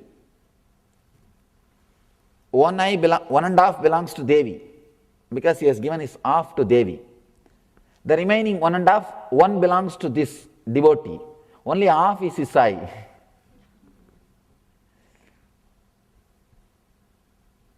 Let me tell the story. It's a beautiful story. There was a hunter in a forest. That guy, his only work is from morning till night, he will hunt animals, cook them, eat, sleep. In the forest, one day when he went for hunting, he saw beautiful Shiva's Murti, the Shivalinga. Shivalinga with a face carved on it. In India, you will see varieties, different kinds of Shivalingas. Different kinds of Shivalingas with a different forms and ways and different things. There was a Shivalinga with a face carved on it. The moment he saw that Shivalinga, he saw that Murti, he saw that statue, he fell in love with that. Somehow he was able to open himself. Every day he started visiting that place. He felt the God is there in that form, or the higher energy is there in that form. After 2-3 days, he started talking to it, talking to Shiva. When you see God, you don't see statue. When you see statue, you don't see God. Understand? When you see it as a God, you will not see that as a statue or just an idol. When you see it as an idol, you will not see that as a God. Somehow he felt it's God. He did not see it as a statue. He started talking to Shiva. Oh Lord, it's so nice you are here just for me. And he said, just see that I get a good animal today so that I'll give you a feast.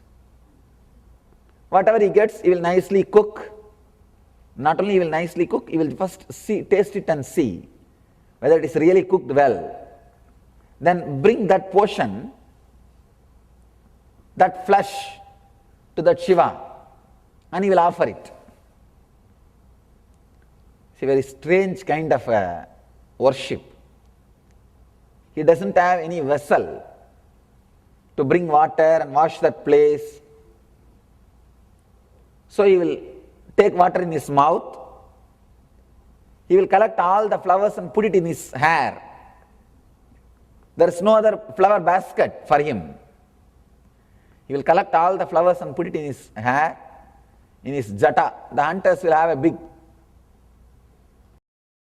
matted lock.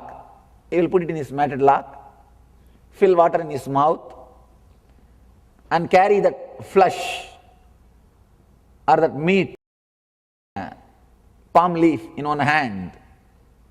Bring there, and he will spit that water on that statue, on that Shiva, all the flowers on that Shiva and decorate him, put this flesh in front of him and pray to him, oh Lord, please eat the best portion of the meat, the flesh I brought for you. He will do all his puja. Then he will tell, oh, I think I'm a little shy because I am here. I will go away, you eat later on. When you feel like, you eat that time. When you open innocently the power of existence, the big problem is we lost how to open up innocently, honestly. He will tell, now it is time, you please eat later on. Maybe I'll give you private time. You will go away. Actually, there was a traditional intellectual guy who also used to come to that place to worship rarely. And he saw all that meat in front of Shiva, and these traditional intellectuals usually not only they are vegetarians, they are dead against non-veg. Here, this guy is a great intellectual who is doing the puja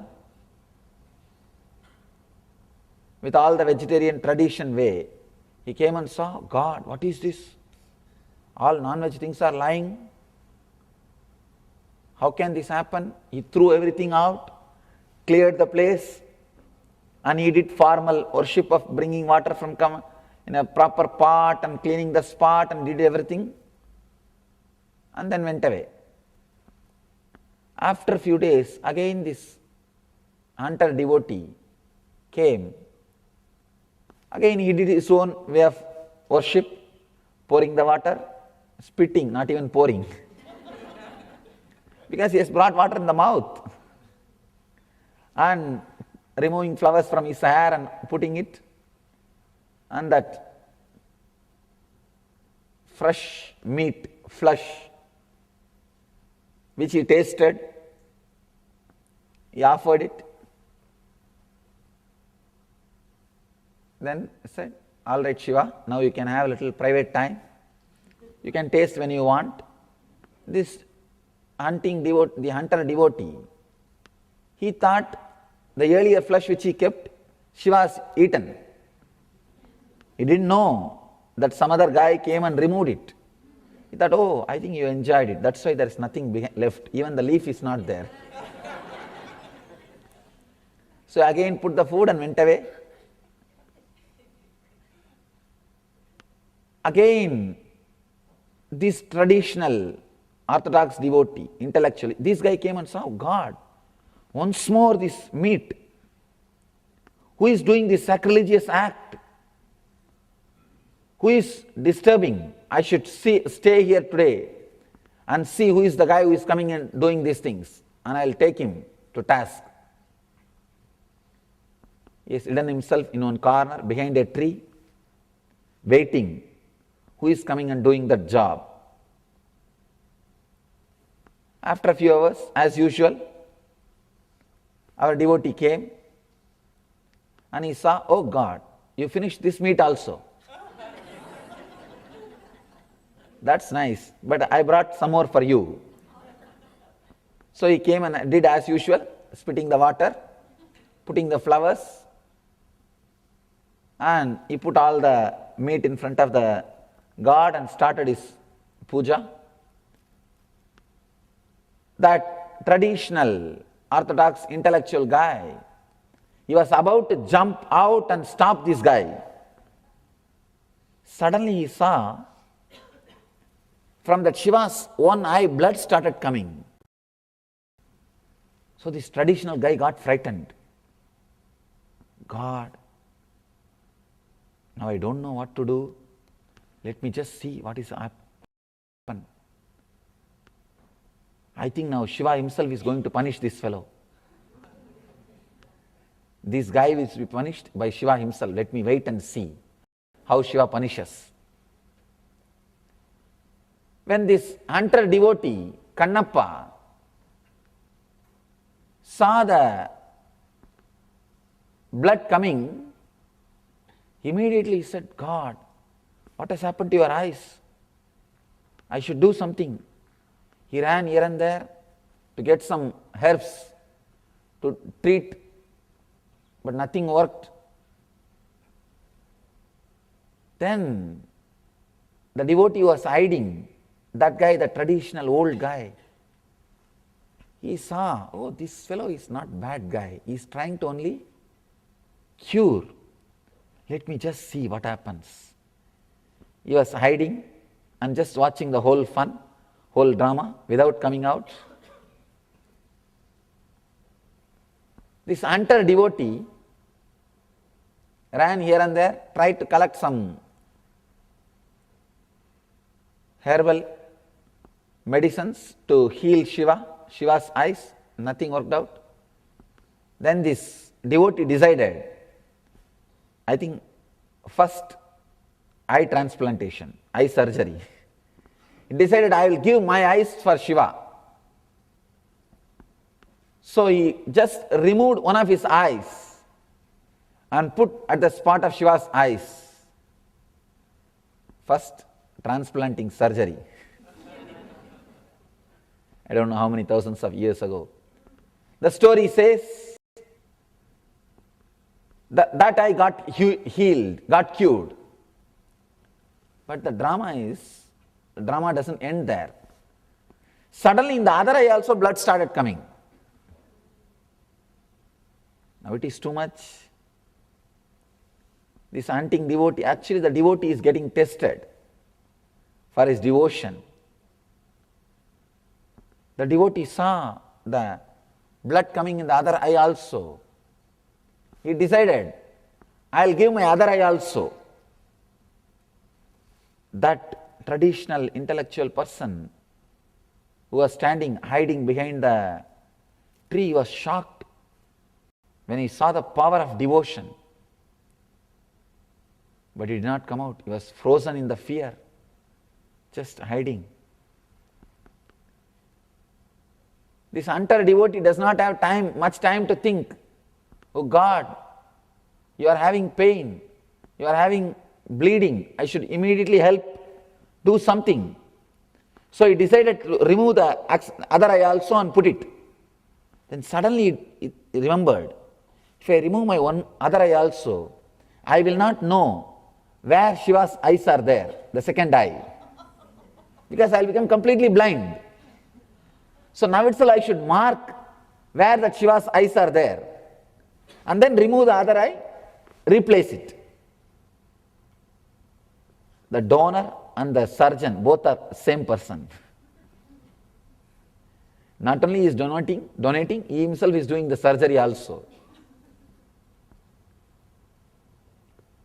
So, and he started removing the eye, but he was not able to remove with one hand.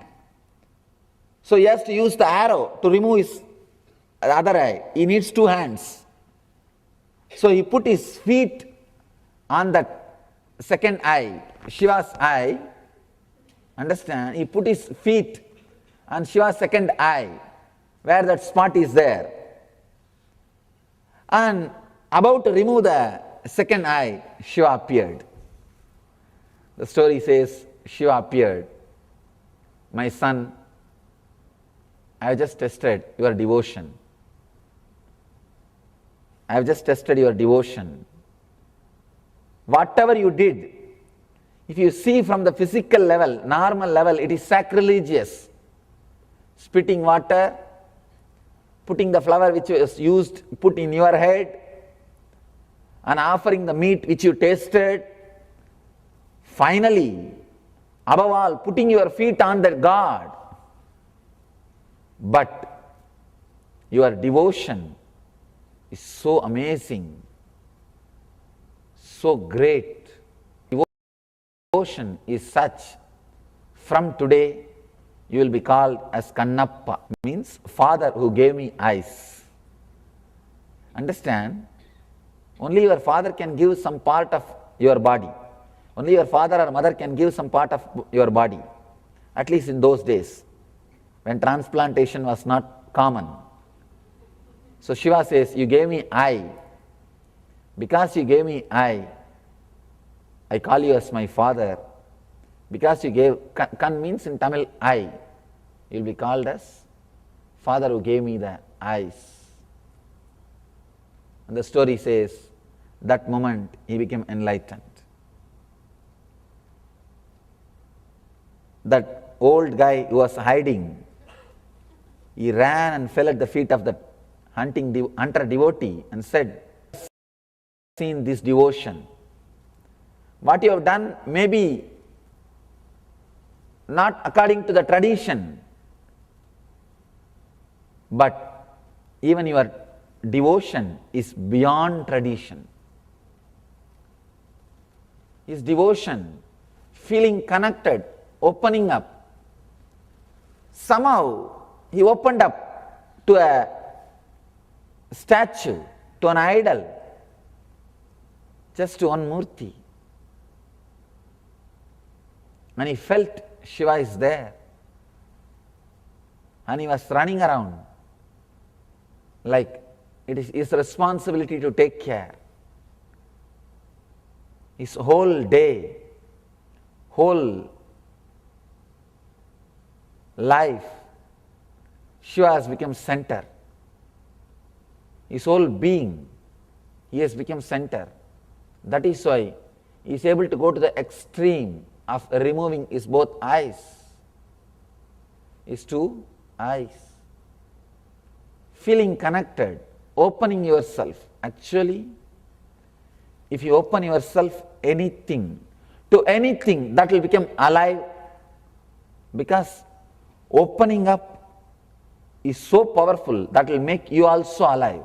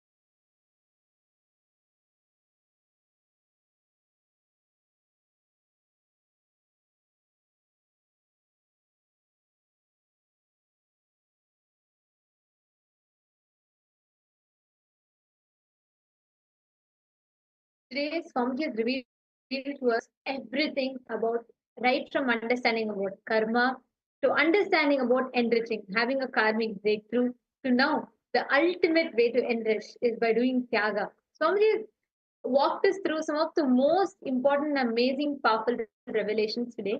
Hope all of you enjoyed your day today, and um, all the participants that were here. Today, each of you have had a shift, a karmic breakthrough in all the aspects of your life, wherever you are looking to manifest the shift, wherever you are stuck. And tomorrow, we are going to be learning about the science of feeling connection, experiencing Guru Bhakti, and a lot more. So please be there with us tomorrow at 7 a.m. Eastern Standard Time. We thank all of you for joining with us today. And we now will conclude our day with the Purna Mantra. Om Purnamada Purnamidam Purnat Purnamudachyate Purnasya Purnamadaya Purnamevavasishyate Om Shanti Shanti Shanti Hari Om Tat Sat Sarvam Bhagavat Shri Nithyananda Paramashiva Padukarpanamastu Om Nithyanandam. Thank you all. Thank you so much, Nithyanandam.